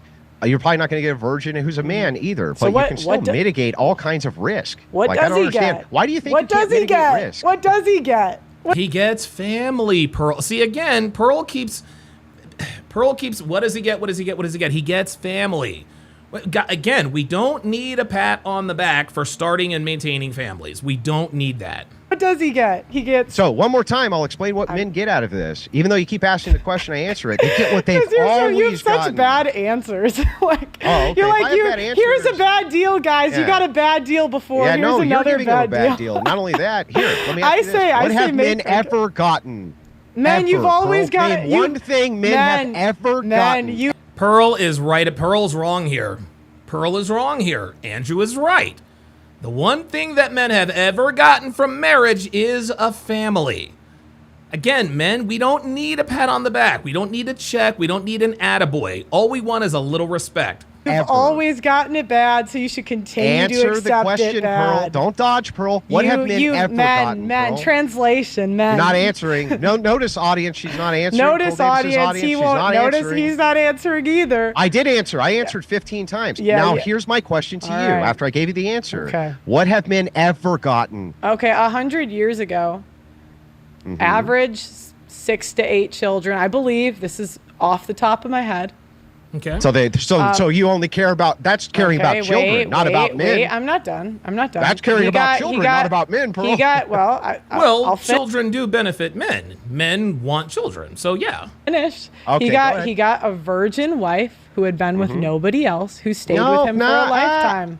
Wait, I thought that women's behavior was ingrained and that they were always fucking men, according to you, and that the men just didn't. No, women have always been the same. What's changed are the restraints. That's what's changed. Every religion, every past society, they knew the trouble that women could cause if they had unfettered access to just random dick, and we are seeing the consequences of that now. No They way. might have been. They might have been. No, but man, I at don't know. It least sounds Might have been, no, not as much as they are now. like a you know, contradiction in terms. if women did at the time, it was not as widely known as it is today. If women did, they may not have. I wasn't there. I'm not going to speak. I know, up something. but that's what you said last time. You said no, they were still screwing around even then. Well, It's just behind the according- backs, and nobody knew. Well, I mean, there's genealogy records that show that women did step out. Like, there's people that Yeah, but not at this rate, though. have done like genealogy records, and like a lot of times it was the neighbor or something like that. I'm not going to go back and forth about 100 years. Real Rain 89 says this idea that women in the 40s and 50s were virgins is a myth. No, that's not a myth. That's a fact. There were a lot more. Come on, Real Rain. Dude, are you telling? So let me ask you this. Listen, not every woman in the 40s and 50s was a virgin, but there are a lot more. There were a lot more virgins then there are now. That's obvious. Come on. Years ago, because I So live what in did men I live ever in get, Pearl? I What did live they in ever but, get? but that doesn't matter. And that's Yes, the whole it does. point. Yeah, right. So You the keep thing going. is, You like, keep going you keep back on- into. You keep going back to 100 years ago. I live in the now. I don't care what Yeah, I happened know, but 100 you years just ago. asked me I this don't. question. I You don't said, care. Andrew, I know, what but did you men keep. get? But you keep And I deflecting. say- and I say you this, keep. I say, here's you what men keep. But get. you keep deflecting Yeah. and bringing up the I'm past. not You're deflecting. like a woman bringing up the past. I'm just Who making cares? you answer the same question Who that I'm cares? answering. Who cares You about say, 100 years ago? Andrew, So- you're not giving me so- any answers. Here's my answer. Give Okay. me one, Pearl. What Okay. did they get? What did they ever get? Right, I don't care about 100 Yeah, years ago. that's right. I You care got about nothing. You got I care nothing. because you're talking Nothing. about the past. What do they get today, Andrew? They get the same thing today as they did 100 years from now. A family. What do They they get get? the same thing they've always gotten, which is a family, the There thing you that go. seems to make men the There most you go. happy. And see, this is the difference. What you guys are seeing right now is the difference between men and women. See, Pearl is thinking, okay, what do men get tangibly? Right? And we as men, we don't need external validation. Women need that external validation. That's why Pearl keeps asking. That's why Pearl can't answer the question. Pearl can't. This is why when Andrew asks her, this is why when Pearl asks Andrew, what's in it for marriage, Andrew keeps saying it is the actual marriage. It's children. It's the family. Okay? Men, we derive satisfaction from different things than what women do. And that's the disconnect here. They're arguing literally two sides of the same coin. Okay? I will say this again. Men, we don't need external validation. We don't need a pat on the back or an attaboy from society. Okay? What we need, what we really want, what we really need is respect. Is to not be treated like the gum on the bottom of somebody's shoe just for existing with a cock and balls. That's the point. That's the point. And what Andrew is trying to say is that, look, what do men get out of marriage? I'm living proof. I've got a wife. I've got kids. I've got a family. I want other men to experience the same thing. That's what this is, right? Ty Lee says the point is the reward is the same. It's just a lot harder to obtain. Hoflation. There you go. That's it. That's exactly right. Happy. Right. Unless you can name something else that men were getting before that, and I'm all ears. What was it? Do women stay today? Do women No. stay today? They definitely don't. On average, do women stay today? At lesser rates than they used to. Okay. By for sure they do. Okay. But if you're asking what men get, that's a different question. But you're Now asking they about how men can get fucked. they don't get it. They don't get it. Yeah, but a lot of You're men do saying- get it. That's a lie. They do get it.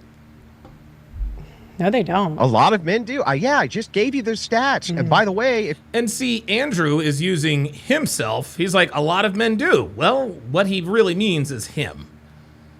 And listen, good for him, man. Like I will never bag on somebody for having a family. you're talking about, again, even when it comes to guardianship, it's quadrupled. If you're talking about marriage in a Christian sense, 25% divorce, low body counts, even less. Are A lot of men do get it. are more people getting married today or less?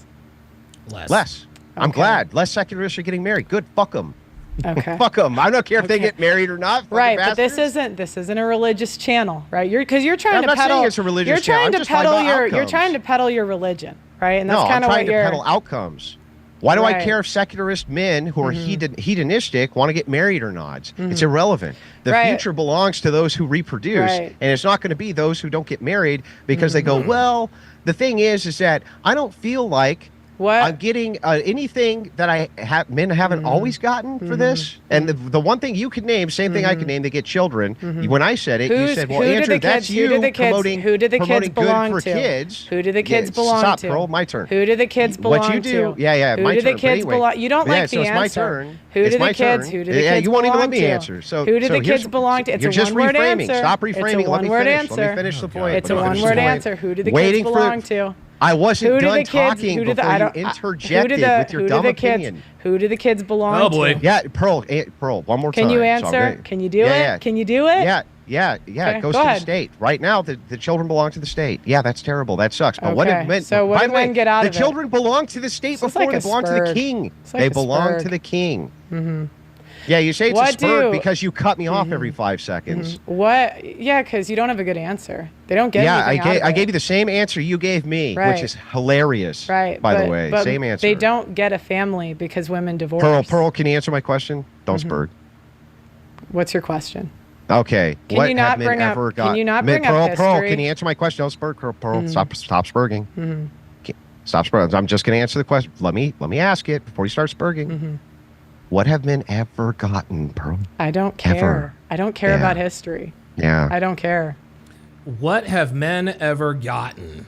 And she doesn't care because she knows Andrew is right. They're both sidestepping either question. Yeah. He has to. Okay. Men today have to make decisions off of the information today, Andrew. It doesn't matter what they got. It's like, She's what do right they about get that. today? Yeah, they get what they've always gotten. Okay. Well, if you want to keep convincing men to wait for born again virgins, it's totally fine. That's not what he said. I hope- Except I I'm never. sure- Can you Come ever on, tell me Pearl. where I told any man ever to wait for a born again virgin? Okay. Why do you keep making that shit up?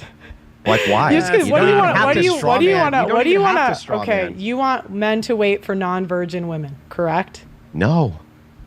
I never That's- said that either. I'm you talking said about that the twice. mitigation You of said that risk. twice.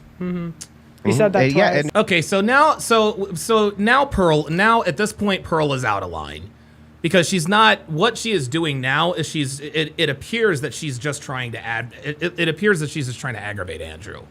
You can tell the look on her face, right? And Luke Perry says he's mad, but that doesn't matter. Okay, so Andrew's a little heated. That doesn't mean, you know what I mean? Like, come on, man. Like, Pearl should have a little more, she should have a little more class here. Instead of just poking him in the ribs because she knows. Yeah, R.P. Perry says Pearl got him on the ropes. I wouldn't call it that. Nah, Connor Brown says no, Pearl is cooking. No, guys, nah, sorry. That's not cooking. Okay, listen, you guys know Pearl is one of my best friends. I love her to death. This is out of pocket, man. This is out of pocket. Okay, so like I agree with what she's saying and I agree with her point, but dude, I don't get entertained by someone getting heated and crashing out. That's not what Andrew's doing, but he's clearly upset. He's clearly in his emotions, and Pearl seems to recognize that as connoted by the look on her face. Like, she shouldn't be, like, come on, man. Like, you gotta be a little more professional than that. But who am I? She's got, look, man, she's got almost 2 million subscribers on YouTube. Maybe this is how to do it. I'm just never gonna do that. here's the thing. You can clip it, right? But I'll counter clip. You won't like what you see because I didn't say that. I'm talking about the mitigation of risk. And when you're talking about the mitigation of risk, it still is actually less risky, yes. Right. Less So risky. I wanna Does go that back mean it's to the- optimal? No. so you want men Do you to understand? find- Hang on. okay, Do you you understand wanna the difference find- between okay. optimal and risk? Do So you you understand wanna- like risk mitigation versus optimal? So you want men to find women with below what, a 3 body count? Is that what you're suggesting? No, Now she's oversimplifying what he is saying. He's not. Oh, Pearl. He never said that he said that would be optimal. He said that would be optimal, but that he understands that there are certain things that just aren't possible. That's what she's saying. just less Or that's what bodies he's saying. better. Okay, so what would you There you say go. should be the cap? I mean, yeah, again, How would you even know? How would you even know what the cap is? You know what I mean? Like, you know, like how would you even know what the cap is? You know what I mean? we're talking about risk mitigation. Okay, sure. You're asking for something which is a specificity, right? Nah, Luke Perry says it's a debate. I guess there's no ground rules. Nah, don't do that. Don't do that. Nah. Without a moderator, it's no hold barred. Nope. Sorry, Luke. I got to disagree with you there. Just because there's no moderator is no reason to sit there and poke. Guys, here's the deal, man. At the end of the day, Pearl and Andrew are on the same side. Okay? She's on the same side. I'm on the same side. We're all on the same side. All right? And, you know, listen, I'll have a conversation with, and listen, maybe she didn't have to listen to me. She knows more about the YouTube game than I do. That's just not something I would have done. I just don't like the fact that, you know, listen, Andrew's older than she is. You know what I mean? Like, you know, she's she's gotta be a little bit more respectful. You know what I mean? Like at that point, like at that, even like look at her facial expression now. It looks disrespectful. It's almost like she has turned off the, okay, let's have a discussion. Instead, let's poke and prod at Andrew and make him spurg out and even acknowledge that. No, man, like I don't agree with that. I don't care. Connor Brown says no, Pearl is cooking. No, that wasn't cooking. Okay? That was poking and prodding. I don't like that. I don't like that at all. Right? Okay. So, how many, for instance, if I ask this question. Brenda C says he's not mad. He just doesn't like it when someone misconstrues his argument. What Pearl does here is when Andrew gets done with a diatribe, what she does is she condenses it and she oversimplifies it. She understands that by oversimplifying, and she's doing this on purpose. Oh, okay, so what you're saying is that they should look for a woman with under a 3 body count. That's not what Andrew said. Andrew said, okay, the lower the better. Then she counters with, okay, well, what should the cat be? Come on. Well, like, seriously? Like, Andrew doesn't know, and how will you ever know what a woman's body count is? Right? Like, come on, man. Like, at some point, you have to exercise a little bit more professionalism. That's all I'm saying. She didn't have to listen to me because she's better at this than I am, but that's just not something I would do. I don't know. To you, how many women, or should you ever sleep with a woman who's fucked 100 men? Yes. Should a man ever do that? Should a man ever do it? No, I mean, I'm sure I've fucked plenty of girls who fucked over 100 guys, yeah. Did you answer the question? Yeah, but it's actually answering by showing you how fallacious the actual question is. Okay. So what you're saying is, Andrew, give me a threshold. I'm not here to give you the threshold. I'm here to tell you about the mitigation of risk. The less bodies, the better. Yes. Does that mean, though, that if you have a high body count woman, it can't work out? No. Okay. But the risk is way higher. How would men verify that? We can't. And Pearl knows that you can't because she's had conversations with me about this online. You can't verify what a woman's body count is, but I'll tell you what you can do. Pay attention. Pay attention. That's all you have to do, guys, is you have to know what to look for and pay attention. So many people, how can I put this? So many people get caught up. Not caught up, but so many men sleepwalk through their interactions with women that they miss out on red flag behaviors in the beginning of the relationship. The sex is great. You're putting on your best face. She's putting on her best face. Everything is fine. Everything is great, right? Everything is fine and everything is great. So you're subconsciously ignoring these red flags. But if you have the experience, if you know what to look for and you pay attention, you'll never ever figure out what a woman's body count is, but you can figure out how much of a risk she is. So for example, let's just say you're dating a woman and you two like each other and she regularly travels. She has a bunch of guy friends. Maybe she's, you know what I'm saying? If she travels and has a bunch of guy friends, you can't predict what her body count is, right? But what you can accurately deduce is that this is probably never, you're probably never going to commit to that person. You're probably never going to commit to that person. Okay? Warren Mazagawi says you are low, even your music drowns you out. Then turn up your fucking headphones, dude. Turn up your headphones because I'm at 20.0 decibels. And I'm not talking any louder and I'm not turning it up any louder. So If you just came in here just to disagree with me, then go fuck yourself. Don't really care. Well, here's the thing. You asked me this last time. It was kind of funny, right? So they would verify it the same way they've always verified it. They would look at reputation. There you They go. would look Pay attention. at past history. They would talk with friends. And you know what's There you really go. interesting? I went back and I took a look at this. And it turns out that when men investigate these things and poignantly ask these questions, they actually do get a lot of these answers very quickly. That's right. You can't actually... Yes, they do. But you can't ask. Listen, talk to everyone but the girl. The girl is, listen, women are going to sell purity. This is what they're designed to do. They're designed to hide their promiscuous ways. So you check out her Instagram, her Facebook, talk to people around her, pay attention when she talks. You're never going to know what a woman's true body count is, but you will know what her proclivities are if you pay the fuck attention and ask around. verify this based on reputation. Okay, so if a woman had a past in a different city, how would the man know? He wouldn't. Or she does especially something- with He wouldn't know. He wouldn't know.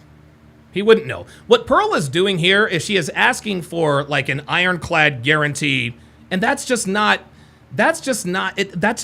realistic. And I think what Pearl is getting at is that you're never going to find a completely virtuous woman.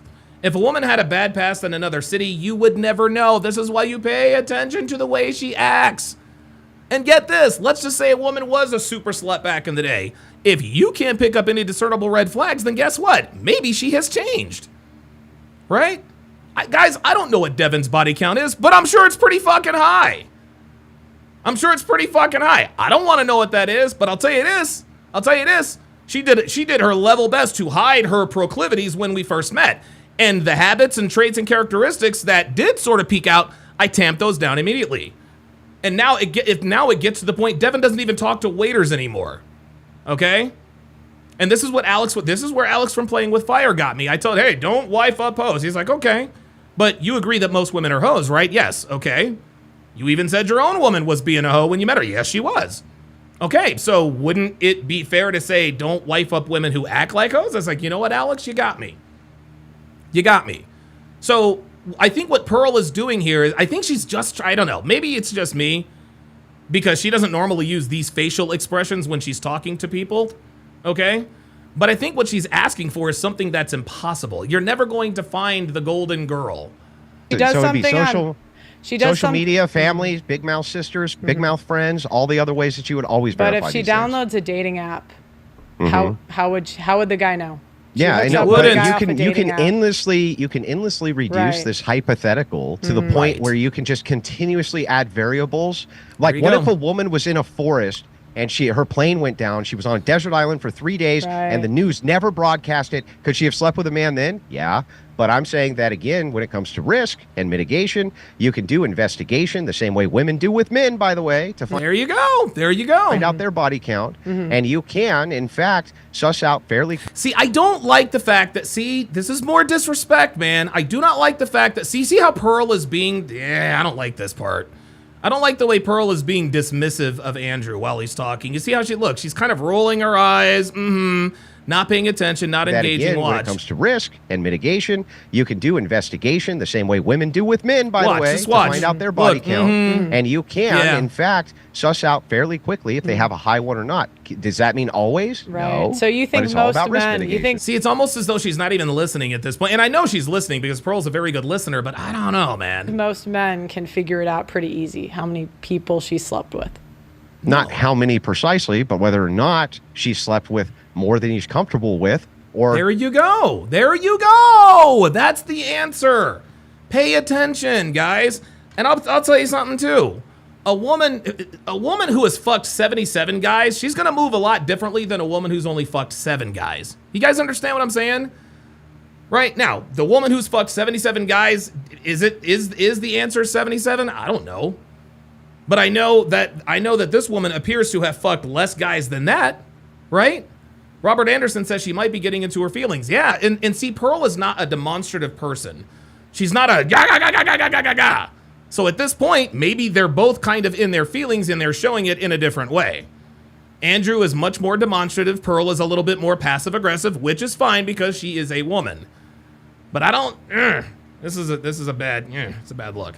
Reverend Brown with the $10 super chat says, listen, I like Andrew, but I believe that 95% of advice will get men got by modern women. He's more of a, quote, throw and hope type of guy instead of aim and fire. Wow, very good. Very good. Let's continue. Has a reputation of lying about sleeping around, which would be red flags, right? Okay, so you think that's pretty easy. So how would you can just ask around and then men will tell him. No, well, here's the thing about women that's great, right? They never. You see how she's saying? You see how she reduces and almost it's her body language and her vocal cues that's triggering Andrew. Andrew will make a long diatribe, and Pearl will just reduce. Okay, so basically he can just do this and everything's fine. That's not. I don't know, man. Like, that's not the way I would have done it, but what do I know? Shut the fuck up. So the greatest thing about them is they like to narrate their lives, and they like to do that especially with their friends. Connor Brown says, Pearl is just saying don't take the risk, which is the correct take. No, I totally get it, Connor. I totally get it. My contention is that Pearl is being disrespectful towards Andrew. Okay? Pearl is being disrespectful towards Andrew. And I would tell, dude, when we talk, I will tell her this. No, she can say, well, fuck you, Donovan. I don't give a fuck what you have to say. But I stand by what the fuck I said. I agree with what Pearl is saying. Don't take the risk and again, men are risk averse, okay? It doesn't make it, because even in my situation with Devin, there is still a modicum of risk. Not as much risk as some other people, but there is still risk there nonetheless. That's what Pearl is saying. She's saying, look, I'm going to give you the information, and you can do whatever it is you want to do. What Andrew is saying, okay, I agree with that, but you must take a biblical worldview, and he also advocates for risk mitigation, okay? My contention is the way she is now conducting this, because it appears that she has now just decided just to try to piss Andrew off. Now, I'll talk to her about this, and maybe that wasn't the case, but her body language and the way she just kind of simplifies everything he says, I don't think that's fair. Right. And women also like their friends like to cause trouble. If you start poking around inside of a woman's female circle, they start blabbing about all kinds of shit. Thank you. There you go. Absolutely. Absolutely. And Pearl knows this. About exes, where they've been, where they haven't been. They do this constantly. Okay, so I want to get back to... Guys, listen to this, man. Vetting women is an inexact science, just like vetting men is also an inexact science. There is no perfect way to vet women. I'm sure that Devin has done things that I'll never know about. And you guys know me. I don't forget anything, and I am as thorough. I am as thorough can be. And you guys know I have a great memory. It's not an exact science. There is no guaranteed formula. And I think what Pearl was trying to do is she was trying to say, okay, Andrew, what is the formula? The formula is imperfect, and of course Pearl is, okay, well, it's imperfect because what if this and that and a third? That's all that is, guys. That's all that is. We're all on the same side here. Because we never finished the step-by-step, so I'd really like to finish that. So you want men to wait for the non-virgin women, correct? No, I don't. That's not what he said. See, now Pearl is black and whiting this. He didn't say wait for the virginal women. He didn't say wait for the non-virginal women. What he said was the lower the body count, the better. Come on. No. So you want them to sleep together? Not my position. What's tell me what my position is. You said that you wanted men to wait till marriage. I said that would be more optimal for men's health to do X thing is not a prescription that they should do X thing. So just because it mitigates risk for you as a man. Reverend Brown says, I disagree. The existence of, quote, the sisterhood mitigates most of this, quote, investigating Andrew's preaching. You're right. You're absolutely right. But never forget, not everybody a girl has been friends with are still friends with her. Okay? Not every, listen, man, you're right. The sisterhood is the sisterhood, but guess what?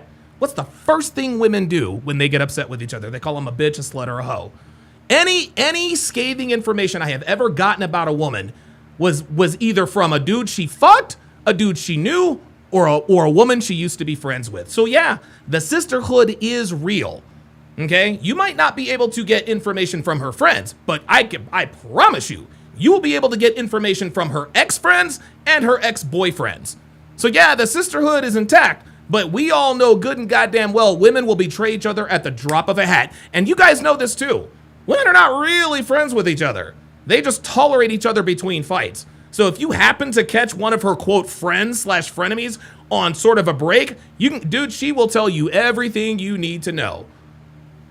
The information that a woman will give you about her friend will depend upon how she's feeling about her friend at that moment. So yeah, the sisterhood is real, but guess what? The sisterhood is also flawed.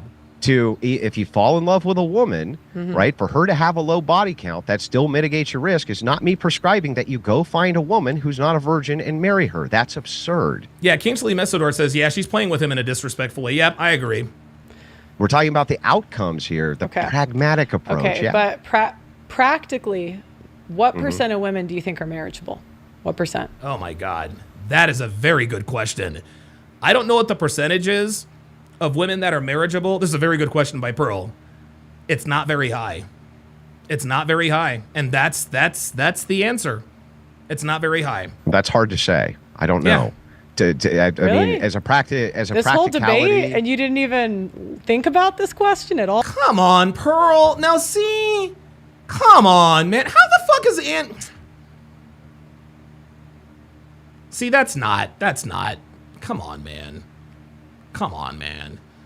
Like, how is Andrew Wilson? So you mean, Pearl, to tell me that you believe that Andrew Wilson knows exactly what percentage of women are marriageable? Come on.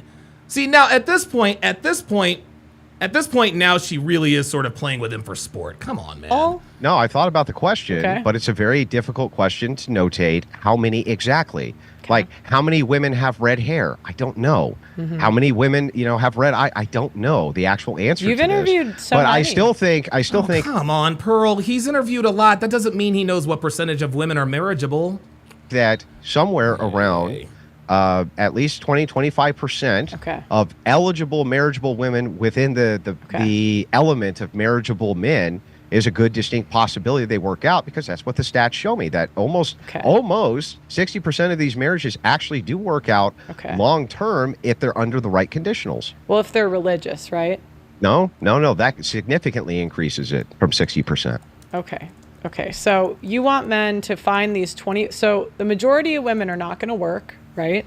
Right. So you're saying to men, you might find out of 1 out of 4 women, you might get a wife.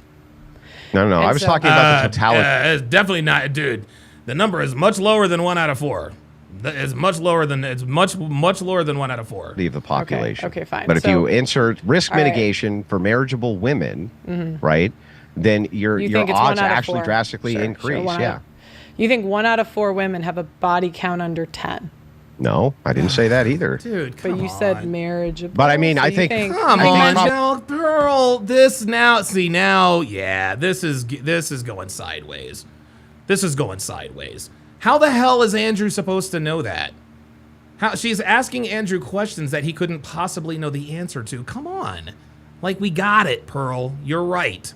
Do you think men should accept more than 10? Well, here, let's just. Do you think men should accept more than 5? Well, how many women have less than 3 body count? But I don't trust stats that women report their body count. So there we go. There we go. Absolutely. Pearl is 100% right here. She is 100% right here. Okay. I don't trust. And dude, look. We all see on Fresh and Fit. What's your body count? 3, 5, 10, less than the. Pearl is 1,000% right. I don't trust any statistics from any survey that women answer about their body count. Fuck no. Hell to the no. Now that I agree with. So now whatever the data says, it's wrong too. I mean, if women say it, yeah. Come on.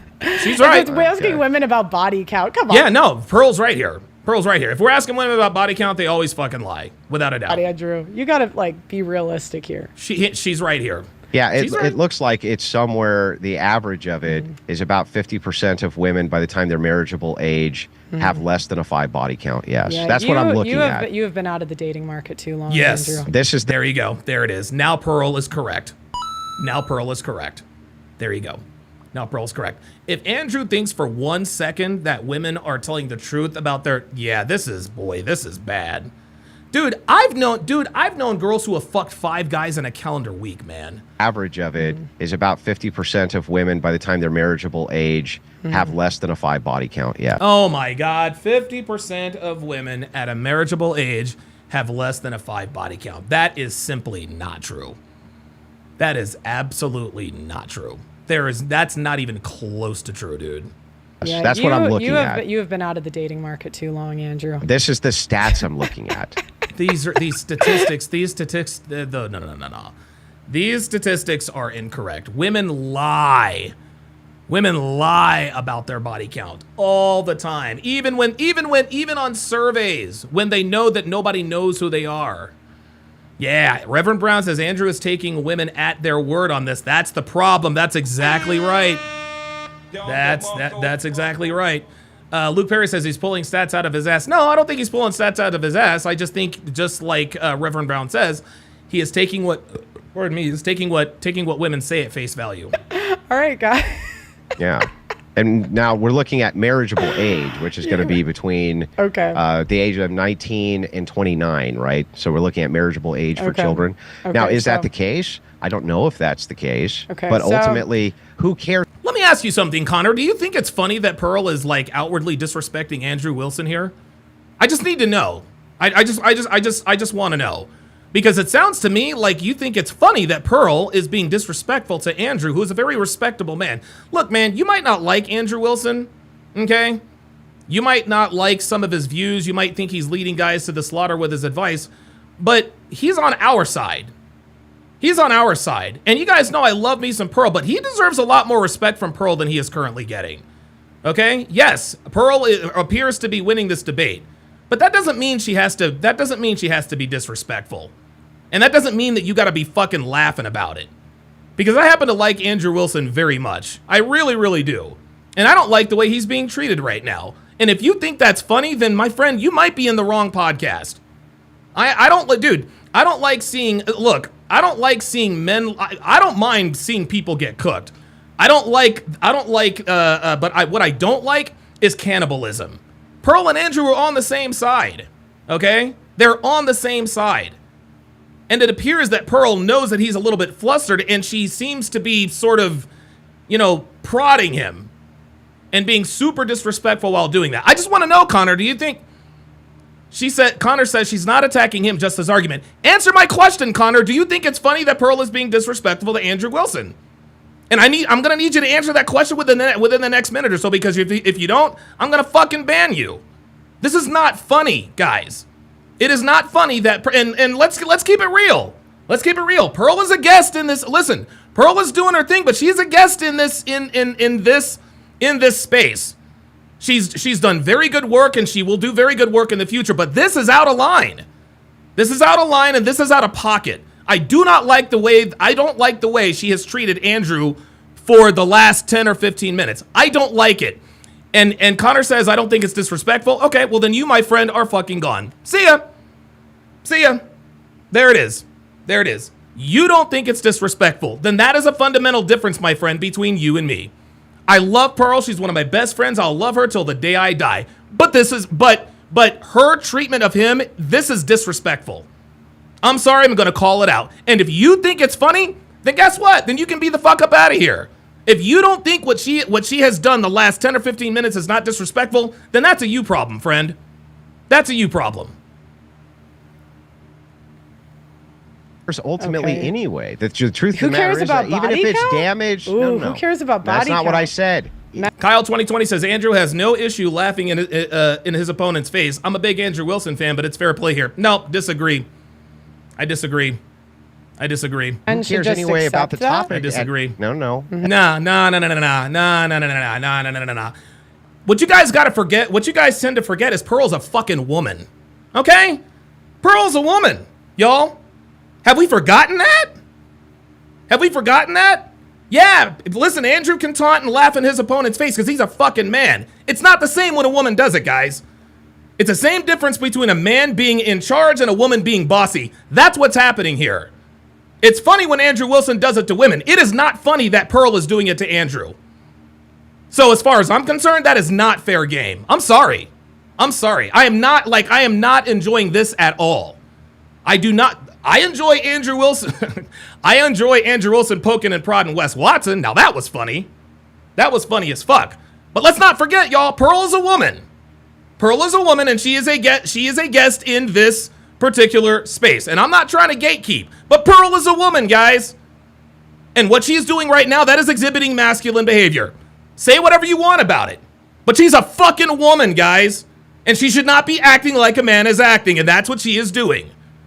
That's my problem with this. Andrew Wilson, dude, he's an elder. He's a respectful man with a wife and family. And due respect to Pearl, like, for her to be poking and prodding and laughing and all these, I don't like that.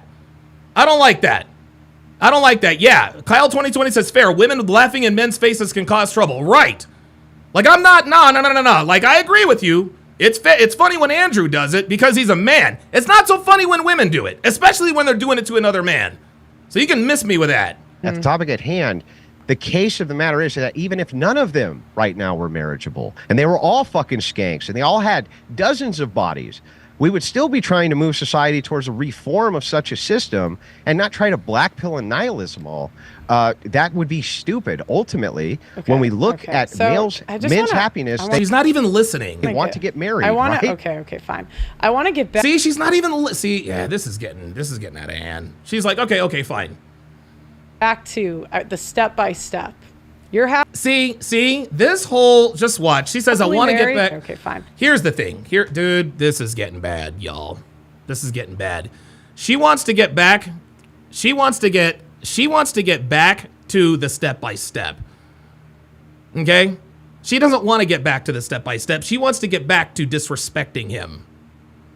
Okay? She wants to get back to disrespecting him because here's the thing. Andrew, Pearl knows, just like the rest of us do, that there is no step-by-step advice that Andrew can give to modern men on how to deal with modern women. Okay? She knows that there is no step-by-step. She knows that there is no step-by-step. And I guess by asking him this question, this is sort of to indirectly prove that there is no step by step, right? But it's almost like, I remember a long time ago. I remember a long time ago. I actually used to coach Little League, and I was and the reason I coached Little League. The reason I coached Little League is because I was living in Clayton, North Carolina. There was nobody else. There was nobody else to coach. They needed a coach. And I saw a sign. I was like, okay, well, let me go and coach. I didn't have a kid, so I was like, all right, cool. I'll go and coach. Well, I remember there was this, and dude, we had a bad team, terrible team. But I remember and there was one game we were getting creamed. I think it was like 8 or 9-0, and like in like the second inning. And what the other coach knew, and I was a very inexperienced coach. So what this coach would do anytime we had a runner on third, he would instruct his pitcher to throw the ball over the catcher, knowing that I would send him home. I'd be like, okay. It was a designed play. The kid would get the ball at the backstop, be right there to tag my kid in time. The coach is in the dugout laughing. The game has already been decided. Why are you going to rub salt in the wound? It's fucking Little League, man. Why are you going to set me up like that? It's Little League. You can't let you know what I'm saying? Like, this shit doesn't matter. That's what Pearl is doing here. She is unnecessarily running up the score. I want to get back to the step by step. You're happily married. Let's get to the step by step. For what? We're getting stuck at the waiting. So what's after that? So then you marry her. I don't understand. What is the question you're asking me? If you're giving look, man, she shouldn't ask the question. She should just tell Andrew, look, dude, and she said this before, Andrew simply isn't qualified to give men a step-by-step instruction on how to get a wife. She knows this. Okay? She knows this, yet she's posing the question anyway. This would be like Don King, or this would be like Dana White calling me and saying, Alex, Yeah, the last fighter pulled out against Francis Ngannou. You want to step in and fight this guy? Do you know what Francis Ngannou would do to me? He'd cave in my fucking skull, and everybody knows it. Yet, Dana White is still on the phone, calling me up, serving me up. Pearl knows that there is not a step-by-step solution that Andrew could possibly suggest. Yet, she's asking the question anyway. Come on, man. Description. I want a detailed how to do it. So, well, what you do is you get a club and you walk over to a chick and you bash her in the fucking head and you take. There you go. See, and now Andrew has now figured out that Pearl is essentially mocking him by asking this question. There you go. There you go. There you go. Pearl is asking a very facetious question in a serious way so that she can poke and prod and make fun, and Andrew, finally understanding what's happening, says, all right, you walk over and you club her over the head. You're back to your house and you bang her, right? That's a detailed step-by-step plan? Or did you maybe want to talk about viable prescriptions rather than viable. Andrew gives dating advice, which has nothing at all to do with the conversation of moving men towards marriageability? Yeah, but okay, so if you want men to get married, you can't tell them how to get there? Really? That's fucking stupid. What are you talking? Why would I need to be a determining factor for every individual man on Earth for a step-by-step guide of how they get married? That's fucking retarded. Okay, well, like that's literally retarded. Why would you even ask that? My producer's on the market, 40-year-old guy in the Midwest. What should he do? There you go. Lose weight. Okay, then what? I would start with that. Okay. No, I'm kidding, Mister. Look, I took a cheap shot because it was funny. Oh, I like the guy. I thought it was funny. I thought it was funny. I forgot you met him. Yeah. It was look, he's skinnier than me. I'm just joking with the guy. I was kidding. Okay, right? fine. Totally fine. So, Hit the gym. That's not bad. I don't know. I don't know what the intricacies of his life are. Every single individual is going to have a completely different. So he should make the decision and not you. Right? No, based on where people are in the. Okay, now I understand where Pearl is coming from here. Andrew needs to concede the fact that men need to make decisions from themselves. Don't say, you need to do it like I do it. Okay? What Andrew should be saying is, listen, if you are going to do it, here are some suggestions that I have. Okay? Mate selection and vetting, it's not an exact science. But as long as you apply some common red pill sense, you will mitigate your risk. Yes. Are you going to trip and skin your knee every once in a while? Absolutely. Are you going to meet up with the wrong woman who takes advantage of you and breaks your heart? Yes, there is absolutely a chance that could happen. There is no question about it. However, you drastically reduce the odds of this happening to you if you take these suggestions that I'm giving you. That's the answer. That's the answer. Pearl is making it sound like Andrew, she keeps trying to pigeonhole him into this just, forget all the risk and get married. Andrew has said countless times that that's not what he's saying. Distinctions of their life. Well, yeah, I mean, ultimately everyone's going to make their own decision, but hang on, stop. I'm going to answer your fucking question. Each individual person on planet Earth is going to have a unique set of circumstances, which, because I'm not an omnipotent god nor psychic, have no ability at all to understand in a comprehensive way, but I can still, even though I know that I'm not going to be able to tell how everybody on the road drives, I can still tell you that a stop sign fucking works. Right, so if that's true, why do you talk like one? Like what?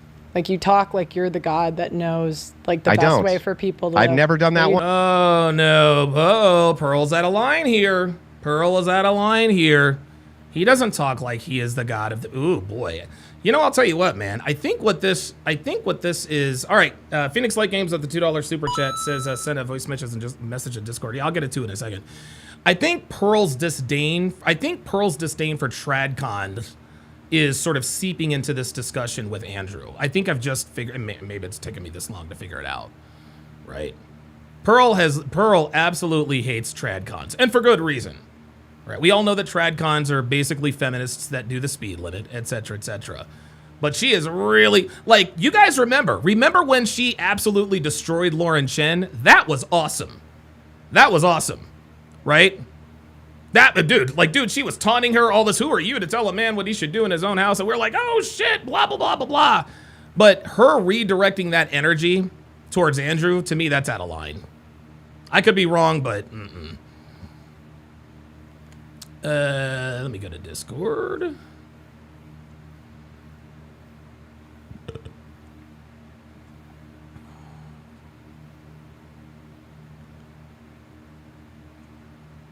Okay, here we go. This is PLG, aka Phoenix Light Games. Here we go. Hey guys, this is PLG, and I'm just addressing, what's The POGG. going on in this debate between Pearl and Andrew. And I would really like to address this to people in the chat as well, but specifically to Pearl. And Donovan, please send Pearl this message because I really think she needs to hear this.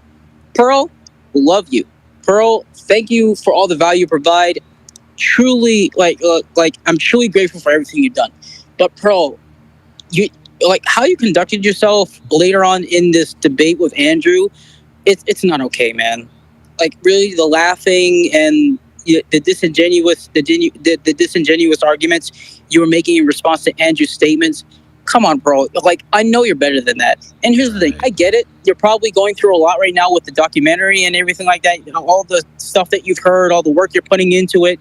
And listen, I get it. It's a lot, but that's still no excuse to disrespect Andrew like that. Like, listen, Pearl, you got to remember, you and Andrew are both on the same side, okay? You are both on the same side. This isn't Pearl versus Andrew. This is Pearl and Andrew.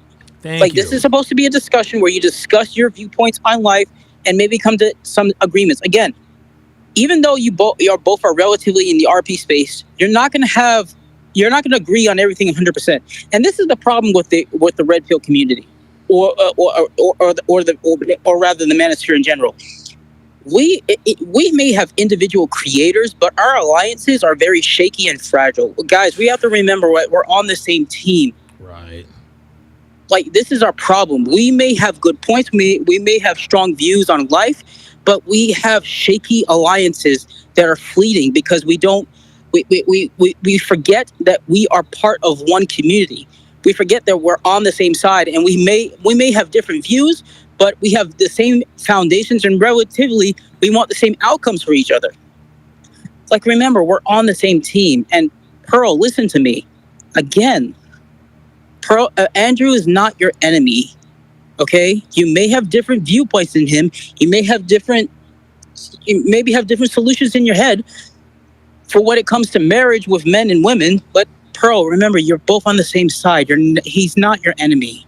And again, I'm not going to tell you what to do, but I highly suggest that you reach out to Andrew and apologize. You don't have to do it. I'm just saying it would be good if you did, okay? Because Pearl, I respect you and Andrew to the highest degree. And honestly, I confess that I agree with mostly what you say versus what Andrew says, but I still respect Andrew to such a degree that, listen, like, you got to, Pearl, you got to do better. And I know you can do better. So I just hope you take this as a learning experience and everything like that. And again, I'm not like taking a shot at you or anything like that. I'm just, when I see somebody I admire not conducting themselves how I would think they would conduct themselves, it makes me feel, it bums me out, man. It just bums me out. So Pearl, if you're listening to this, just do better. Sorry about that. That was a train going by. I'm outside. But Pearl, just do better. I know you can do better. And again, and here's the thing. I highly support you and whatever plans you have in the future. And I know the documentary is going to be legendary and revolutionary. So Pearl, you don't have to follow what I say. I would just highly suggest that you just call up Andrew and just, apologize for what you did. And listen, like, this isn't you versus him. This is you and him.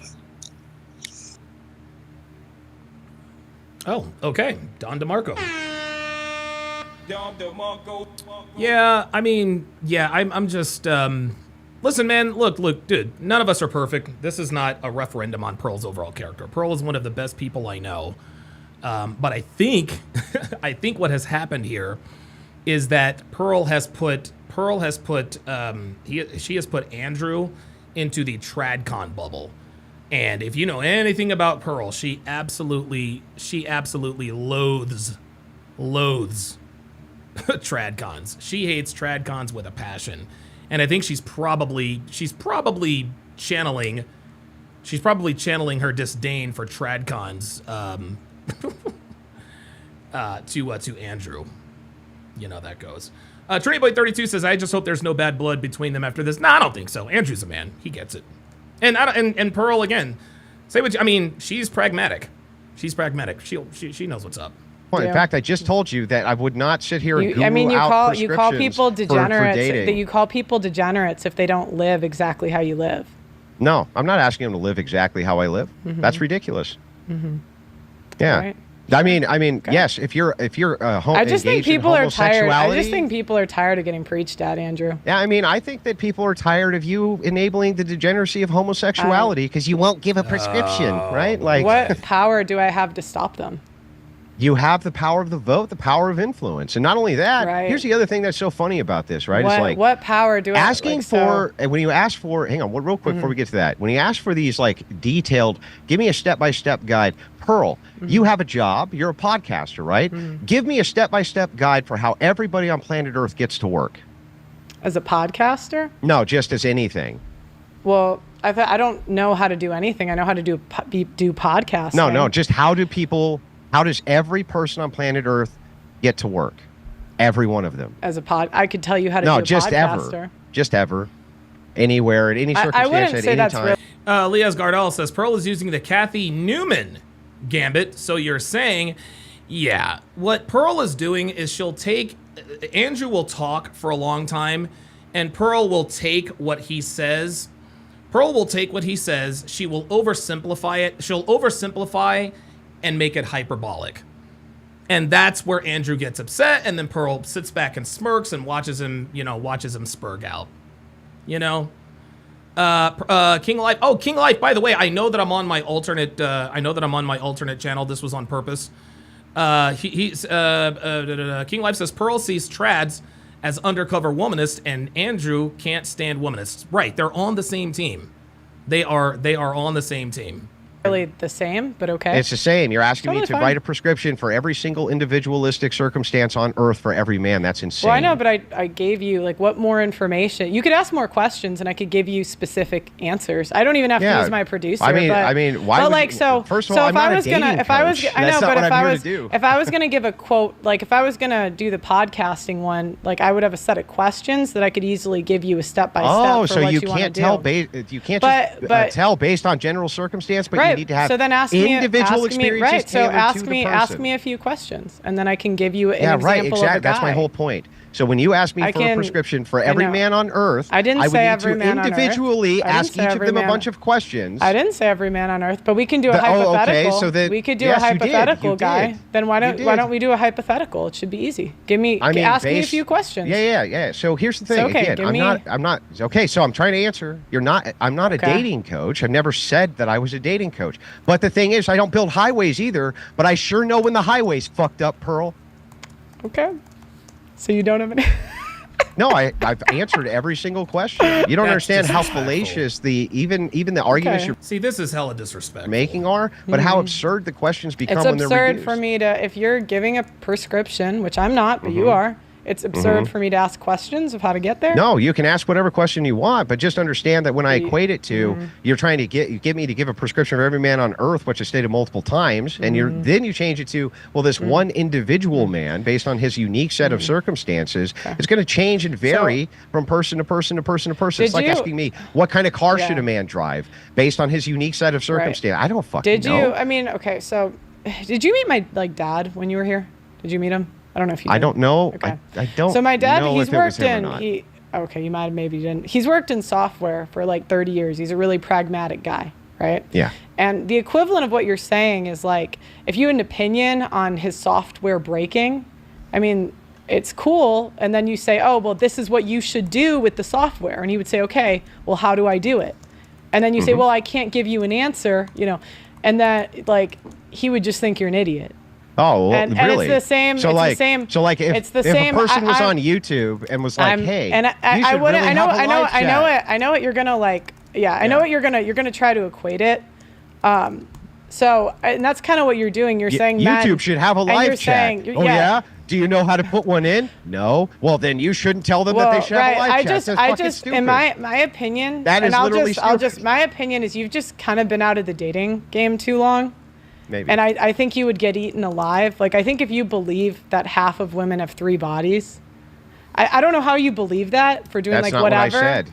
I know, but That's you're literally citing, not what I okay. said. Why do you keep Okay. The framing body, everything I fine, said? fine. The body count stats that you cited would be so ridiculous to any guy actually. They may dating. be. Listen, right. they so may be. But I literally said just based on what I cursory glanced. I know. But I don't even know how you believe them with like being on whatever all the time. I didn't say I believed them. Okay. Like I never said any of this. I don't know if Phoenix Light Games with the $2 super chat says, "Hope I wasn't overstepping DS with my voice message." No, we speak the truth here. We speak the truth here. the best approach is gonna. I don't know if your prescription is working in the modern world. I think it's gonna leave a lot of guys frustrated. Well, that's great. Pearl, do you have any prescription? However, I do. Do you have any prescription at all? As I've said, I don't tell men how to live. No, you have none. How do you criticize don't. anybody for anything? You have nothing to give, nothing to offer anybody. Well, what I do is I do report on the facts and the trends and where I see things going. I'm in the business of prediction. Yeah, that's fine to be a newscaster. That's what I do, right? Yeah, so you can be a I newscaster. do that. But then how can you criticize anybody's odds, I do the call-in shows. Yeah. Well, I don't criticize if you say this is a way you can do it or you could do it that way. You mean all the things that I just said for risk mitigation? But when you're saying if you don't live how I live, you're a degenerate. Never happened. That's what you insinuate. You can keep saying. You can I keep will specifically say homosexuality is degenerate. Right. Yes, absolutely. But if a guy chooses to live life on his own terms and not your terms, you insinuate that there's something wrong with them. If a man decides to live a life of promiscuity and drugs, I think he's a degenerate. Yes, that's correct. Yes. Right. But I mean, this is all kind of like. I mean, come on. Were you a virgin on your wedding day? Like, come on. Never said I was. Yeah, I was also deeply steeped myself in the degeneracy of promiscuity. I know. It's no secret. But so the way it comes across to a lot of people is I had my fun, but you can't. And that's how it. Now that makes sense. That makes sense. That makes sense. That makes sense. That makes sense what Pearl just said. I had my fun, but now you can't. Right? That makes sense. Like Andrew is like, hey guys, don't live a life of degeneracy and blah, blah, blah, blah, blah, even though I did. You know what I mean? Like, you can't wait a minute. Okay. There it is. You can't,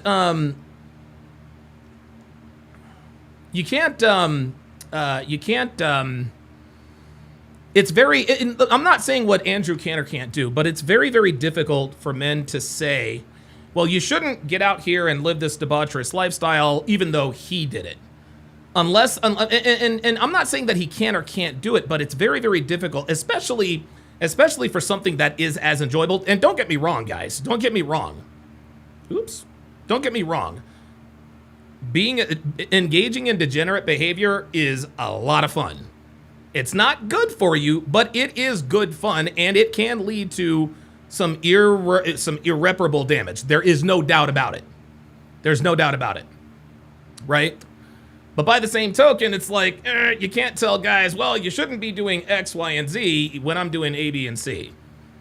Basically, Andrew is telling guys, take my word for it. Sleeping with beautiful women is not the way to go. You're not going to convince any man that sleeping with hordes of beautiful women is not the way to go. That's just not how it is. It's going to come off to people. I see. And I am somehow morally superior. Because you've ever done anything wrong, so I also smoke and tell my kids not to smoke. What a scumbag. I can't believe it. Why would I do that? Why well, would that's totally fine with your kids. And also tell my kids not to I also tell your kids not to smoke. Yeah, do as I say, not as I do. Right, I get it. Totally fine with children. I tell your kids not to smoke. But these are adult men. Like, they don't need to be nagged, right? You're like turning into a woman where you're nagging them. Reverend Brown says, I just realized Andrew reminds me of the, quote, Myron made me sin against myself guy when he was at that college. Nobody's the only one who's nagging him is you, because you're trying to knock down every single societal prescriptor possible to help them. That's not what I said. I said if men want to try. Yes, it is. If men want to try your way, I have no problem with that. You can try it. I don't think it's pragmatic in the modern world based on what I've seen. Ooh, Alaskan K says things that don't make you feel good usually aren't addictive. You got that right. You got that right. And things that do make you feel good are definitely addictive, like alcohol. But who am I to tell a guy how to date? What in is his personal pragmatic life? in the modern world? Can you tell me that? I think it's tough.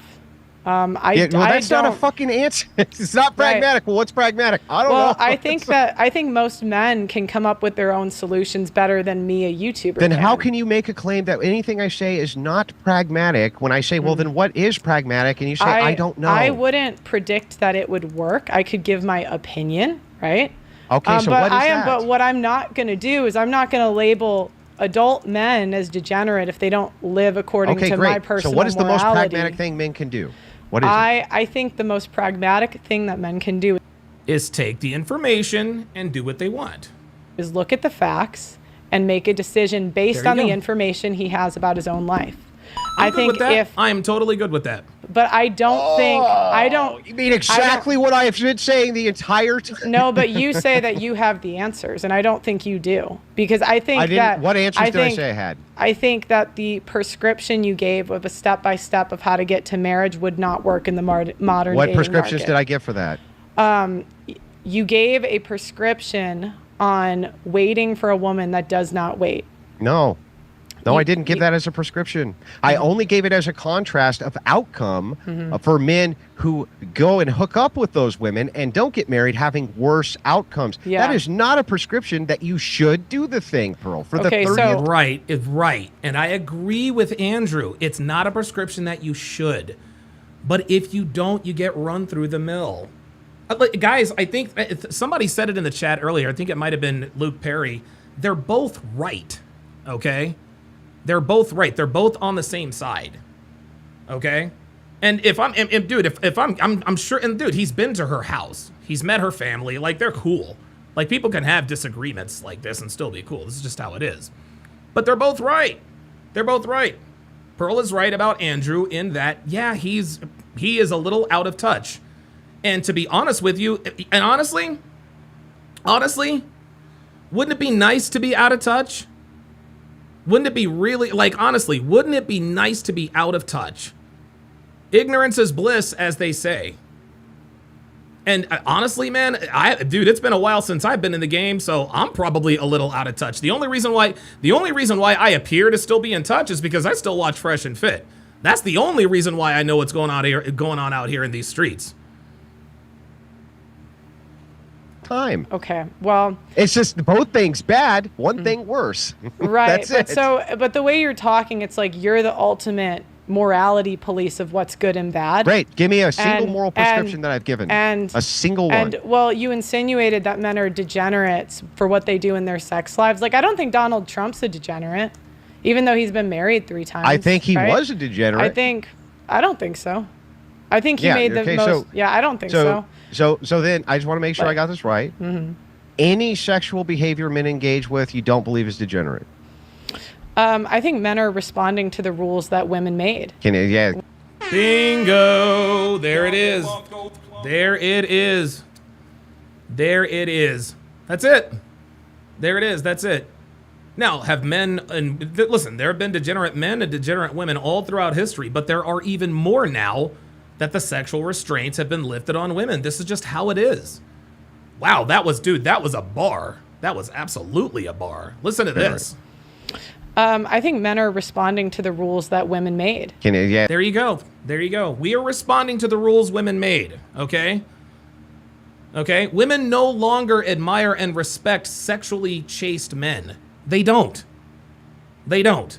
Dude, I had a group of women on the How to Relationship podcast years ago, and they're sitting here talking about, well, if a guy sleeps around, it's just as bad, and this and that and the third. And you know what I asked them? I asked all 4 of them. I said, let me ask you guys a question.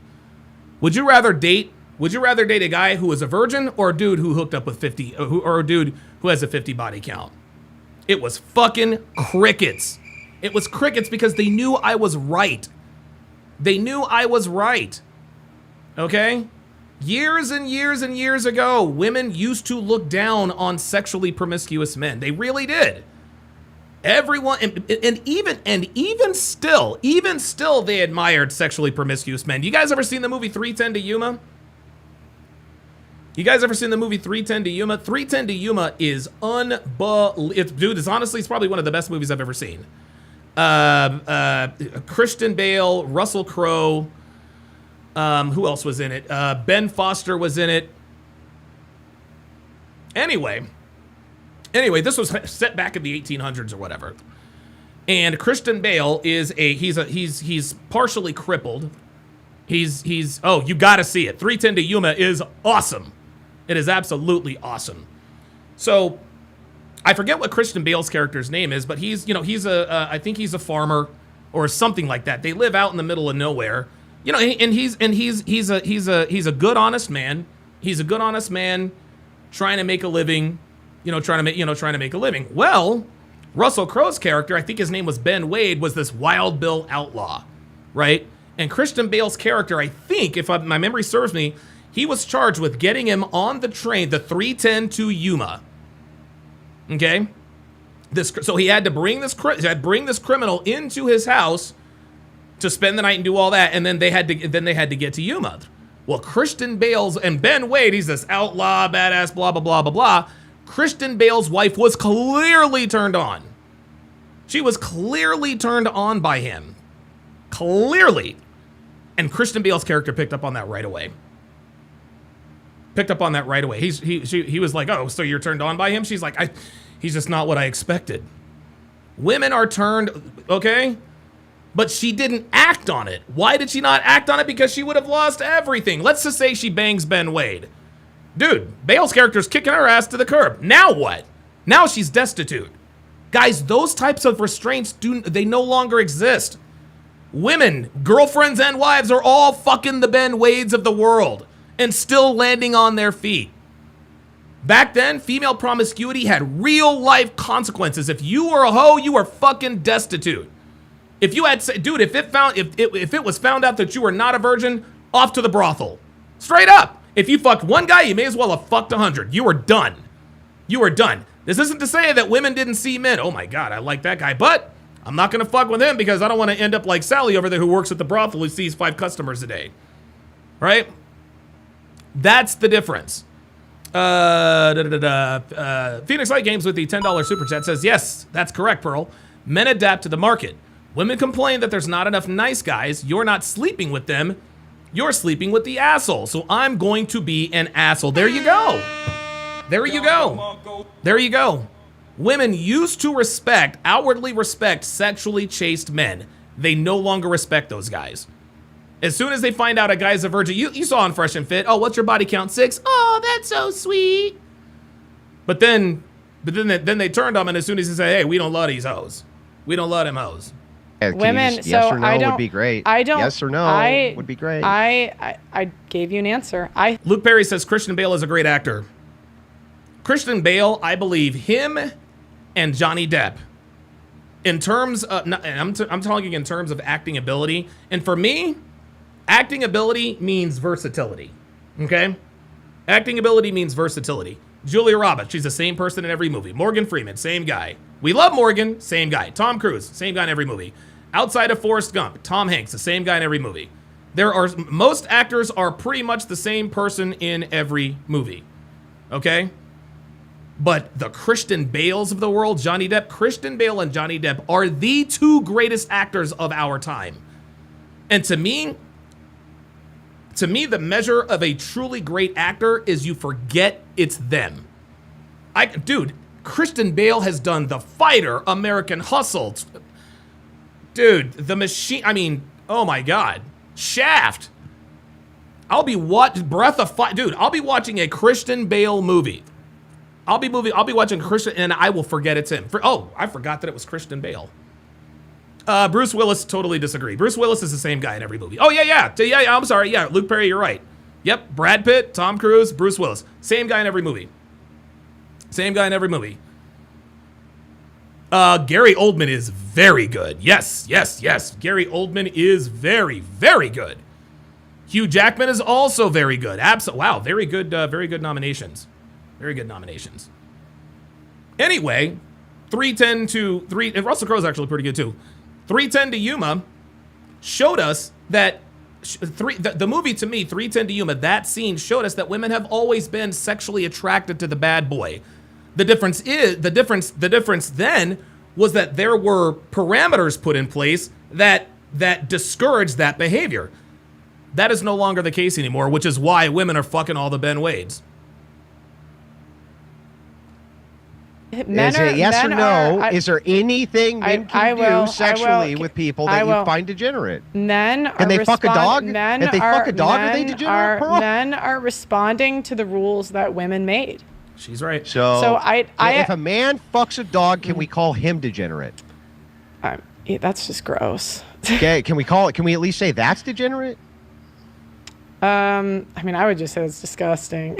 Like, that's nasty. But not degenerate. You're still not willing to call that degenerate? I mean, if you want to, like, be the moral... If a man grabs another man and fucks him up the hairy ass, that's not degenerate? If you want to essentially, like, act as a preacher, it's totally fine. I just think people are tired What's of the it. preaching? There's no preaching. I just asked you a question. I've never preached on this channel ever. I'm still not preaching. I'm just offering real-world solutions under the same very idea of pragmatism. So my question to you again, men are going to totally watch... Yeah, Justin Conscious has said Heath Ledger had a lot of potential. Yes, he did. Heath Ledger was very good. At least say that a man who Jake Gyllenhaal is another guy who mainly acts the same in every movie. Fucks a dog is a degenerate. That's disgusting. I'll call that a degenerate. Young Hero says, let's give credit to the blacks. Jamie Foxx and Denzel Washington are killers. Yeah. The only movie Jamie Foxx wasn't Jamie Foxx in was Ray, and he won the Academy Award. He won the Oscar for that.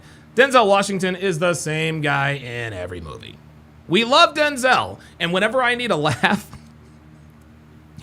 Jack Nicholson, same guy in every movie. Whenever I need a laugh, you know what I do is I watch Denzel Washington impersonators. That is my guilty pleasure. My guilty pleasure is watching Denzel Washington impersonators.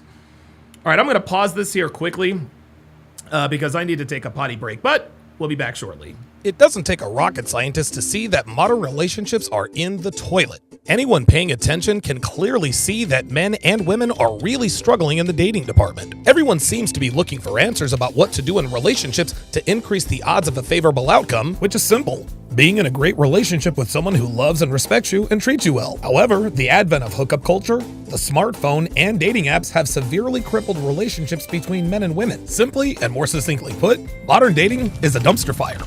And the two biggest reasons are A, today's men are ill-equipped to handle the modern dating landscape, and B, most women are after the same guys. Further, any effective advice given to men by men gets creatively hidden, canceled, or purposely made extremely difficult to find thanks to the powers that be out in Silicon Valley. As a result, more and more men are leaving the dating market, at least here in the West. Between the men going their own way movement and the recent emergence of the passport bros, more and more men have either sworn off dating and relationships altogether, or have gone overseas to seek better options for relationships and families. Now, if you've decided to give up on dating as a man, I certainly don't blame you. Modern women are becoming increasingly difficult to attract, maintain, and have good relationships with. On the other side of that equation, most men, whether they admit it or not, do in fact want relationships. Unfortunately for men in the West, finding a woman of potential quality is next to impossible. And even if he happens to find one, she's more than likely spoken for, as most men of value, foreign and domestic, take quality women off the market very quickly. These are the kinds of things that make going to a foreign land to find a worthwhile companion extremely enticing for Western men. And for some, this option is 344% the right thing for them to do. But while moving abroad is certainly a viable option for some men, it is not a solution for most men. The truth is that even though we talk about moving abroad to escape Western females, most men are either unwilling or unable to move to a foreign country to find better women. Leaving your family, friends, and everything you have ever known is the kind of proposition that presents the kinds of risks and uncertainties that repels most men from taking the plunge. So what's a Western man to do if seeking a woman abroad isn't the right move for him? What options does a man have if he doesn't have the desire or resources to move overseas? Should he A, continue to waste his time, money, and attention on pursuing the overweight, entitled, delusional women of the Western Hemisphere? B, swear off women completely and reduce himself to a growing number of men who only get pleasure from their right hand thanks to spicy movie sites and OF subscriptions? Or C, constantly complaining to anyone who will listen about how horrible modern women are? If you don't like any of those options, I do have good news for you. There is a fourth option. And that option is understanding that D, conditional love, is the key ingredient for long-term relationships to work. That's right, gentlemen, I did not stutter. Conditional love is paramount for successful long-term relationships. And that, my friends, is the cheat code. From the cavemen of the Mesozoic era when dinosaurs roamed the earth, to the Renaissance era of the 15th and 16th centuries, to the greatest generation when traditional values were at the forefront of American culture, love has always been conditional whether we realize it or not. Do you think a cave woman would love a caveman if he were lazy, didn't hunt, and didn't protect her from the predators of the time? Of course not. So a cave woman's love was absolutely conditional because her survival quite literally depended on it. The world tells us that unconditional love is the foundation for successful long-term relationships, but history shows us that this just isn't true. The simple truth is that there are conditions to everything in life, and love often has the most conditions attached to it. Why else do you think it's such a big deal when one professes their love for someone else? So now the question becomes, how do we apply the notion of unconditional love in our own relationship endeavors? More specifically, how exactly does this help today's men become more successful with modern women? Conditional Love, the Idiot's Guide to Modern Relationship Success, is the answer. This guide is the first of its kind that offers real-world, actionable relationship guidance based on the very concept of conditional love, something we've been taught is a bad thing in relationships our entire lives. This incredible course contains over 200 hours of material. It will take you step by step through the process of building, cultivating, and maintaining the kind of relationship with a woman that every man wants, which means teaching you how to establish clear boundaries, high standards, and expectations that will command her respect from the very beginning. And the 7 modules in this one-of-a-kind course will cover every aspect of engineering a rock-solid relationship from start to finish. The first module is the 49 Laws of Sharp. These 49 laws will completely reprogram your mindset as it pertains to modern women. Everything you have ever been taught about women will be turned inside out and will quite literally rewire your brain to understand what women really are as opposed to what the world wants you to think they are. This information will be such a shock to your system that you'll have to watch it several times to wrap your mind around these shocking yet immutable truths about modern women and dating. Students often refer back to this section throughout this course to help bridge any gaps in understanding they may encounter. Module number 2 is my 5-part 7-hour audio guide on relationship building, how to build a quality woman from the ground up. This module will instruct you step by step on laying a rock-solid foundation for your relationship. It will teach you how to thoroughly screen women for potential relationships, how to coach your candidate to become the submissive, obedient woman you want and need her to be, how to establish clear boundaries, expectations, and standards that she will happily abide by, how to create a sexual relationship that satisfies you both, and what to do should things get a little rocky. In short, the second module takes you through the entire process of building your woman and relationship brick by brick, and the information in this section has proven to be very effective many times over. Yes, even with American women. The third module is for men who want to master the art of handling women in casual sexual relationships. While most men desire meaningful long-term relationships with women, it is very important to gain as much knowledge and experience as possible before selecting your candidate, and module number 3 will help you do just that. How to Master the Game is packed with over 25 hours of actionable advice and guidance on how to navigate the sexual marketplace here in the 2020s. This knowledge is based on my own personal experience. I went through hundreds of hours of trial and error while approaching thousands of women, so you don't have to. So if you're looking to increase your game level in short-term and casual relationships, Section 3 is absolutely paramount to your success. Module number 4 is kind of a hybrid in that it will help you in both short-term and long-term relationships. Shit test inefficiency is one of the biggest reasons men fail with modern women. Not being able to effectively respond to a woman testing your masculinity early on will severely compromise her attraction to you. The shit test module will teach you how and when to respond to a woman shit testing you. Being proficient with shit tests is like having all of the answers to the test before. All right, everybody, I am back. Didn't want you guys to sit through that whole thing. All right, let us continue.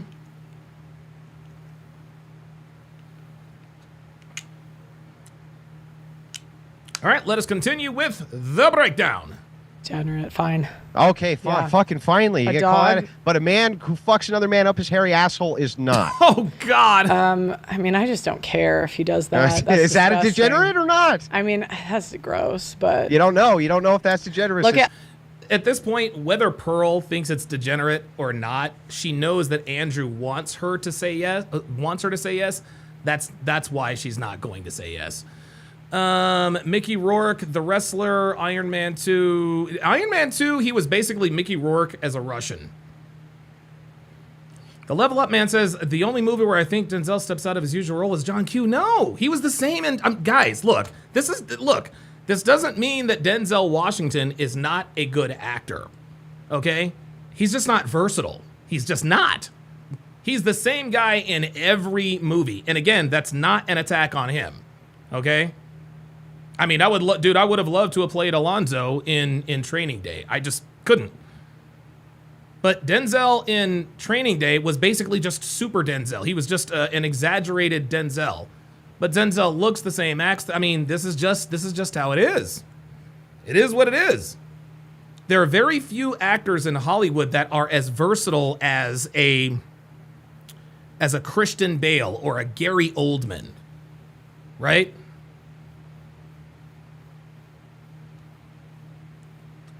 Wait a minute. Yeah, there are very few actors or actresses that are really, really, really versatile. Like a Johnny Depp, he is versatile, and it's okay if you're not versatile. You know what I mean? Like it's okay that he's not. It's okay that they're not versatile. They've got something clearly that Hollywood can't get enough of. Something I can't get enough of. Tom Cruise is the same guy. I'm gonna go see Mission Impossible when I get the chance. I went and saw Top Gun. I saw them all. It is what it is. Ooh, Joaquin Phoenix is another good one. It's a very, very good one. Very good one. All right. I'm just here. I'm not here to tell men what to do in their sex lives. I think people are tired of getting policed, and like men from the time they're really young. That some men who fuck dogs are tired of getting policed. Men. That's not what I'm saying. Like men from a young age are shamed for their sexuality. Yes. They're shamed from a super young age. They're told they're not. Yes, Alaskan K says Russell Crowe, beautiful mind and gladiator in a span of like 5 years. Yes, very good. Like they're wrong for watching porn. They're told they're wrong. Sean Moore says, I don't know, Denzel in Training Day and Malcolm X seemed distinct. No, they were not. No, they looked different. They looked distinct, but they were literally the same guy. Denzel in Training Day was just an exaggerated version of Denzel. He looked the same, laughed the same, acted the same. And again, this does not mean that Denzel Washington can't act. I'm not saying that at all. What I am saying is that the character that Denzel Washington plays is basically the same character in just about every movie he has. I don't know. I can't. I mean, I'm sure that you could probably give me one or two movies that Denzel has been in where we forget it's Denzel, but I can't name one. This doesn't mean that I don't still like Denzel Washington. I'm just saying that's how it was. That's just how it is. Forrest Whitaker, also a very good actor. Very, very good actor. He was really good in The Last King of Scotland. He was very good in The Last King of Scotland. Boy, that was a really good movie. Wrong for wanting to have sex with women. They're told they're wrong for approaching. I don't think we need another person telling them they're wrong. Yeah, this is great. So, they're wrong for. Okay, that's fair. Listen, I'm with Pearl on this one. They're wrong. So let me get this right. They're all wrong. The things you think have wrong. bad outcomes for Stop men. interrupting me. Stop. Yeah. All the things you think have bad outcomes for men, we should still promote. Andrew, like I'm trying to be nice, but like you're on my show. Can you stop interrupting me, please? Yeah, you interrupt as much as I do, if not more. Okay, I don't think that's true, but it's okay. And by the way, who's on? Okay, so here we go. So now this is devolving. This is devolving into a personal, into something personal. So I think we've reached the point of diminishing returns, and so I will put the part that I have broken down up on the main channel. Kathy Bates. I haven't really seen enough of Kathy Bates to really know. I haven't seen enough of Kathy Bates to really. Colin Farrell is oh boy, now that's a good one. That's a really good one. Colin Farrell is exemplary. Did you see him in The Penguin? Woo! Yo, Colin Farrell in Penguin was awesome.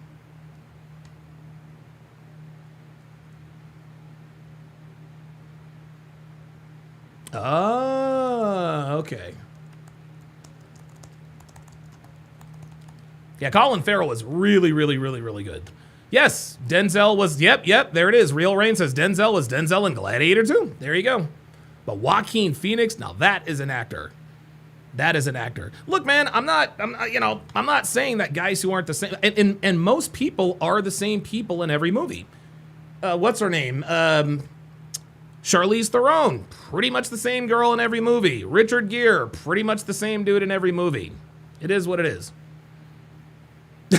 Sean Moore says Samuel L. Jackson. Dude, Samuel L. Jackson is literally the same dude in every movie. All of them. Shaft, all the Marvel movies, Coming to America. Oh, Pro Special says Colin. Now, I have not seen the Colin Farrell in True Detective. I've only seen 2 True Detective seasons. The one with Matthew McConaughey and Woody Harrelson, and the latest one. If you guys have not seen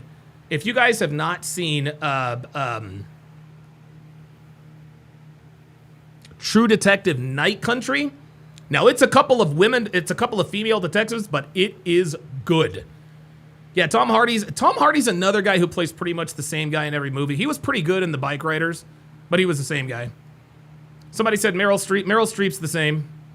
Meryl Streep's the same. She plays herself in every movie. Yep, Melissa. Yeah, Melissa McCarthy's the same fat. Yeah, listen, if it pays, it pays. Like, the reason why we all go watch Mission Impossible is to watch Tom Cruise sprint as fast as he can for 50 yards. Like, for whatever reason, we can't get enough of that stuff. Oh, Kyle 2020 says, I wonder about trying at acting again. I gave up from the wokeism, but I'm a natural voice changer. I said this on Andrew Wilson's stream, but I can do both solid and liquid snake. I have no idea what that is, so you're better than me. Young Hero says, when did Pearl and Andrew do this debate? The one I'm doing now was a couple weeks ago. Yep, Chris Rock, also the same guy in every movie. Robert Downey Jr., Alaskan K says Robert Downey Jr. has been expanding a lot lately. Yeah, but he is also the same guy in every movie. Listen, we love Iron Man, we love Tony Stark, but dude, he is the same guy in every movie. At least he is now.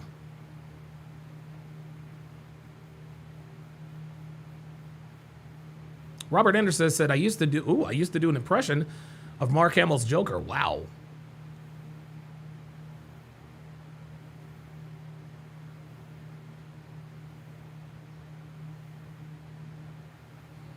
Dorkster says, Will had potential after Concussion and King Richard, but damn, Jada ruined it. Will Smith, is he the same guy?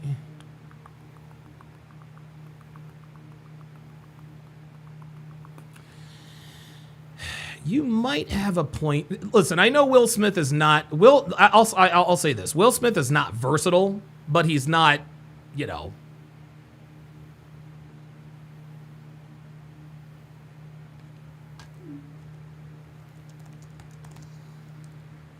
Give me a second.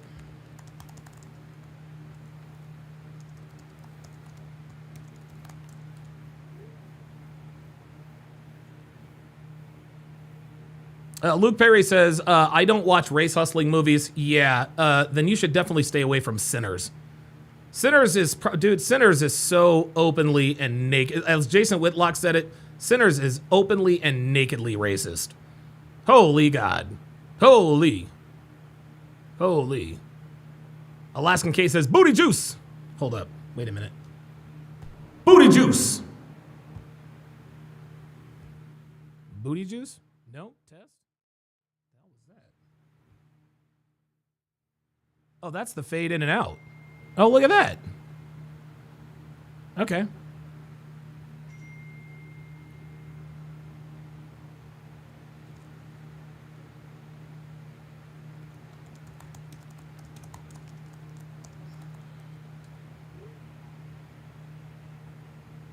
Booty juice, booty juice, booty juice! Yeah, Bruce Willis was the same guy in Sin City. So was Mickey Rourke. Oh.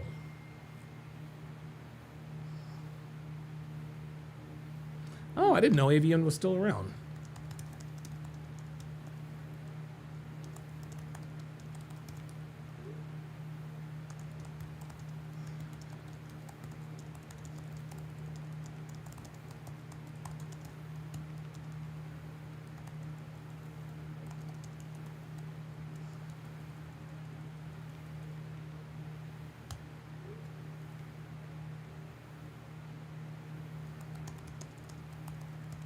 All right.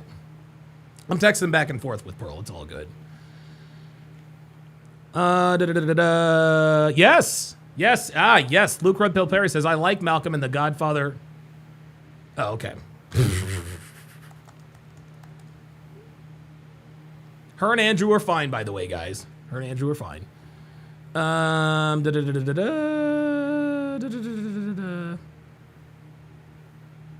Dorkster says, Matthew McConaughey has potential, but he doesn't push himself. Dark Tower, Reign of Fire, and played a killer in a movie that people thought he was phenomenal.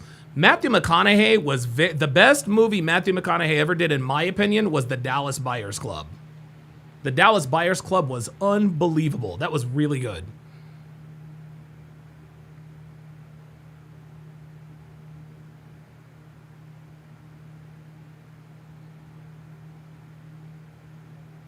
Alaskan Case says, that was disingenuous of Pearl. She's been interrupting. Yeah, she cut him off a lot.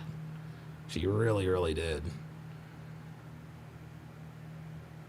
Yeah, Colin Farrell he's exquisite. Wow, Kyle says you can do the Kevin Conroy Batman or the Bruce Wayne. Wow. Get out of here, man.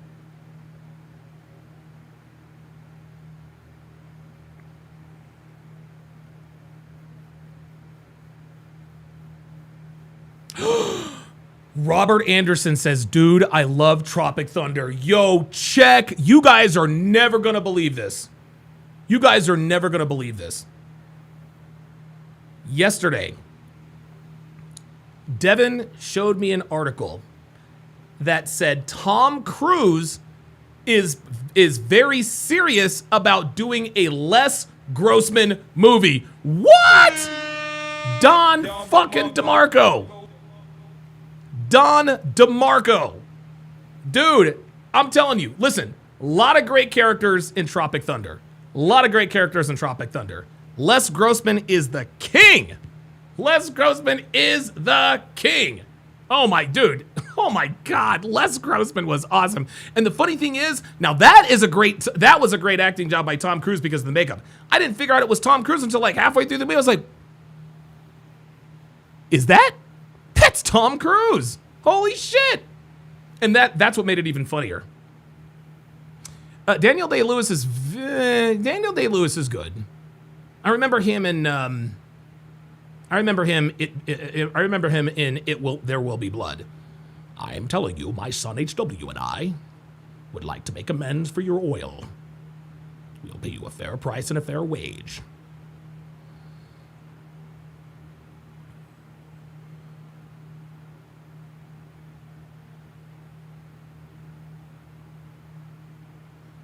Ty Lee says, if you want to see Ryan Reynolds expand from his typical joke, nope. Ryan Reynolds needs to never change. Never, ever, ever change. Ryan Reynolds is the dude. In the movies, Ryan Reynolds is the funniest dude I've ever seen. Love that dude. Love that dude. Now, Ryan Reynolds was in the Amityville Horror movie. He was in the Amityville Horror. He was really scary. Like, he was super scary. Oscar Isaac is another good one. Reverend Brown says the second half of Sinners lost me completely. Dude, Sinners is so openly and nakedly racist. Oh, by the way.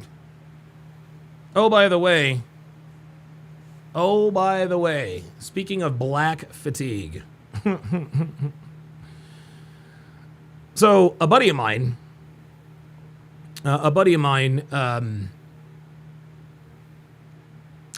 said that he had went to see Sinners, and when one of the black people stabbed one of the white vampires in the heart to kill him, the theater erupted. The theater erupted. You want to know why the theater erupted, which is mostly comprised of young black people? Well, yes, the theater erupted. And you guys know why they erupted. Black dude stabs white vampire in the heart, and the theater erupted.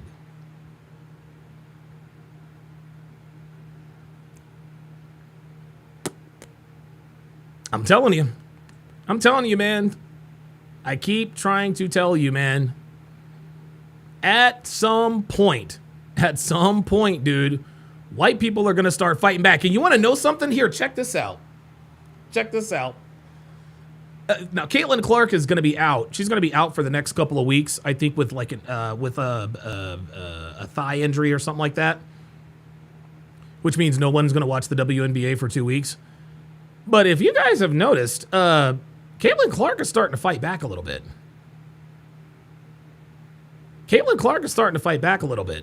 That little take foul on Angel Reese, yes, sir.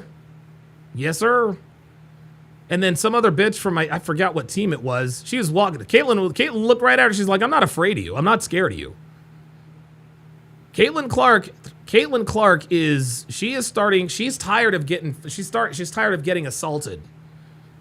She got her ass in the gym, and she bulked up, and now she is stronger. Now she's probably the strongest she's ever been.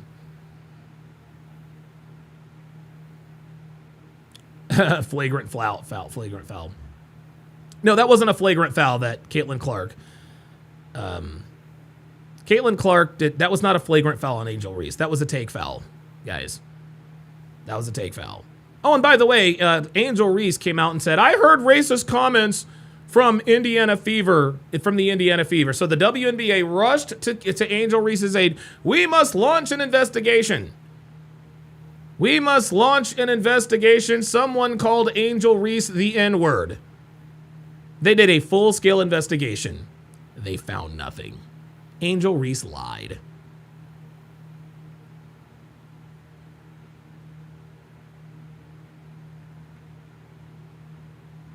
Dorkster says, have you seen Bullet Train? Yes, Bullet Train was very good. Bullet Train was really good. Tangerine and lemon.